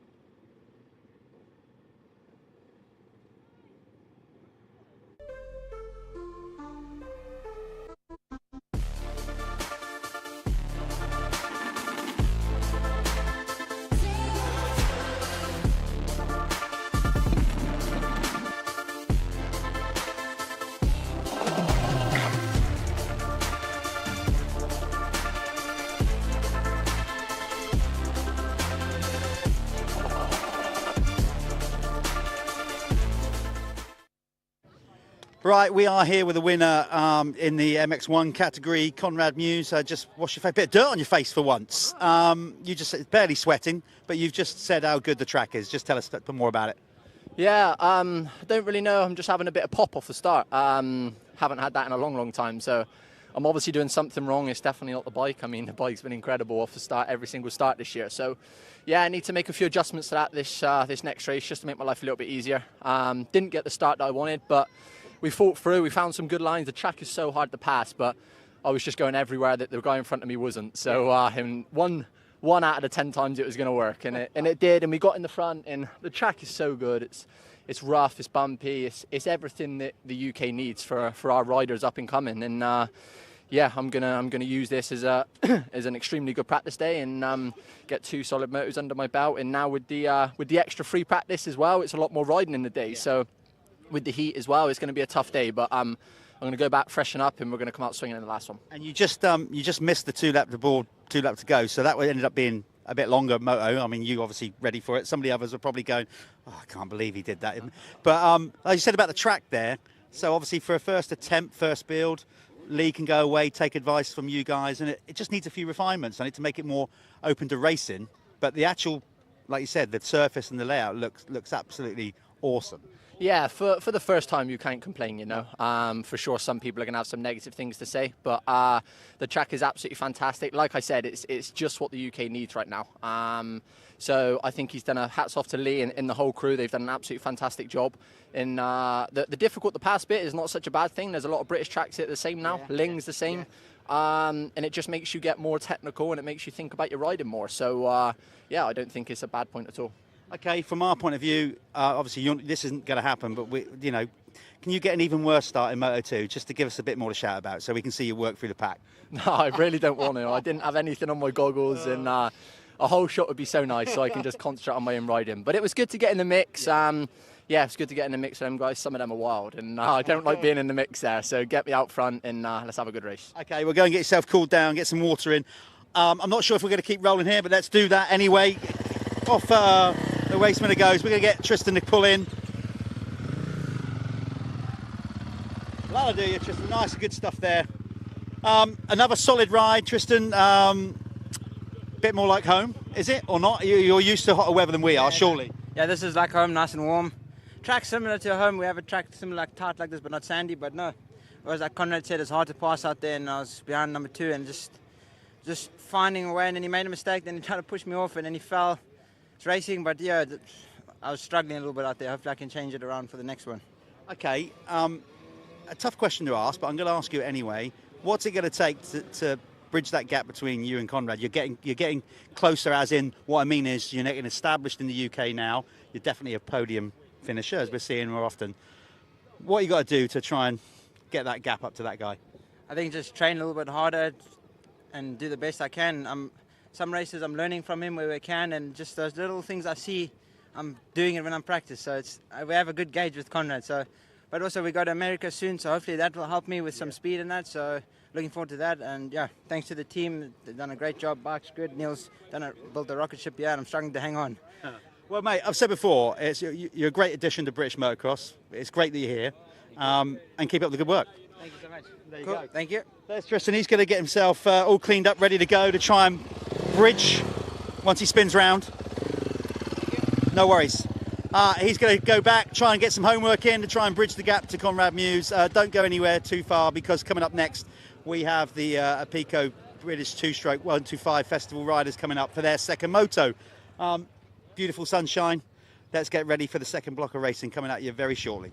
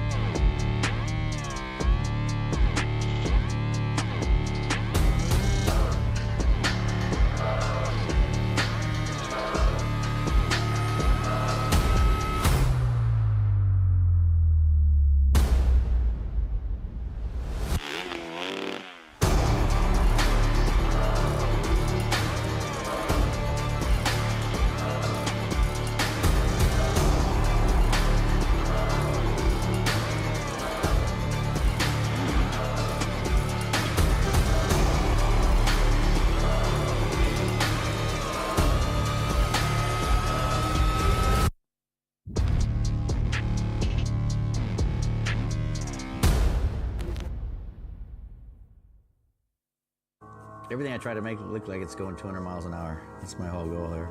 I'm Troy Lee, and this is our new signature goggle collection. We've been doing collection probably for about 15 years with Oakley, doing a couple goggles every year, a couple pairs of glasses every year. My love is my motocross team, and so first off, we probably have more red in line, but then I always like to throw something weird in. You gotta freak them out a little bit, you know? American flag, stars and stripes always work good, so we add a little bit of metal flake to the oval here and add a little bit of chrome to it. Really, I'm always more excited about the next one I'm working on. It's like I can't wait to get to work and start sketching some new ideas. My name's Troy Lee. I'm the owner of Troy Lee Designs, and super proud to be working with Oakley. They make the most beautiful product on the planet.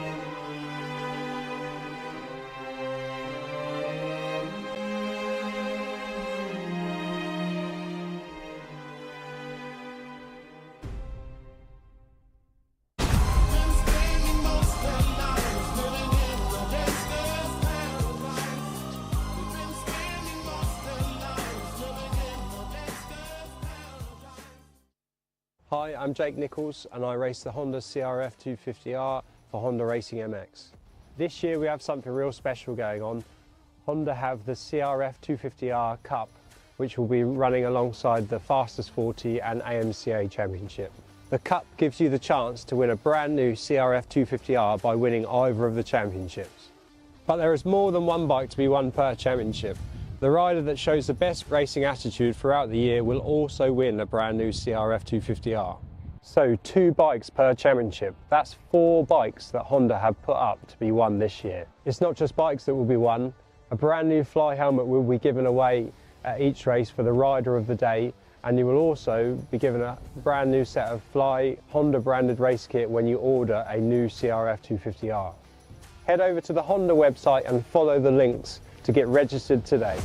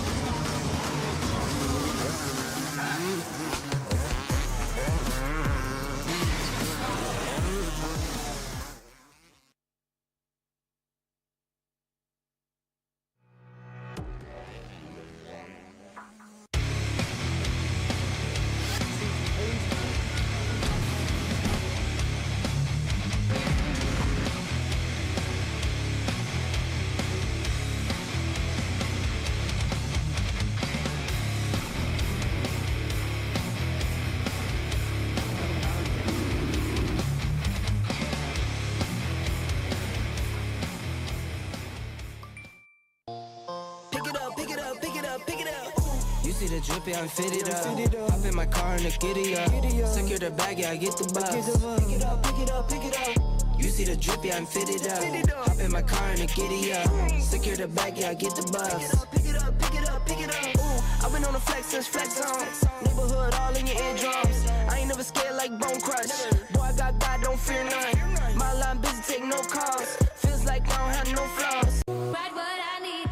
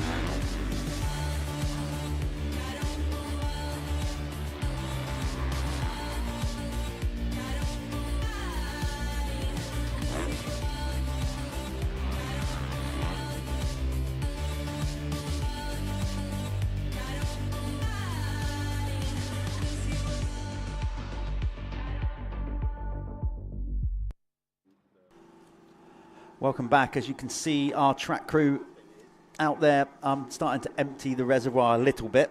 Plenty of water to get us through. But as you can see, they've got the all the equipment, and they do know how to use it. So it's not a case of all the gear and no idea. Well, that reservoir is going to be my bath later. Is it?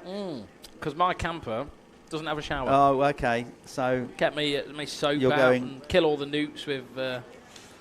You're going au naturel. That's a sight we don't need to be reminded of. So we are just getting more water down.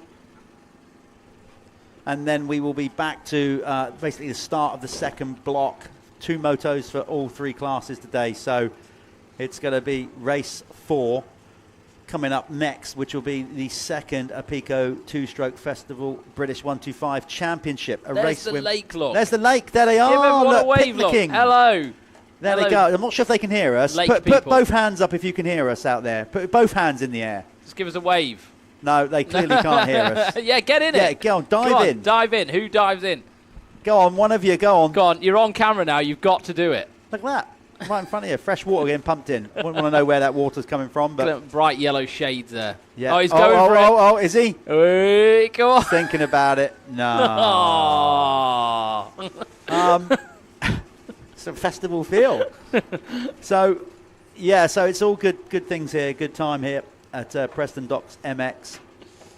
Doing an amazing job. You heard Conrad say in his interview, you know, obviously Lee's had to rebuild the track here, so it's a revamp.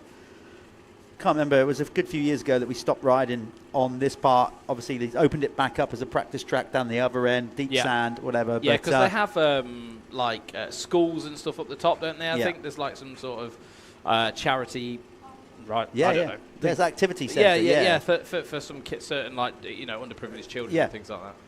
But yeah, so the track build looks great.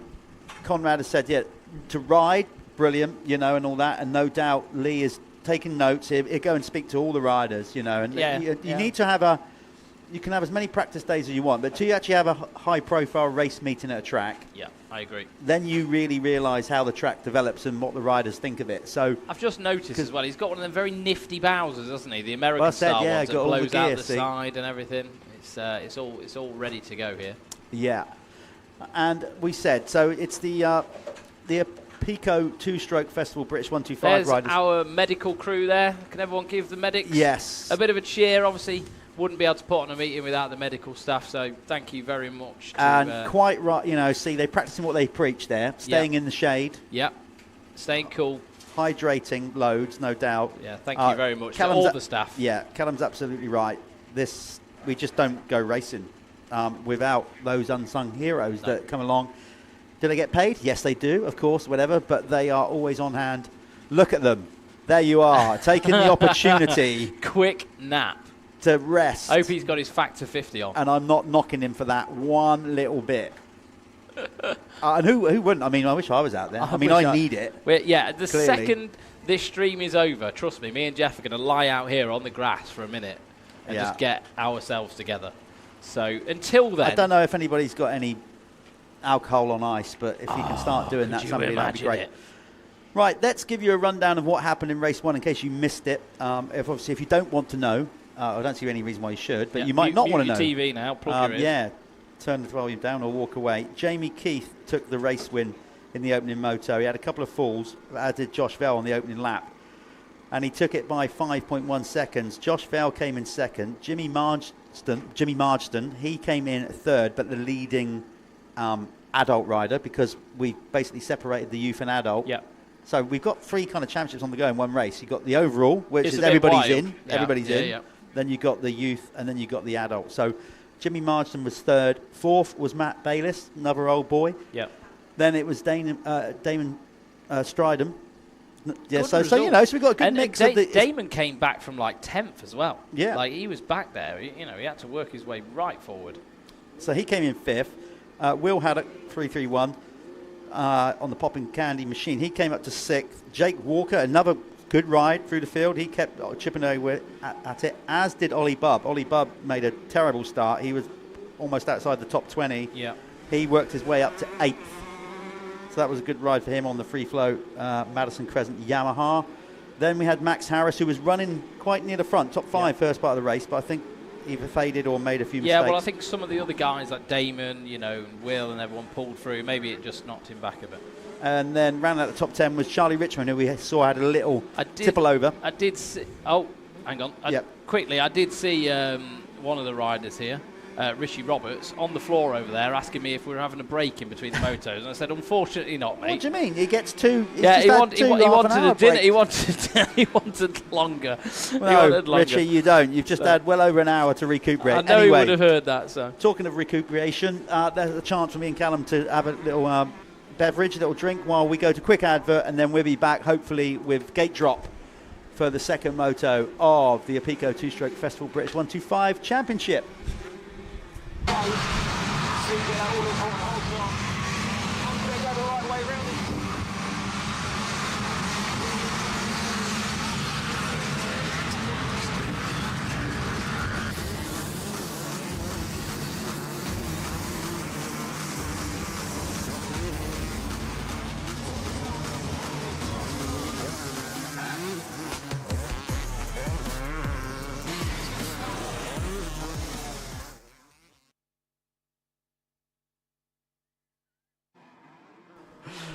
Oh, okay. It's amazing what you can get away with off air, isn't it?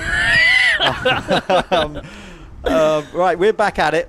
So we're going to be going with the racing here, as we said, the second block of racing for the Fastest 40 Motul Championship, powered by Michelin, here at Preston Docks. Here we are, quite far up north, not too really in the grand scheme of things. We're north.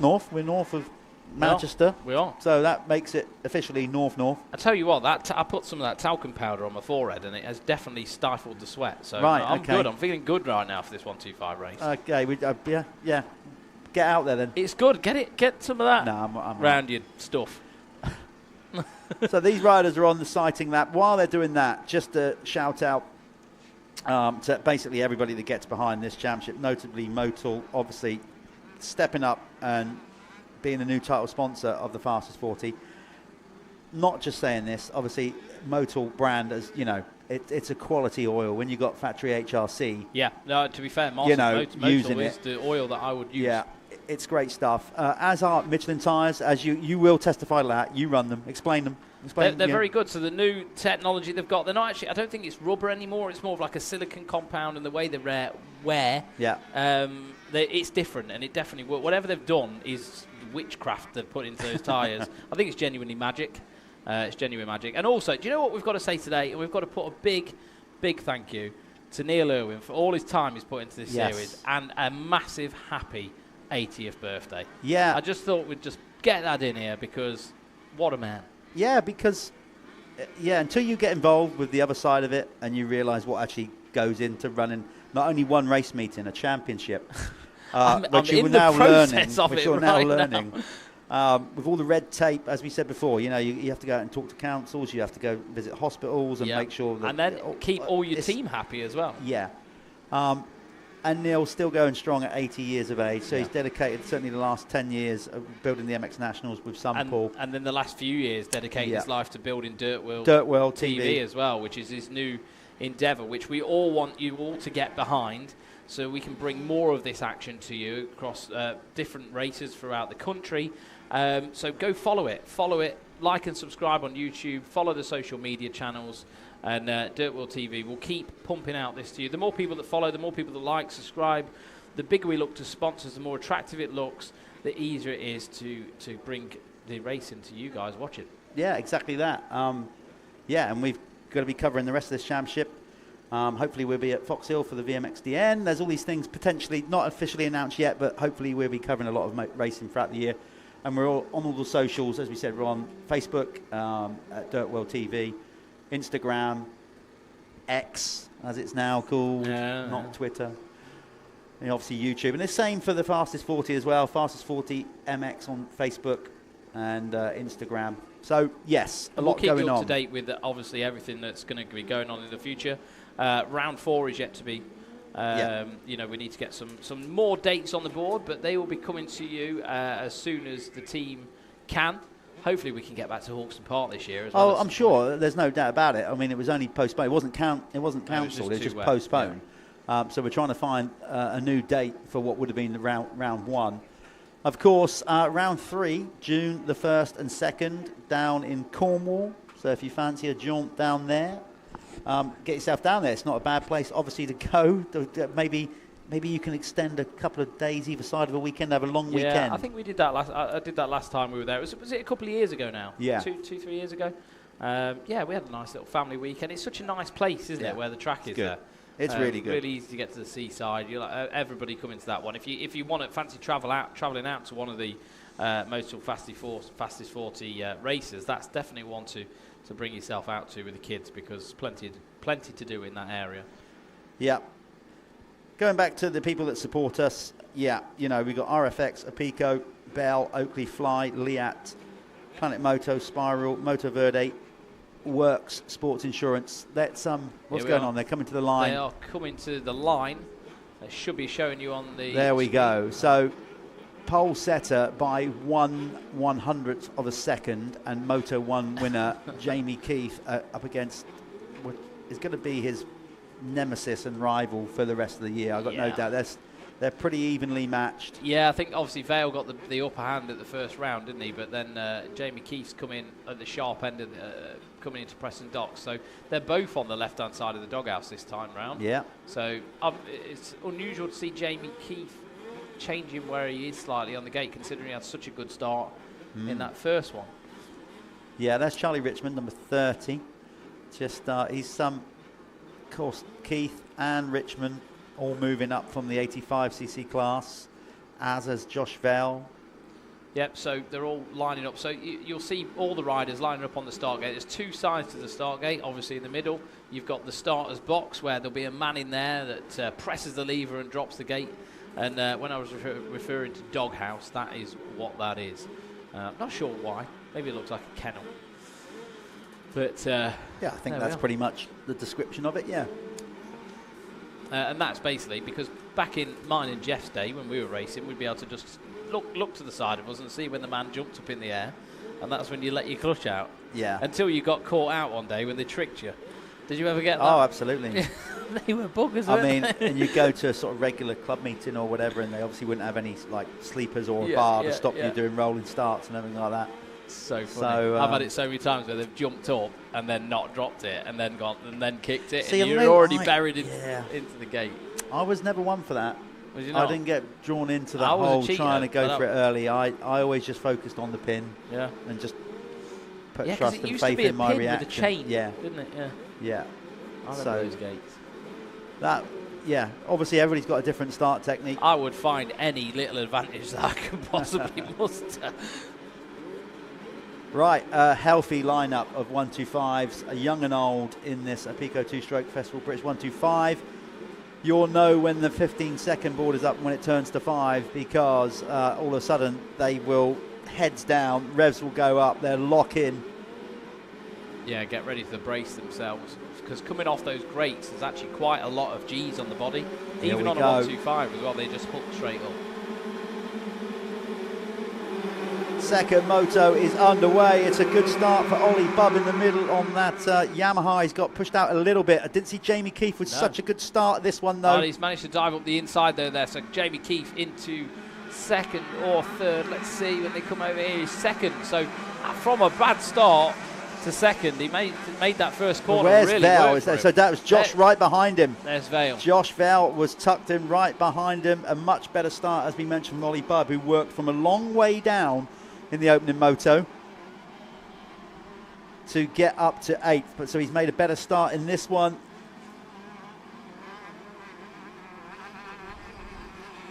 So it's Travis Loughton with a flyer. Travis making a good start. Yeah, well, me and Jeff were both looking at that. Well, yeah. Going, what? Well, I was just making sure that he was definitely in the lead, because obviously I wasn't sure if we were locked in on the leader there, and we were. So Travis Loughton gets the lead early doors, but Jamie Keefe and Josh Vale right there. Charlie Richmond is in 4th. Richie Roberts with a flyer up there in 5th. Didn't need that break, did you? Well, we're seeing 25, 30 minutes time if he needed a break or not. Yeah, then it's Matt Bayliss.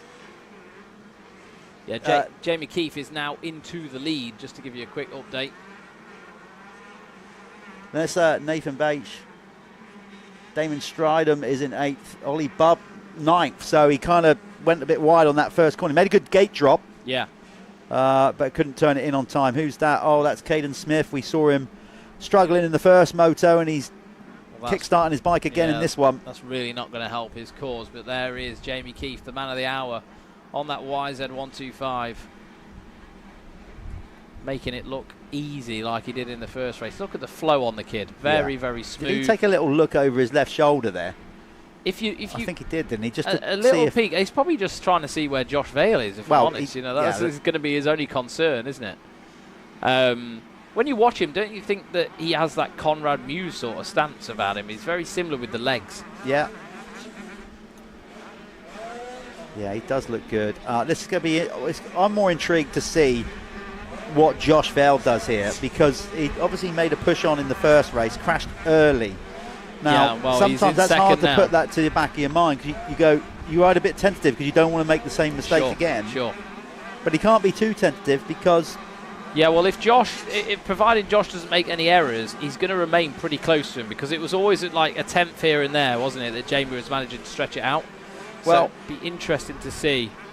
Good opening lap from Matt Bayliss. He's up to 3rd ahead of Damon Stridham. Then Charlie Richmond is 5th. Travis Loughton, who got the whole shot, is now down to 6th ahead of Wesley McGavin. Jimmy Marsden, who took the opening moto in the adult class, he is currently in 8th. Ollie Budd still 9th. Jake Walker now into 10th. Josh Vale is actually closing in on Jamie Keith at the minute. It is pretty close. This is what I actually really want to see. A real good, just hammer dog and tongs fight on a 125, yeah. For the race win between these two. Let's hope it pans out that way. Yeah, well. Oh, that was lovely. You know, the way he just squashed that jump there. Yeah, technique's brilliant from both of these riders. Jamie's going to really have to rely on keeping that flow and being smooth and not using too much energy. You know, like that lovely riding style he's got. Obviously, Josh Vale's probably got a little bit more in the tank as far when it comes down to like sort of muscle and strength. Obviously, two completely different riding styles as well. Jamie's a bit, Josh is a bit more like a bulldog, isn't he? You know, like he fights for it. You can see there's a lot more. But they're from the same, training camp, obviously in the RMJ. Sure. With Ash. But you're still going to fall into your own line. Of course you do, yeah. And Ash will be refining both of their technique and style. Yeah. So that you have to work with what you've got. And I think Josh has got some really nice characteristics. With he just looks really strong on the bike. Well, he's physically strong. He got himself a couple of years ago. He really worked hard as a young 85 rider to get rid of all that puppy fat. Yeah, I remember because he was quite a big kid, wasn't he, on a small wheel? Yeah, and he got himself lean and mean, and then was that coincidence he started winning championships? No. Yeah. It wasn't. He worked at it. He found that inner calling to be the best he could. Yeah. And the kid works hard. In fact, there's so many riders in this class that work hard. So there's Dan Bruff there on the Ruts Racing bike with Richie Roberts. Look, two teammates. Yeah. As I said, Dan was up all night watching the Aurora, so he might feel the heat in the second one. Lack of sleep. I said to him, dude, you got to race. He's like, yeah, but how often does that happen? Never. Doesn't. And you were just flat I didn't out even know it was asleep. happening, did I? That's why I'd have gone down to the docks and with a cold one and just sat there lying on the back, looking at the purple sky, questioning my whole existence, probably. So the top 10 is Keith, Vale, Bayliss, Stridham, Richmond, Marsden, Walker, Bub up to 8th, Haddock in 9th, and Nathan Batch. I need to really nail that down, exact pronunciation of his name. If that was Sorry, my name, Nathan, I would say we will get I'd it sorted say for the next Beach. round. Yeah, well, I'm going to nail it. I'm going to go and find him. Yeah. And ask him exactly how we pronounce his name. It's B-A-C-H-E. Beach. Well, let's not speculate any longer. I'll just ask him so we get it right in future. But I think it's quite fun. Maybe not for the viewers. Yeah, they just all scream. The entire family just screaming at the TV set. Well. Because some people's name, it's not as it reads, as we know. Very true. I mean, as an example, for a lot of my career, I was called Perret. Perret? Yeah. Yeah, there you go. Because they thought it was French. So there you go. See? Anyway, back to the racing. Richmond, you can see just popping over there. That's the gap at the top is 1.38 seconds. So it is going to be a Bobby Dazzler of a race between those two. They have gapped out now 14 seconds over Matt Bayliss. So these two, they are hauling, Jamie Keith and Josh Vale, class of their own today. And still only 1.3 seconds between the both of them. I mean, they are going full-blown EMX 125 pace, aren't they? This is the thing. Josh did an EMX round, the opening round, EMX round, and finished 7th. Yeah. So I mean, that's now serious. I've seen people come on social media, not directly at Josh and his family, but they've questioned, well, why have they gone and done round 1 and not the others when he had a 7th? Listen. It's a commitment to travel Europe. No, it's a cost. Yeah, exactly. The idea behind that is go over there, prove to people that you can do it, and then you try and drum up a bit of help, don't you? It's got it. You can't man. And Josh will do more this year. He can't. Maybe they just can't commit to do them all. Yeah. But it's his first year on a 125, and I guarantee, I pretty much hope so, if he stays injury-free, all those kind of things, that he'll be looking to do the entire championship next year. But what a lot of people don't realise, to do that, the commitment to do that, you're looking at upwards of £100,000. Yeah, it's a for a season. When when you can race domestically for 40,000, you know what I mean? Like that's the difference. Like it's a massive step. So, if there's any sponsors out there that want to help him out, or help the series out, it's not. You can be involved with any of these riders or our series as well. Let's not kid ourselves. Motorsport is expensive, but if we're going to pitch this thing to everybody who's never seen it before, motocross is one of the most affordable motorsports. Okay, yeah, I believe so it is, go-karting or road racing, and then it would be even more. Yes. So it's accessible, as in anybody can go to a dealership, buy a bike, go to your local practice track. All these things. And I think it's cool as well. Like when you watch it compared to a lot of other motorsports, there's so much more going on. We have got a downright. Oh, that's not one of the leaders. 68. Oh, is that Nathan's gone down? Yeah. Is it 58 or 68? 68, I think. Okay, so that's Nathan Bash gone down there. He's quickly back up. Yeah, I think as a sport, it's it's special. The way that the track changes every lap, the riders have to be like super athletically fit and very diverse. They have to be strong. They have to be flexible. They have to be cardiovascularly fit. They're almost like MMA fighters out there. Wow, I tell you what, Jamie Keefe nearly washed the front end coming out of that he was rut pushing then. that bike. And he's under pressure because Josh Vale is keeping him more than honest, only 1.8 seconds behind. He's been there the entire race. It does look like there might be an incident on track. I did see a medic running across there, and I did see our race director out there with his flags. That's Jack Brewery, number 5. Dropping back. So it's not him. He's clearly in the mix, mixing it up with Richie Roberts. Where's Richie down to now? Or is he holding tough up there? Because he made a flying start. Oh, he's gone. He's dropped quite a way outside. So there he is, just inside 16th. It's not too bad. Yeah. I mean, he probably won't be too happy with that, but this is a fast race. It is. We are 9:56 gone on to go. Plus 2.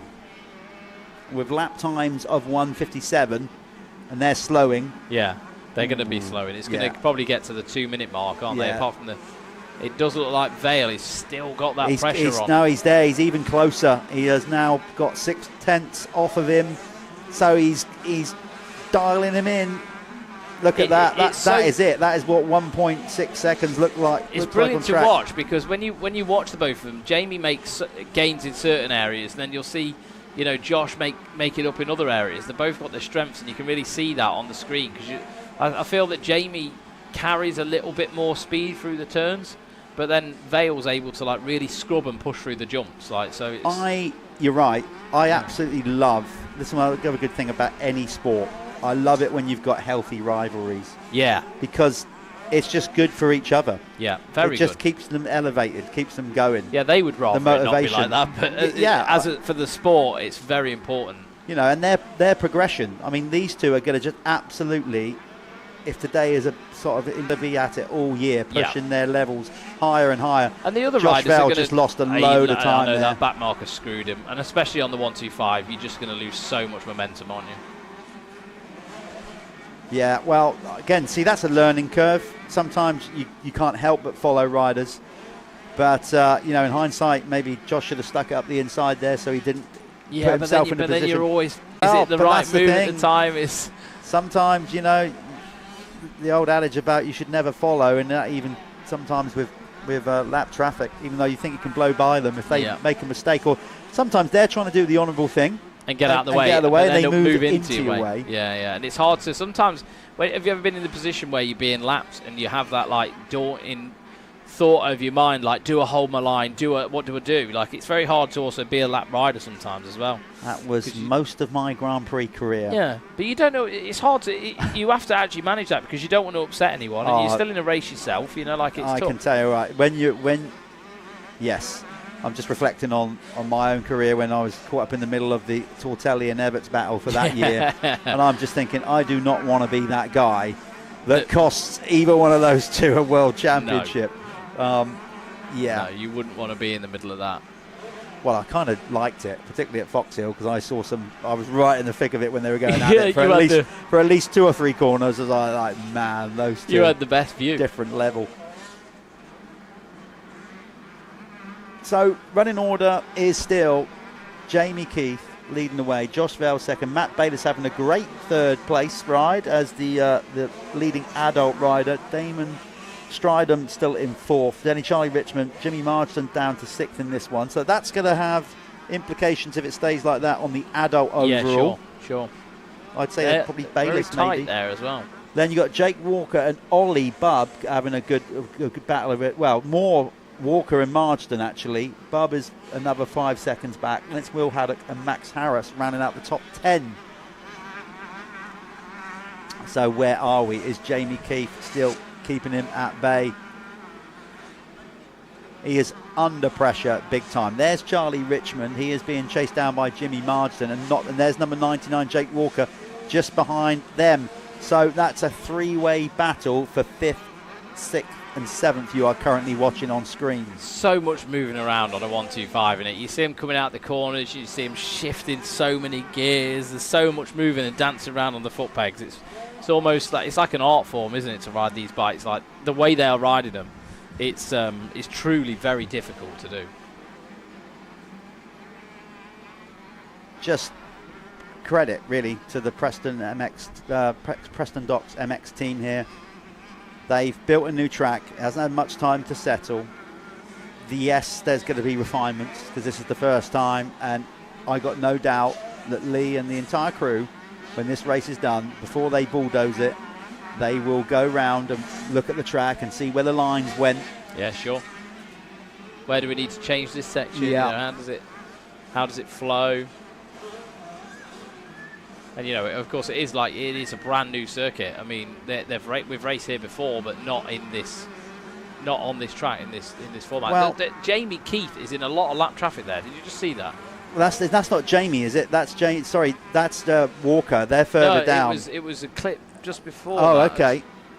Okay, There so if we go look. back to the leader, there he is. He is getting held up a little bit, and I think that is Josh Vale now right behind him. Yeah, oh, very look, close. here we go.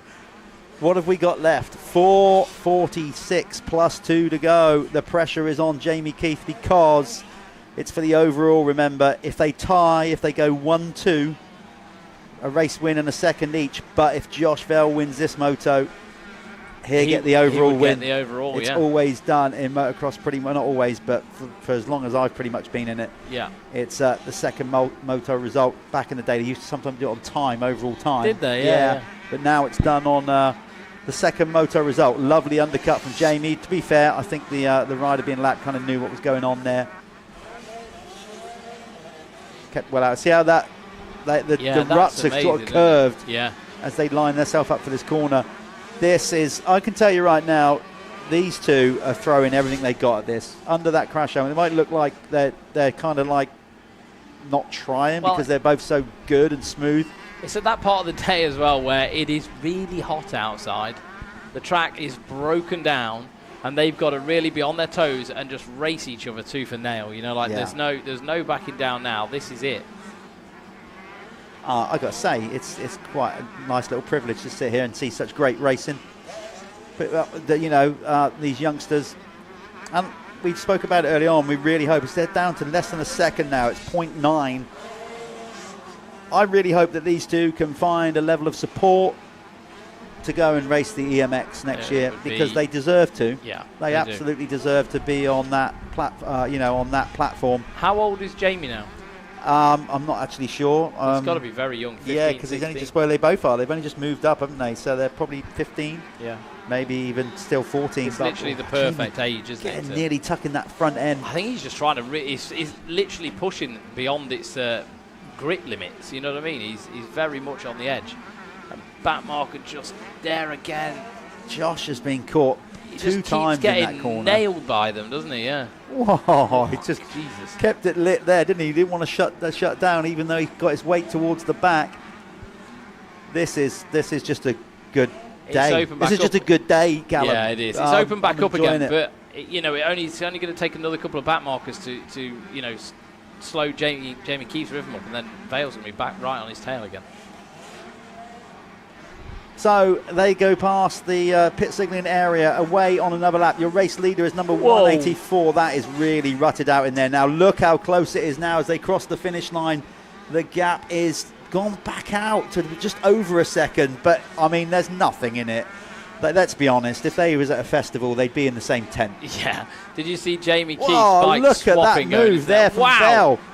What a power move, because he doubled that last roller. Did you see that? Yeah. He got in there and just gave it a squirt, popped it over. That was amazing. But it must have took some stopping getting into that corner. Well, he kind of used Jamie as a... he didn't, I mean, fairly, nothing bad, but he was committed to that. So let's see. Let's see what Jamie Keith has got in reserve then, because the first time today he has been led by Josh Vale. Josh getting held up. Oh, Jamie Keith fighting back. Jamie Keith looks very urgent at the minute.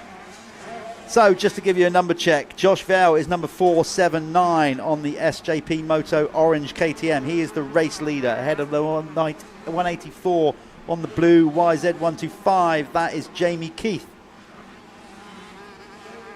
So this is it now. Vale has to hammer it to try and break. He needs to do that right now. Just try and break any comeback from Jamie. Any forward momentum. Yeah, this lap's actually really important, isn't it? To like do a lap basically that Jamie's. You want to try and dishearten them, don't you?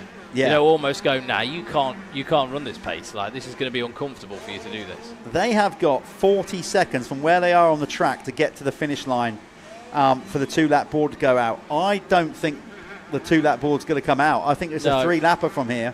Which is disgusting for them. They're young. They Brilliant love it. for us. Yeah. Jamie is coming back. It's not done yet. 3 to go. There's no way that 2-lap board is coming out, because there's going to be 15 seconds to go when they cross the line. Of course, Josh obviously took the wins in at the first round at Fox Hill. So like Jamie's fighting back. That inside's working. But this is where then going wide, Josh Vale had the momentum to do that. Yes. You see, and that's why he had that inside pass to get it done on Jamie by clearing that last roller.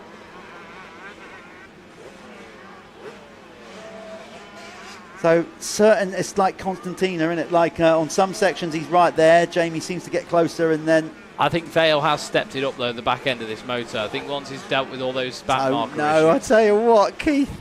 Oh, this is fantastic. Look, apologies if we're not following the likes of Matt Bayless, Damon Stridham in 3rd and 4th, Jimmy Marsden, Charlie Richmond, etc.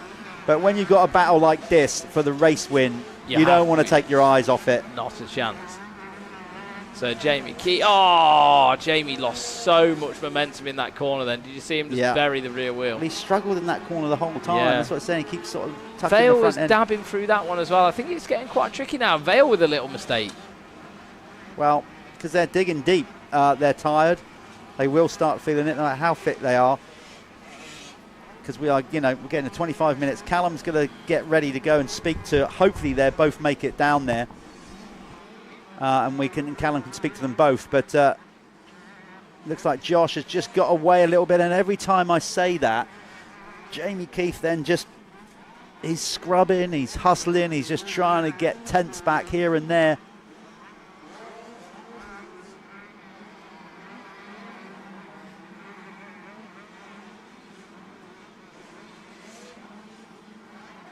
Right, here we go. It's going to be 2 laps to go. Let's see if the board comes out. We should see it from this view. There it is. 2 laps to go. The board goes out. So, Val, your race leader, number 479, he needs to just... He's bridged to get... He's basically pulled away enough now where if he can keep that momentum going and not make a mistake, Jamie is going to have to really dig deep, because the gap's gone out to 2.8 seconds. So... that was a good lap for Josh Vale.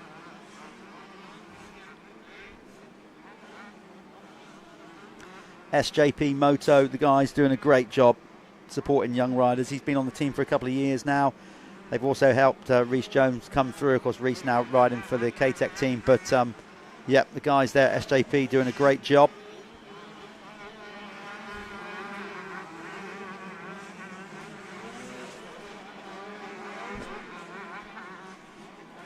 And Callum's right, it's just it's getting hotter and hotter actually as we're now getting to,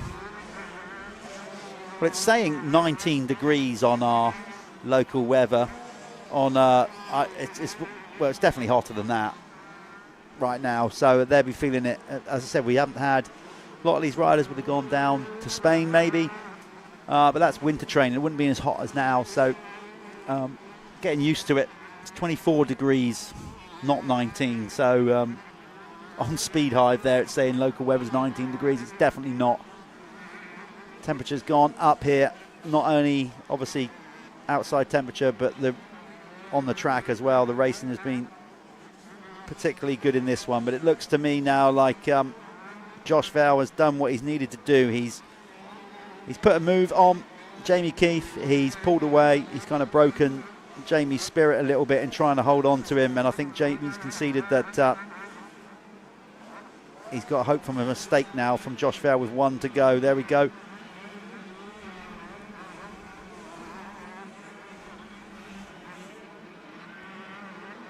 As he takes a look behind him just to check as he goes on his last lap, just to let him know. I mean, you get some coaches and people that say don't look behind, but you know, you've also got to manage a race sometimes, so to know where your competitor is just gives you that, you can just manage the situation, not go into such a panic with 1 to go, and he knows he's just got to concentrate now. He would have been in a position where he's thrown races away before. That's all part of the learning curve.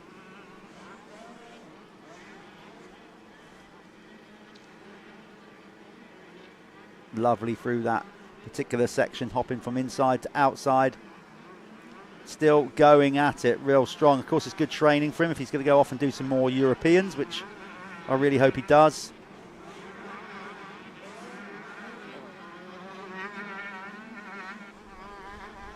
And the SJP Moto KTM is working well in this one. Of course, in the hands of Josh Vale. He's rode a very controlled race. Clearly, he wanted to turn Jamie Keith over after making a mistake in the opening moto.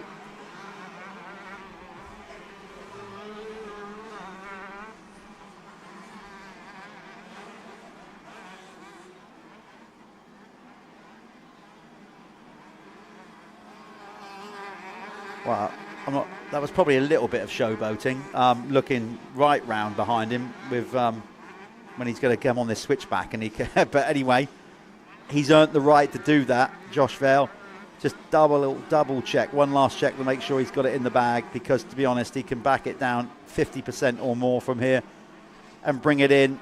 He's just got this one straight, and it's going to be the overall victory. Nice little half whip leg off. He's pleased with that. There it is, race win and the overall victory in the Apico two-stroke Festival British 125 category, not only in the overall category, but it'll also take the under 21, or the youth side of it. So he's going to get 2 number 1 plates. There's Jamie Keith coming in second, and second overall. We're waiting for number 17A, because we've actually got 2 17s out there. We've got Matt Bayliss, and we've also got Harry Lee. You saw Harry crossing the line in 11th place.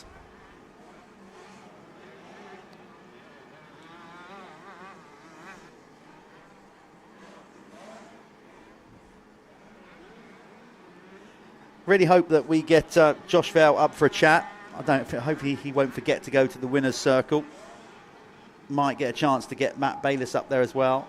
Best lap time was set by Jamie Keith, but it wasn't enough with a 154.667. Unfortunately, it wasn't enough for him to take the victory. Okay, so Matt Bayliss, we're waiting. He's now over the line for third, so hopefully we get all 3 there. Jimmy Marsden, or James Marsden, comes in 4th. 5th, Charlie Richmond. Walker gets 6th. Damon Stridham coming in for 7th. 8th should be Ollie Bubb. We're guessing that Matt Bayliss should take the overall in the adults. I think he will with a 2-1 score. But obviously that's all subject to, that's unofficial confirmation, of course. I can see on the other screen here that we have got Josh Vale in the winner's circle, so that's good. So as soon as we can, we'll go over to Callum. Before we do that, let's go to a quick advert on the live stream here at Dirt World TV, and when we come back, we'll be talking to Josh Vell to find out how tough that race really was.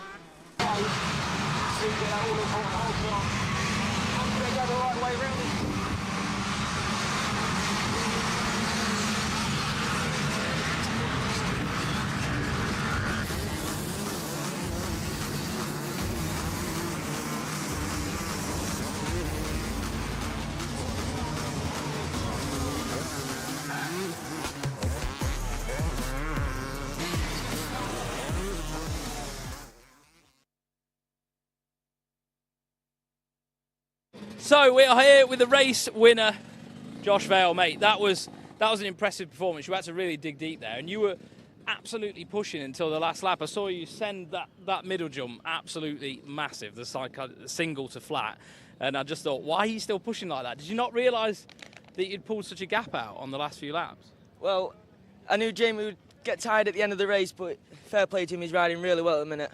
But I just thought I'd want to get a bit of a gap, and in that last lap, if I start to make a few mistakes, I have a bit of a gap, and then the last half a lap, I seen he backed off, and then I had a gap, so I just cruised to the finish, but I had to push right to the back end of the race to get past Jamie, who was carrying so much speed, and it was hard work, but we got it done. Yeah, it looks savage out there. I bet you're absolutely exhausted, aren't you? Is it physical? Is it really physical now?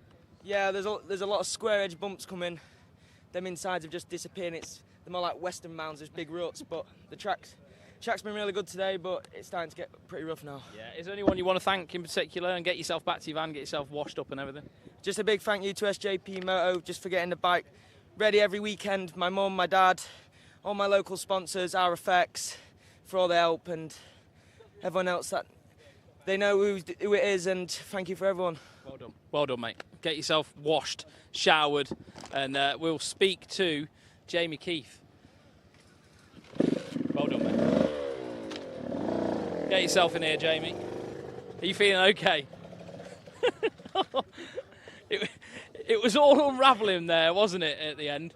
Obviously, you just recently stepped up off an 85, haven't you? And I don't think, like, you still need to get a bit of strength, don't you? Are you feeling that, like, in the race? Is it something you need to work on, like, going, obviously, through this season? Because this is your rookie year on a 125. Yeah, me personally, I feel all right. I think it's just mainly the heat that's just draining. I mean, it's not just me, it's draining everyone, but got off to a good start. Passed early doors for the lead, put some solid laps in, got a bit of a gap, and then started rolling into lap traffic. Got round a few of them, and I seen Josh was closing on me a bit, but what can you do? Yeah, well, I saw that. I saw the lap traffic was actually playing a lot into your guys' race, wasn't it? I mean, I know it caught Josh out a bit as well. Is some of the lines on the track sort of like converging into one? Was it just difficult to manage that as you approached them? Yeah, it's quite hard to pass around this track. Most of it's just one line because you're always going from a left to a right and a right to a left, so everyone's in the racing line, just trying to open the track up as much as you can. But I mean, you can't win a championship on the first round, but you can definitely lose it. So I'm happy just to get some solid points on the board, and we'll go into the next round. I think going away from here, obviously matching points, you're obviously going to be second, but you've done a great job, and well done. Is there anyone you want to sort of sponsor in particular? I mean, thank in particular. Sorry. Just my mum, my dad, MBR Motorsports, just put a piston in it recently for me. MX, keeping me cool on the track as much as it can. RSS, MJW, Manchester Extreme, Dirt Store, Oakley Bob, and everyone else that helps me. Thank you very much. Yeah, no problem. Well done. And get yourself washed up. You're going to be in the same boat as him. You're just absolutely done, aren't you? Right, so just have Matt Bayliss coming next. So Matt Bayliss won the adult 125 category. Obviously, we've got multiple championships within this championship, and then we'll have an overall as well. So here's Matt. How you doing, Matt? Are you feeling it as well? I mean, it's hot. It's bad enough that me and Jeff are sat in that black van over there. I can't imagine what it's like being out on the track. Is it difficult right now? Yeah, honestly, it's really hard. It's really fast as well. So when you get that speed, you've got to keep pushing. There's no places where you can let off. So, to be honest with you, that was hard. I could see those boys, but they're out of our league at the minute. Yeah, so. I could see the step up on the back. That really can take a lot out of you, like momentum, can't it? You know, people that are just trying to get in the wheel over that really helps. But like, is a lot of the track like that? Is it all about trying to keep up the momentum with the bike, with the 125 especially? Yeah, definitely. It's like all the skippy little bumps. You just got to keep blasting across them. Yeah. I think these boys are so good in the sand. So, I mean, I'm happy, to be fair, to be on a podium. Yeah, but mate, their kids are at the top of their game. You're doing it for fun. We're in different parts of our lives at school. They're 15, I'm 30. That's it. Do you want to thank anyone, mate, before? Because I don't want to hold you here forever. You need to go and get yourself cleaned up. I want to thank the S-Briggs a lot for coming up. They've actually come up pretty much just for me and a couple of the other Honda boys like Adam and that. So for them, Ride Clothing, he's really good. He's always helped me out. Yeah, R&R Goggles, they sponsor the team. And then there's some other people that really help out, like all the people here just setting up and that. It's good. And you enjoying this 125 class? Yeah. Yeah? It's the only reason I'm still racing, to be honest. Otherwise, I wouldn't be here. So. Brilliant. So from pit bikes to 125s to arena cross, he's here. Well done, mate. Cheers, mate. See you in a bit. Back to you guys.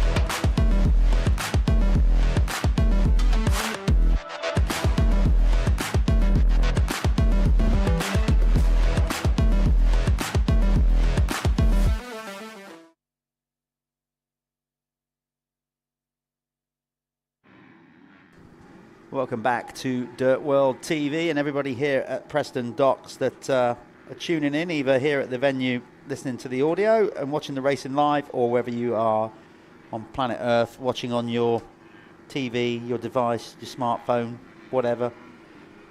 We're back anyway. We're into the second and final block of racing. We had the 125 race. Callum's done 3 interviews, and it looks like he's just done 2 40-minute motos as he comes staggering back into the TV truck. It's hit him hard, those 3 interviews out there. So he's going to just take his breath as he's melting.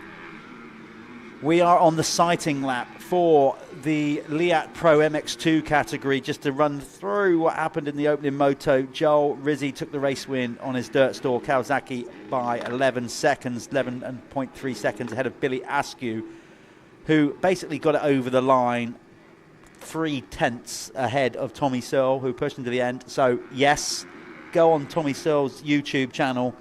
I'm sure Monday there'll be a good little vlog about that. Yeah, I bet. There'll be some banter going on over there. They were congratulating each other at the end. I could hear a big scream come out of Tommy's mouth. Yes! Now, talking of the top 3, it's Kawasaki domination, because the 4th place rider, Charlie Heyman, who started off hot on that SC Sports Home Husqvarna, get this, was 1 minute 27 seconds. Wow. Behind Tommy Searle. So not off the race lead. Actually, that's, wow. That's nearly half a lap. Yes. So the top 3 were setting a ridiculous pace. It's over pace. half a lap. It's nearly a lap. Yeah. Charlie Heyman came in 4th. Glenn McCormack with a solid ride for the Chambers team in 5th. Ollie Colmer, K-Tech, new team over there. Yep. Him and Reece Jones teaming up with the guys at K-Tech, doing a good job, coming in 6th. Joe Brooks from near dead last after a second corner or third corner crash, got himself up to 7th. Yeah, he did really well, didn't he, to come back from that. It's hard to do that around here. And I'm going to give personal props and a pat on the back and well done to Jack Taylor, making his obviously pro debut at Fox Hill. And he's burst into the top 10 there. Jack used to ride for Team Green while I was managing that in my final year. So it's great to see Jack coming in the top 10. Tyler Hooley for 9th, and Ben Franklin round out the top 10, rider number 300. It's a good ride for Ben. Yeah. I think that's a good ride. Solid top 10 ride. I think, you know, that all of these guys throughout these pro ranks are at a ridiculous level. And you wouldn't actually know unless you put them on the track with an amateur ride, would you, like the difference. These guys are elite, finely tuned athletes. Have you not been given that memo? We've got to do a piece for camera at the final round where we're doing a comparison where you and I go out against these top guys just to see that comparable lap times. Did Neil not tell you that? No. Are you going to ride it all this year? I rode this week. You like this? I might bring my DRZ 125 out. I think that'll be safer than me getting on a big bike right now. I was scheduled to ride this week, doing our team photo shoot, and it just goes to show how middle age creeps up on you. I had to decline from riding as much as I wanted to because I put my back out putting up a new shed. Well, I tweaked my back, so I did ride a little bit in the week. Yeah. Just for the photo shoot to get some photos to at least show that I can still. You can still do it. Yeah. But then I pulled the old back excuse to pull out of doing any kind of motos, training with Ollie. And do you know what? When you get past middle age, though, it is no joke. Backs are an issue. They Absolutely. are. It'd be great if you could just like swap it out. You know, like a Pico off the shelf part. I wish can like Dylan or maybe Paul at RFX start developing some kind of new human back. Would be better than a clutch. God, I got no issues with it. It's the sport. I'd rather have a slightly bruised and battered, falling apart body and done what I've done than not. Okay, so Joel Rizzi, he was also the quickest in qualifier. Now Joe Brooks, number 419 on that 426 Sports KTM, will want just a bit more luck because he made a good start. Yeah, and he's got the speed to be there inside. with the front guys, hasn't he? We saw that obviously in qualifying. I mean, the lap times didn't depict it in the last race, but he didn't get the toe on with them. It would have been very difficult to sort of match the speed of what the top 3 were doing. So if he can get out with them, hopefully we can see a little bit more. He's just He's trying to lay a bit of rubber down, maybe trying to get all those dirt out of all the starting grids that somebody left on them from last week. Yeah, selfish man. And just getting the clutch warmed up. Get the clutch warm, get your tyre warm, get it sticking, get a bit of rubber down on there. You see a lot of the guys do it. I mean, you'll see it in a lot of racing, especially Grand Prix racing. The mechanics will actually carry the bikes to the start because brand new fresh rubber comes off those grids like nothing else. So you don't see that really in domestic racing. I don't think they've got the personnel to obviously do it, but yeah, no, you do see it a lot in Grand Prix where they're actually carrying the bike now to the start line and then ripping a tyre cover off. I'd like to find out where Charlie Heyman's head at is after that moto, whether that was just he just got dropped or they had an issue. Yeah, because he was running up there that pace for a little while. He was, yeah.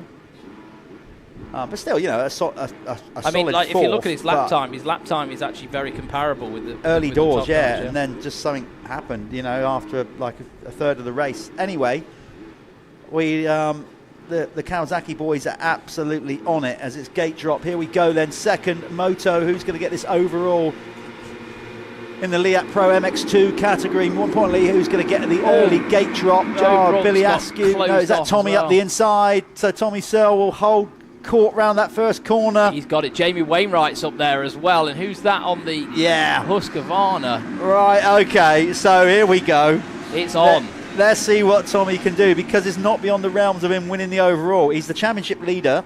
Yes, a third in the opening moto. Yep. You can still win an overall, but with a second in an opening moto or a win, you kind of you know you're there, aren't you? Like, so he's out front. It's down to Billy Askew now to put the charge on. He's in third behind Callum Mitchell right now. Well, it's also what Rizzy can do, because if Tommy wins this, Rizzy has then at least got to get up to second place to win the overall. Yeah, Rizzy's back there in fourth or fifth at the minute. It looked like... No, he's down in eighth. Well, no, because they haven't crossed the beam I think he has come through. No, I think he has in eighth, maybe, yeah, because they crossed the stripe on the first lap. So he's down in eighth behind Heyman. So when they crossed the line, the finish line, which was literally before the third corner, it was Searle, Mitchell, Askew, Wainwright, Jamie Wainwright that is, George Hopkins making another good start in fifth.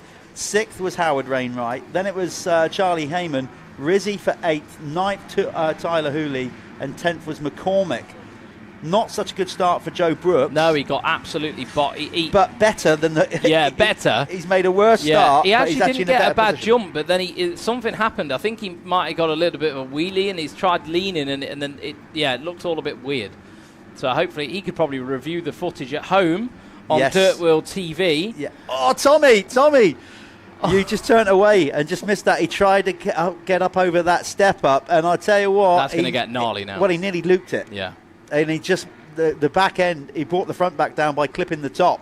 I bet he's glad he's on 250. That was almost like Villapoto's loop out.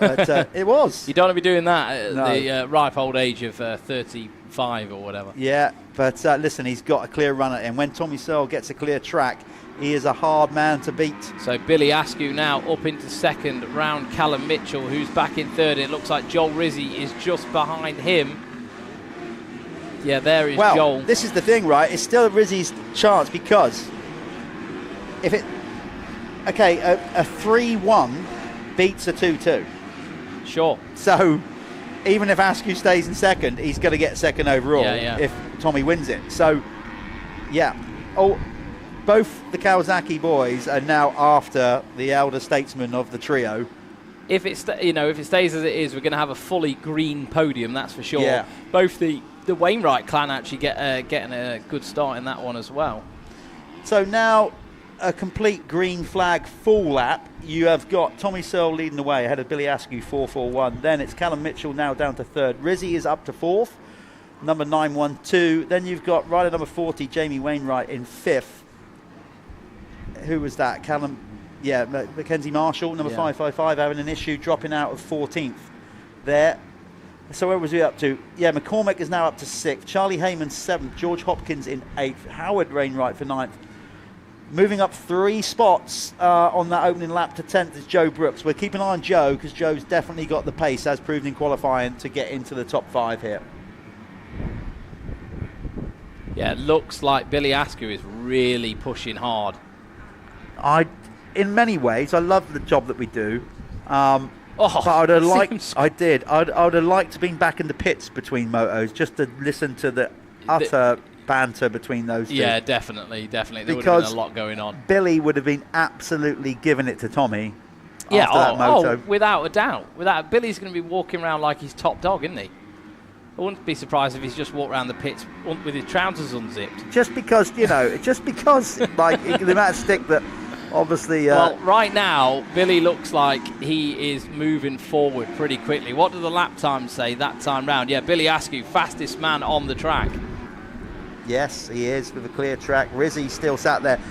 I still fancy Rizzy to make moves on. Remember, if Tommy leads from start to finish to win the event, the overall, not necessarily take the championship lead, but to win the event, Joel Rizzy needs to get up to at least second if Tommy wins the moto. Yeah, so Rizzy's actually put himself in a nice, comfortable position in that first moto. It definitely is going to have helped his cause with Billy just pipping Tommy over the line. As you can probably tell on our mics there, a nice cool breeze, a bit of breeze whipping up, which is definitely needed for everybody spectating. It might dry the track out a bit further, but no worry, we've got that huge reservoir to fall back on. Yeah, my bath. Yeah. So I would expect, Callum Mitchell is a quality sand rider, no doubt about that, but going on qualifying in that first race, he is going to have to find some serious pace to hang with these Kawasaki riders for the duration, because bear in mind, we've only just gone past the 20-minute mark. Yep. There's still 25 minutes. It's a long race. None of them getting over that step up now. I didn't quite see whether Tommy did it, but Billy definitely did not do it. Obviously, Tommy and Billy, it's to be noted that they're not actually teammates. Billy is actually on the Dixon Racing Team Kawasaki, a Grand Prix team, and Tommy is on the Dirt Store Kawasaki team, which is a UK-based Kawasaki team, as is Joel Rizzy. Joel Rizzy now has moved himself up into third ahead of Callum Mitchell, so put himself in a very, very nice spot now to take the overall. Dirt Store doing a great job, by the way, coming into British Motocross. Of course, go and check them out. They basically an online store, and they retail the likes of the other brands that are involved with us. Yeah, big shout out to Nick, the guy who's behind all of that, the Dirt Store thing. He, phenomenal job, and he's really gone for it, hasn't he? He has full commitment. Got Tommy involved, Joel Rizzy. They committed to the Arena Cross. Huge investment. Yeah. And got Mel Pocock as well. That's not riding with us. Mel, unfortunately, parked up injured momentarily. When is he not? Oh, but he's heart of a lion. He keeps bouncing back. When he comes back, he's so fast. It's almost like he hits faster every time he comes back. So how many under 21 riders have we got out there? Okay. That's an interesting fact to share with everybody, because there are a lot of young guns out here. Obviously, we've got the veterans as well, like Tommy Searle, who you can see there on the 100 leading the way. But there are many under 21 riders behind him. Try and get our fact sheet out. You can hear Jeff frantically searching through papers. Well, I'm not frantically. I'm not going to get that flustered about it, because we got plenty of opportunity. It was my editor's fault. We've got plenty of opportunity because the races are so long. Okay, so officially registered as under 21 riders, because there's some out there who are under 21 but have not registered in the championship. Yeah. As I said, maybe we need to look at that, because it's not an extra fee you pay. No, if you're under 21, I'd like to think you're just in it. Anyway, that's the politics of it. Well, let's not get into that. But Charlie Heyman is registered as an under 21 rider, as is Joe Brooks. Jack Taylor is number 22. Tyler Hooley also is 101. Then we've got Ty Westcott, Lennox Dickinson. They're both registered. Jack Lindsay is registered as under 21. Liam Bennett, George Hopkins, Sid Putnam, Harvey Cashmore, Mackenzie Marshall, Ben Musto and Reese Jones. By the way, those two, Ben Musto and Reese Jones, both went out of the opening moto. Yeah, I'm pretty sure Ollie Colmer should be on the under 21 as well. He's under 21, but they've got to register. His team manager messaged me saying something. We'll discuss that later. But yeah, so there's a lot of young riders out there. Right. Ripping away. It does look like Rizzy has got a bit of a charge on right now. Yeah, he's gone past Callum Mitchell, which we kind of half expected. You know, Callum's going to have to dig deep to keep the pace, because the first race, I mean, these guys were so far ahead of the 4th place rider. Yeah, they was in a race of their own, and they're all pretty much in the same camera shot now. So you've got Tommy Sill there. I'll tell you now. Askew, Riz, look, they're all in the same camera shot. Joel Rizzi was nearly 2 minutes ahead of the 4th place rider by the flag drop. So you'd expect, just going on what we saw in the opening moto, this is going to be basically a 3-way battle between the Kawasaki boys for who's going to win it. Yeah, I think you can safely say right now, unless obviously something happens, you know, it's looking like a green podium. Let's hope for their sake they can keep it that way. But who knows? This is motocross racing. Look Anything can happen. I don't know where we're at. We're going to try and get it, because we saw it. Look at this going on here. Now that is racing. There is carnage everywhere. Look at that. There's so many riders. That's all battling for position. Nobody's getting lapped or anything there, by the way. That's Joe Brooks, I think. Was that Brooksy? No, maybe not. We got all kinds of things happening here. Wind blowing about. But there's some good racing. I'm trying to work out what riders they are. Joe Brooks right now. Yeah, so it's all around sort of mid, just battling for that. Yeah, I think Josh Coleman back to sort of Liam Bennett. Yeah, because Brooks must have binned it. Yeah, he got up to 10th. He's having a bit of a nightmare and he's today. now gone down to 15th. That was him at the back of that pack. Yeah, so, you're right. Yeah, that's a big old battle for like the 10 to 15. Jack Taylor running in the top 10 again in 9th. Tyler Hooley is up to 7th. So your leading youth rider would be, I guess, Hooley. Yeah, I believe so. Yeah, he is your leading under 21 rider at the moment in 7th place. So he's had a ripper there. I said Rizzi is under 21 but not registered. Yeah, and so is Billy Askew. Yeah. and probably is Joel. Yeah, Joel is as well, but Yeah. neither of them have registered for the under 21 championship. So I don't know. Maybe they're going for the big boy. Yeah, we can still win both. That's the point. Well, that's true. I don't know. You're not one or the other. Yeah, that's tough going out there. You can see it now, can't you? The track is properly broken down. It's settled in. Take my hat off to the person who's got to grade this track tonight and get it back up to race shape for the amateurs tomorrow. And the Honda Cup. Yeah, Honda Cup tomorrow. Looking forward to that. Again, chance for somebody to go out there and win. It's the Honda CRF 250R Cup. So basically what it is, it's a race exclusively for Honda riders. You register, you buy a bike, or if you've got a Honda, you register frame numbers, all those kind of things. Yep. Then you go out there, and then the winner of that championship will receive a brand new 2025 Honda CR 250. Nice. Yeah, and Howard Wainwright's got to get out there again tomorrow after doing all this today and try and go for that one, because obviously he is doing both of those. We are going to have Dave Willett in here shortly as well.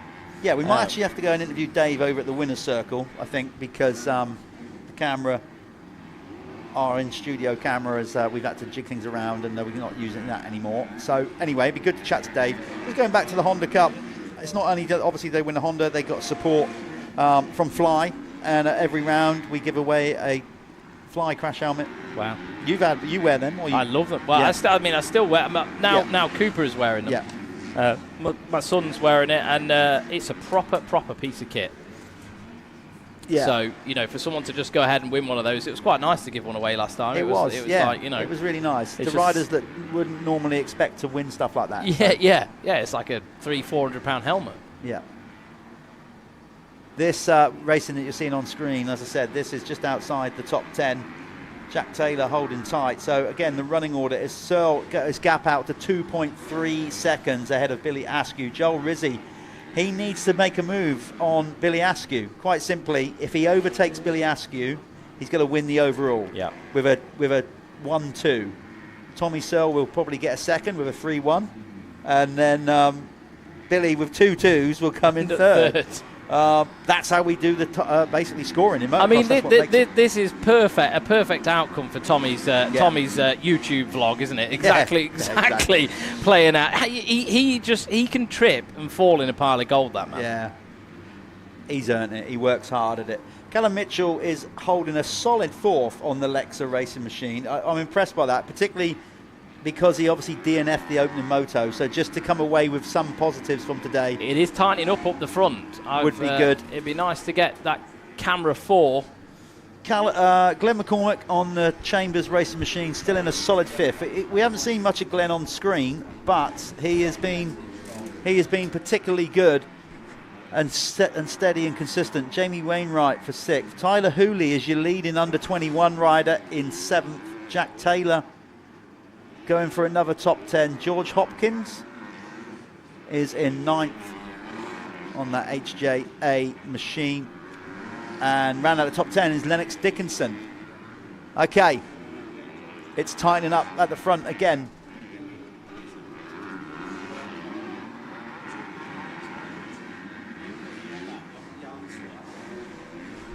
You ready? It is getting close up the front there, isn't it? The 3 boys all closing in on each other. I tell you what, if you were Ross Burridge, the boss of Kawasaki UK, you'd be pretty happy right now, wouldn't you? Yes, race director and marketing. Ross, who's just a all-round nice guy. Obviously spent a lot of time working with Kawasaki and running Team Green, and they're just a great setup they got over there. They are an amazing bunch to work with. They take racing very seriously, but not to the point where they don't have fun with it. No, but it's good to see. You know, like there's obviously this platform they've got is obviously working for them. They've hired the right guys. Obviously, like I was saying earlier, Nick from Dirt Store put in a lot of investment, and he did into Billy as well when he was at Revo as well. So, you know, there's been a lot of Kawasaki UK investment into all of these guys, which is I great. see an announcement this week that they're also stepping up their MX2 program. So obviously, hopefully, Steve Dixon is still going to be running the team in regards of in GPs, but they're now also with the main team putting an MX2 category together as well.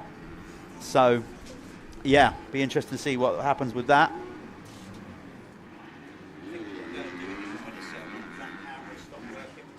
Well,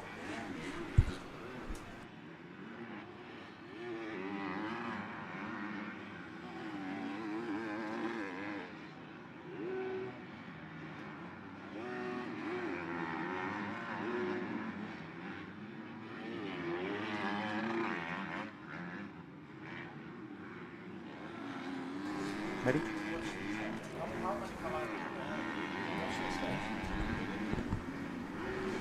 Yeah, it's tightening up, look. Billy Askew is moving in onto the back of Tommy Oh, Searle yeah. now. It's getting close. This is actually tightening up between all 3 now, because Joel Rizzi is also getting... Oh. Yeah, well, that's what happened to Tommy on the opening lap, but he was proper nose high. Yeah, but he actually nearly got over that then. And as we've seen all day, it carries a lot more momentum down that back straight. You can see it's closed in, but Joel look at Rizzi, look at Rizzi. Also Okay, in the right. picture. This is good stuff. Let's see what Tommy has got in the tank as the elder statesman, the old boy. Like I said earlier, dad strength definitely comes into play. He's been opening those pickle jars, hasn't he? It's a certain dominance on people. That's what it's all about. Oh, if anybody that's just tuning in and wondered what the hell I'm talking about, Well, you know, as you Explain become yourself. a dad and you get older, you have to prove to your family that you're the one that can open the jam jar. Yeah, but that's what Tommy but you- Searle's doing right now. He's got the dad strength out. He's pulling it out the bag.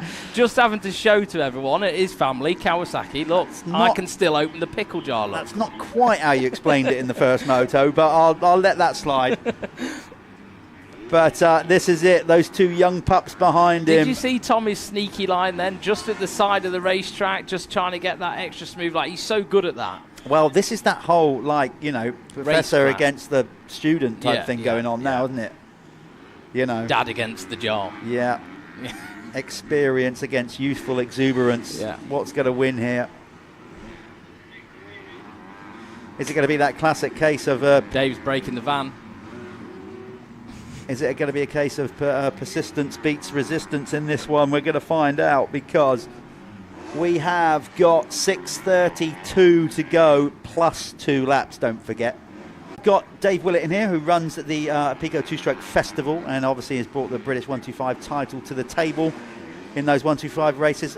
We're going to speak to, hopefully, to Dave post-race. We're going to find out more about, obviously, what he's got planned for the festival in the summer, but also talk about the joys of two-stroke racing. As he's got a nice sort of smirk on his face when I said that.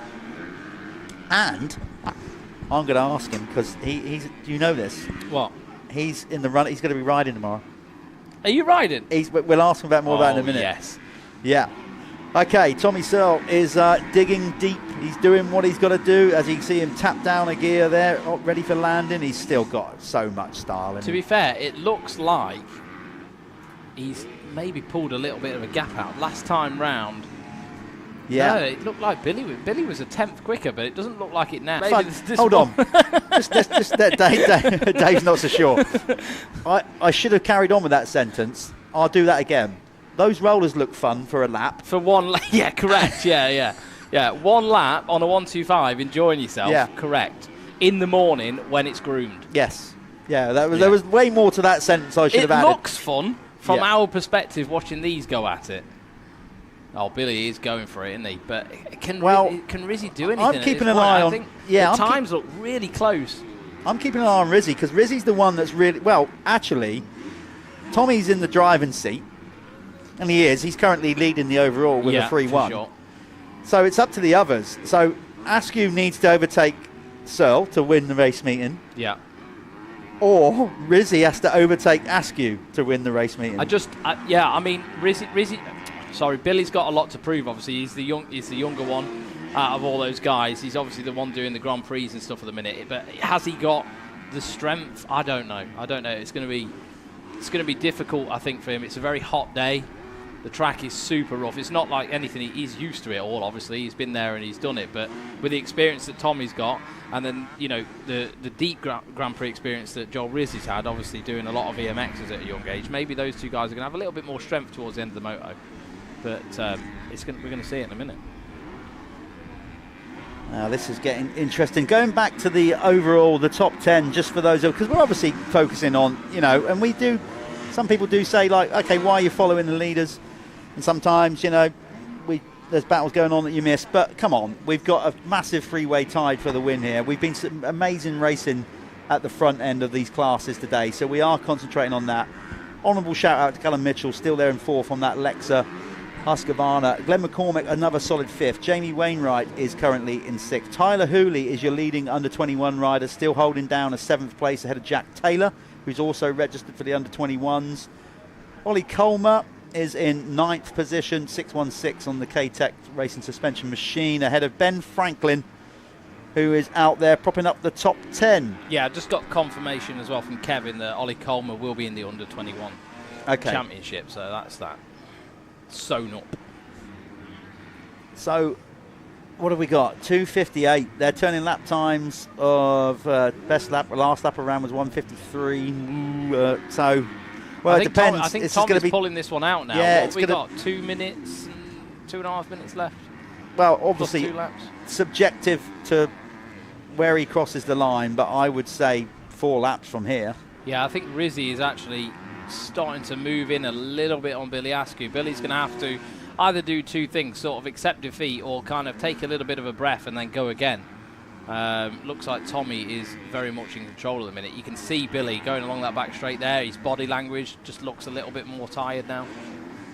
Well, as I said, points-wise, if I've got it right, and if I haven't, then obviously you can all tear me apart afterwards. I don't mind. But on normal point scoring, if you can set like 25 for a race win, 20 for a third, 22 for second, that would put Billy on 44. Yeah. Obviously, then you got Tommy and Joel tied on 45. Yeah. But then it will go on whoever's wins this last moto, which would be Tommy. Oh my gosh, they've closed up crazy. Tommy must have made a mistake on that last lap. They're all literally in the same camera shot. Okay. That's not Tommy though, is it? No, it's someone else in a white kit. Sorry, my bad. That's tight. My bad. I just had an actual brain fart. It's getting late on in the day now. We're tired. No problem. I actually called Joe Brooks Martin Barr in the first moto, and he's not even in the same class, so don't worry about it. But Rizzy is closing in, definitely, on the young Billy Askew. Well, they're both young. How fit Joel Rizzy was after that first race. It was incredibly fit. He has. He was there all casual, just checking his watch when I went to go and interview him. You know, there was no stress. Yeah, he has got himself in shape. There is not much body fat on that man, I can tell you. He's going to have to use that fitness. Billy Askew's not I wouldn't say any of them are ridiculously unfit anyway, obviously, because they're high-level athletes doing motocross, so they've got to be on their A game. But Rizzy is going to have to find something here if he wants to take the overall victory. That is Westcott. Westcott, yeah, made a big mistake. Is that after the step up? Couldn't really work that one out. I don't really know where he went on that. So Joel Rizzy right on the back of Askew now. They're coming into the split lane. There is a back marker in play as well. Rizzy to the outside. Is he going to make the move? It looks like Askew. This is it. This is tight line. This is for the overall. Basically, the two riders out on track. 4-4-1. Billy Askew on the Bike It DRT Kawasaki. He's going to go for a 2-2 score here. He wants to try. If he overtakes Tommy Searle, he'll win the overall. If he gets overtaken, this is how tight it is. If he gets overtaken by Rizzy, he'll then finish third overall. Yeah. And Rizzy will win. So it's... Yeah, so at the minute, Tommy is in the driving seat, but it all depends on this move here, because if Rizzy gets round Askew, that is going to give... Well, that will seal the deal. That's the overall victory right there. He'll tie on points with Tommy. But then, of course, if he makes the move, he's got to make sure he puts some distance between him and... No, because surely he's tying points with Tommy right now, because... No. Well, yeah, that's what I'm saying. He'll win the overall. Yeah, sure. Right now, he's tying with Tommy, but he's going to lose it on the second race result. And you can see that body English now. I think they're all getting a little bit fatigued. That was nice, though, the way Joel aired out of that. Two line choices. Look at that. Askew decided to stay low. Joel's coming on the inside of there, and Askew staying on the outside on that line that Tommy was using. It did look a little bit smoother. Oh, Rizzy just absolutely losing a ton of time in that corner. Okay, well, you know, if anybody's wondering why we haven't shown too much racing going on down the field, there's not anybody that's actually too close together.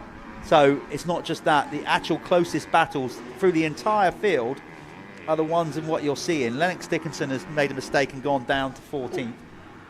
There he goes. Rizzy got over the step up, and that's it made the difference. A massive difference. But now he's on the inside, and he's got, is that Ben Franklin? Can't quite see on the light on our screen. Did manage to get round him, though. Has he, though? Oh, nearly. Askew nearly pinched him, didn't he? Yeah, he just took his line away there. Rizzy knew he was coming and just pinched him up. Okay, so as it stands then, with a race victory in the opening moto and a second in this one, Joel Rizzy, number 9-12 on the Dirt Store Kawasaki, is going to win round two here. Tommy Searle with a 3-1. Yeah. Will bring it home in second place, and Billy Askew will get third place, the final podium position, if it stays like it is. We have got 2 laps to go. Yeah, and it looks like this is going to settle down. How far ahead is Tommy over these guys? Tommy, 5 seconds? While I've been watching these two, Tommy's just been going about his business and gapped it out to nearly 7 seconds, a 6.8 second race lead. So, if I was Joel Rizzy, and of course I am not, but Racecraft, I would go, listen, forget, I don't need to chase Tommy. No. Why risk it? All I need to do is keep a pace and a distance between me and Billy where he can't run it in there. Yeah. If he just gets 2 seconds down the road. Yeah, I think that gap is like, it's unmanageable to close that now, but he needs to be careful because Billy Askew is actually fighting back. He's not giving up on this. Billy's got that young buck kind of energy, hasn't he? You know, he's still going to be able to put his brain out of his mind and go for it. Well, we've seen him do that. Obviously, that incredible ride through the pack last year in the youth classes at Hawkstone. He rolled the dice at some of the like even at Ling, British Championship the other week. He was rolling the dice, throwing everything at it. So which I think you lose a little bit as you get older. Obviously, you kind of you get learnt, don't you, very quickly. You can't be that bullish. Well, just the exuberance of youth. It leaves you in the end, and wisdom takes over. Yeah, like what we're seeing by Tommy Searle in this one. The track's got rougher, a little bit slower, a little bit more technical, and Tommy's just a master at finding the best lines on the track. He's always been good at it. Yeah, see how he went deep in the corner and he and was then did the so cutback. smooth, just not even a bump. And you just see the other guys hitting everything, and that's what makes him so good when he gets like this. Well, I mean, he'd be happy that he's come out and won a moto. I mean, he's got to get it across the line first, of course, with 1 lap to go the next time around. But at the same time, he'd be gutted that he didn't win the overall. Yeah. I mean, he'd be happy that, for a team perspective, yes, they're going to go 1-2, the Dirt Store Kawasaki boys. So he'd be happy with that. But he wants to be top dog. He won't want Joel beating him. Joel looks like he's done enough here. Now he's got space between him and Billy Askew. Okay, with 1 to go, I'm going to make my way over to the winner's circle. If it all goes to plan for Tommy Searle, I'll be speaking to him, hopefully speaking to the top 3 here, then hopefully speaking to Mr. Dave Willett on his plans for the Pico 2-Stroke Festival and how well he's prepared for tomorrow. Hold it, keep that in mind, Dave. Don't. Yeah, then after that, we're going to have I'm just going to remind him how tough it's going to be tomorrow, but he doesn't need reminding. The Pico Pro MX1 class will round out the day, and then the podium just after that. But you're just watching Tommy Searle control this one now. The number 100. Just circulating the last lap.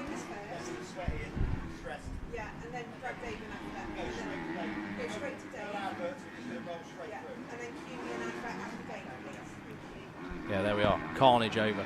So there is the 100, Tommy Searle. He will be taking the checkered flag. Well done to you. Top ride, and then Joel Rizzi actually closed right in at the end there. I imagine Tommy was on some sort of like management mode, just trying to get that heart rate down a little bit, and then Billy Askew there in 3rd. And what a phenomenal performance from that young man. Callum Mitchell, though, great ride for the 32. Should be coming across the line in 4th shortly. We shall wait for that. And then last time round it was Glenn McCormick, and then Jamie Wainwright was in 6th. Tyler Hooley was in 7th. But we're still waiting for Callum Mitchell. They actually lapped up to 8th position, and that's Ollie Colmer in 8th. Ben Franklin was in 9th. 10th was Josh Coleman. Jack Taylor was 11th. So just outside the top 10 for young Jack Taylor. Great result. Still actually waiting for the 4th place man. So the top 3 again absolutely blitzing the rest of the field. Obviously throughout the season you'll probably see that tighten up slightly. A lot of the riders will know what work they've got to do to close that gap, but it's probably very difficult when you've got 3 pretty fantastic riders. You've got Billy doing EMX at the minute, Joel Rizzi, seasoned EMX rider, and then Tommy Searle, obviously one of the best riders that we've ever seen in the Blighty. There we are, Callum Mitchell just crossing the line then, 1 minute and 28 seconds behind Billy Askew, which is nearly a lap. Absolutely incredible.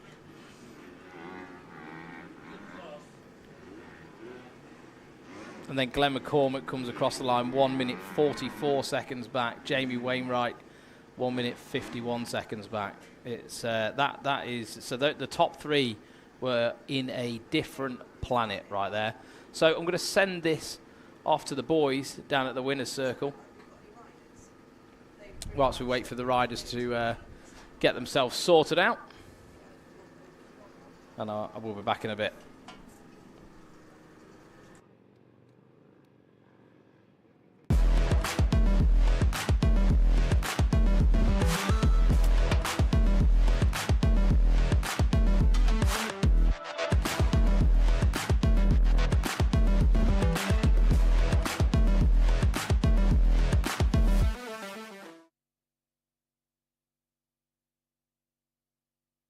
you want some water, mate? Yeah.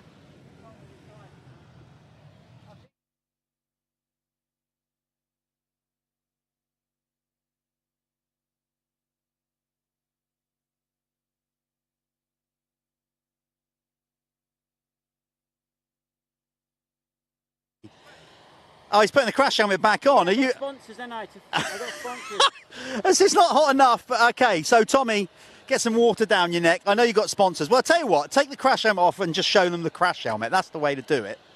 There you go. Oh, Look, no, look. My hair, how that look? He wanted to make sure that sponsors got on the shot. So there you go. I think it's all clear. They're all on there.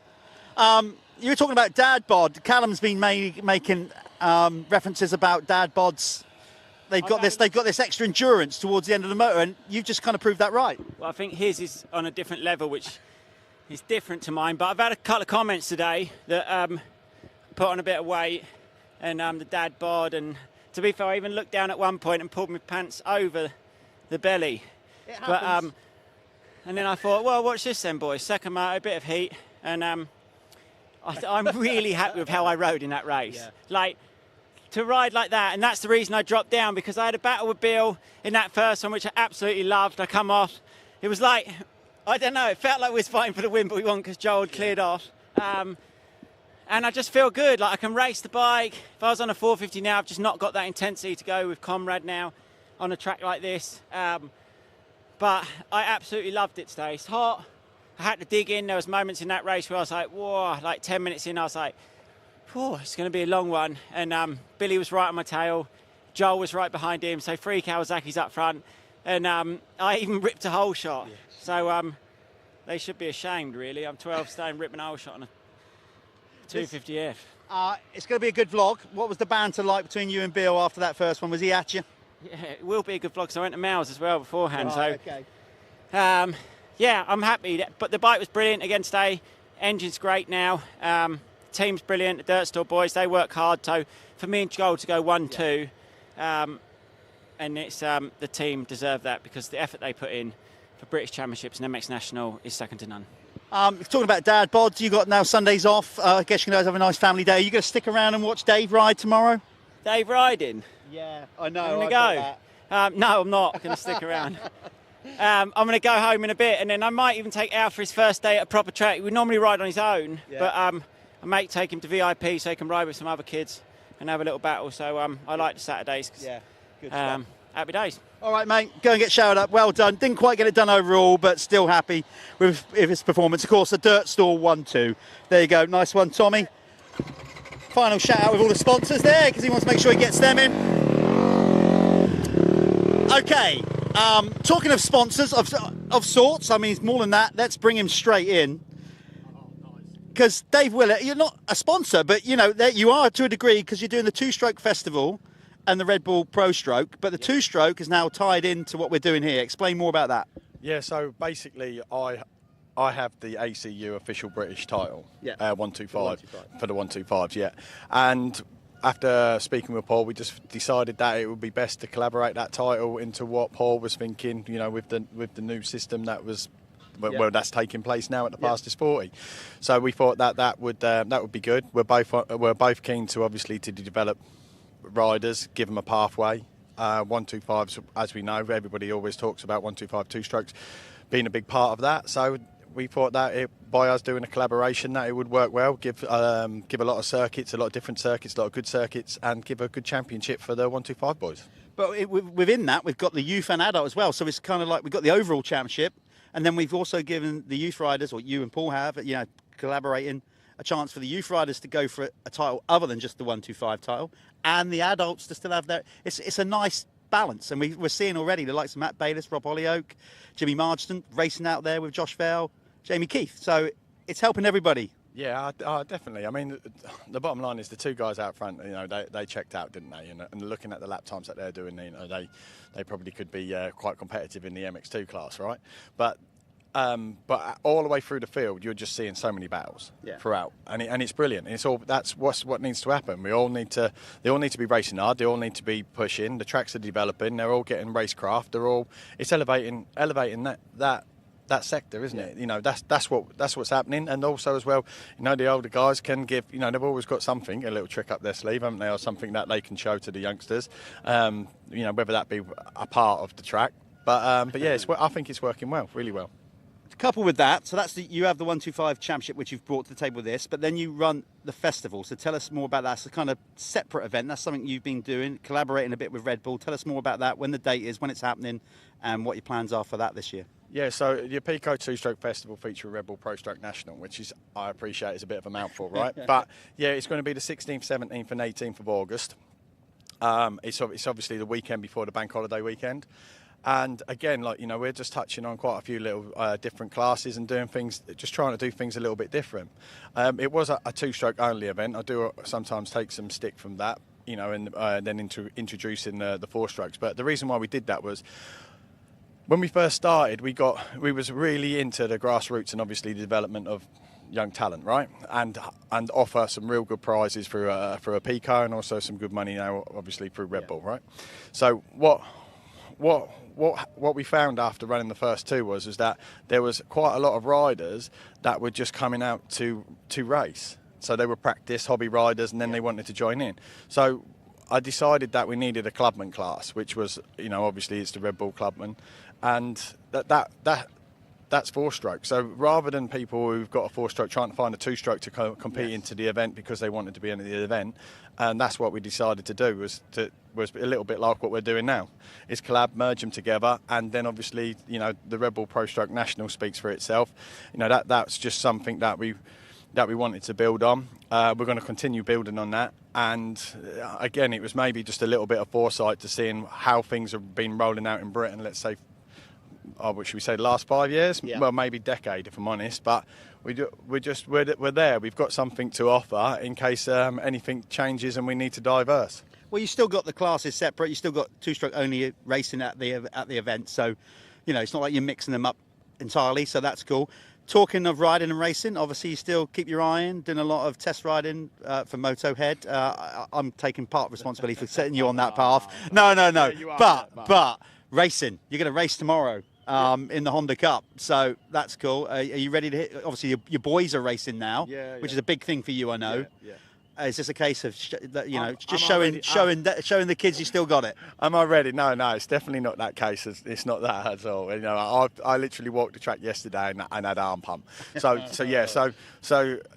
Honda basically, and Dave Thorpe, should I say, they got in contact and they said, would you like to come and ride in the Honda Cup? We're going to do this thing, you know, at every round and offer a ride in place. Strangely enough, nobody really jumped at the Preston one. No, you know, so then no one was stupid enough to jump with that one. So I thought, okay, we'll go with that. Regarding me riding, like, no, I haven't been riding as much as I'd like, and you know, Tommy's going on about dad bods. Well, my dad bod's next level, you know. Yeah.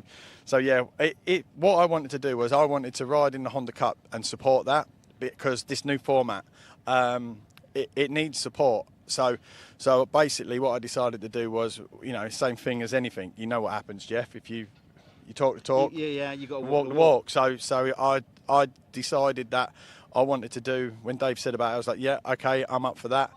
And then what's going to happen is, you know, moving forward from this, I might ride the Kawasaki 450 in the amateur. Yeah. So I think that these classes need support. You know, they need some pushing. It's new, it's different. So we're not going to know if it works or not unless we kind of get behind it and see if it does work. Yeah, it might need tweaking, but I'm a firm, you know, we have got to change things in the UK, right? Absolutely, yeah. Yeah, so you know, we've got to know if it works and if it doesn't work. So that's why I'm here. That's why I'm going to race tomorrow. That's what I'm going to go with. And just so I just need to get this bit across. Sorry, Jeff, because Jeff's going to need, like, you know, next muscles there. Is regarding what they're doing, you know, Honda, it's kind of a bit frustrating for me, if I'm honest. Not meaning as in Honda, but meaning as in people always talk negative about what's not happening. And then you've got, like, you know, you've got Honda that come along, they support this championship, they support the AMCA, you know, they're giving away two bikes into this championship, two bikes into the AMCA. And I think that, you know, that needs to be recognised and it needs some support. So